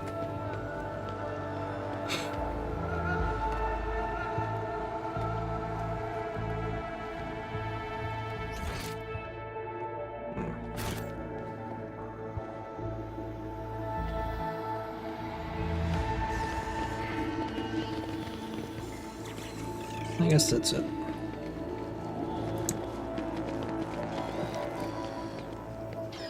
If such is the Emperor's will. Your lordship. As Grantus has never inspired respect. Yeah, whatever.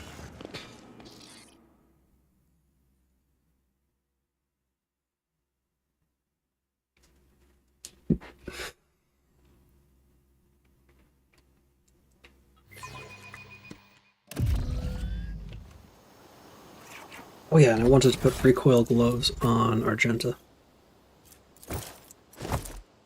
So she can have all the fun. Oh, what's the recoil for this? Give me 5. Versus, say, a standard bolter.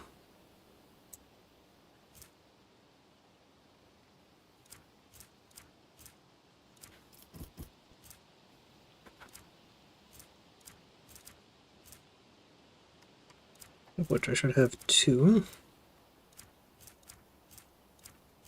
Oh yeah, that recoil on the Unfading Valor's harsh.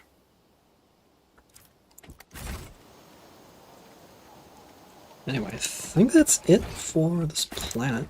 Calculating optimal route. Mr. Cats and servants. So we return to the void ship.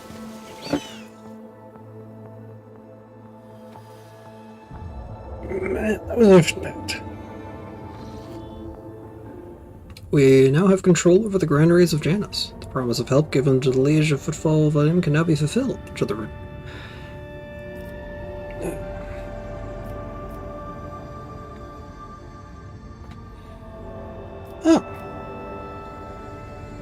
can now be fulfilled, should the rogue trader so desire.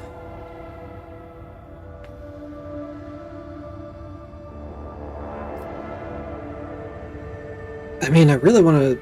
This is supposed to be Dogmatic Run, but I want to fulfill my promise to, Footfall.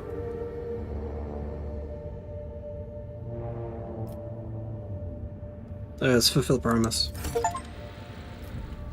The inhabitants of Footfall Station will praise the, rogue trader who spared them the painful choice between starvation and succumbing to the reign of Incendia Chorda.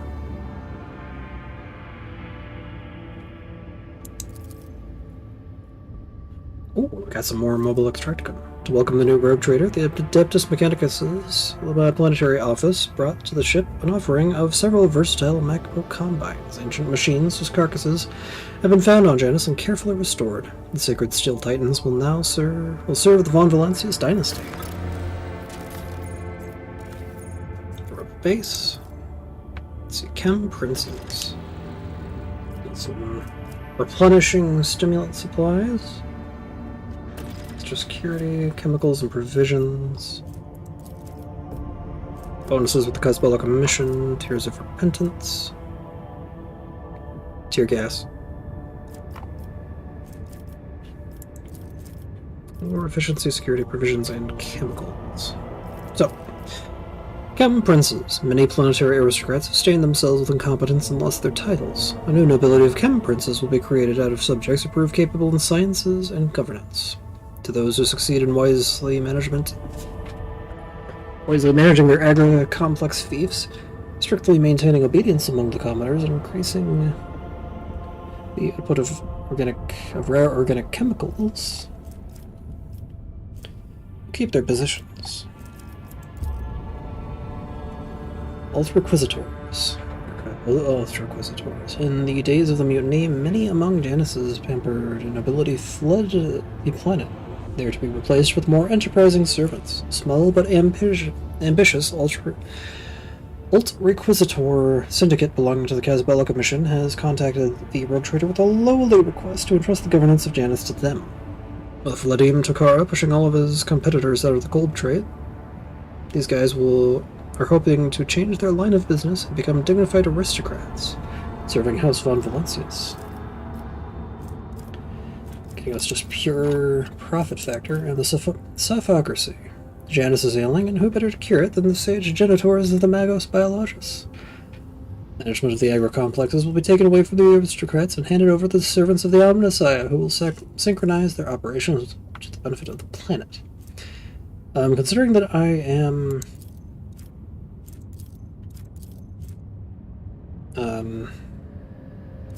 I'm gonna go for Casbelica mission because I'm being friendly with the Eldari here.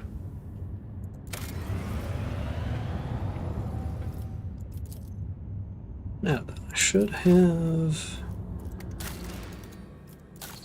Fellstone is still in progress. Points of interest detected. Wasn't there like a cache or something on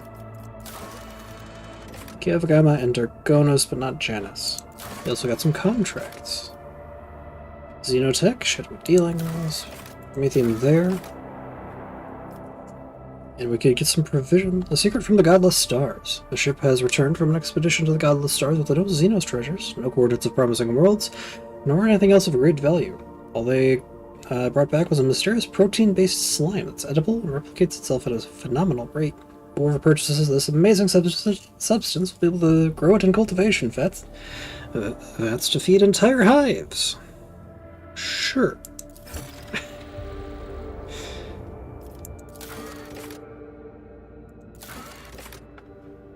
Cool. An unending war by the Nameless Star. Okay, I think that's enough for today. Thank you for watching so... brain gone.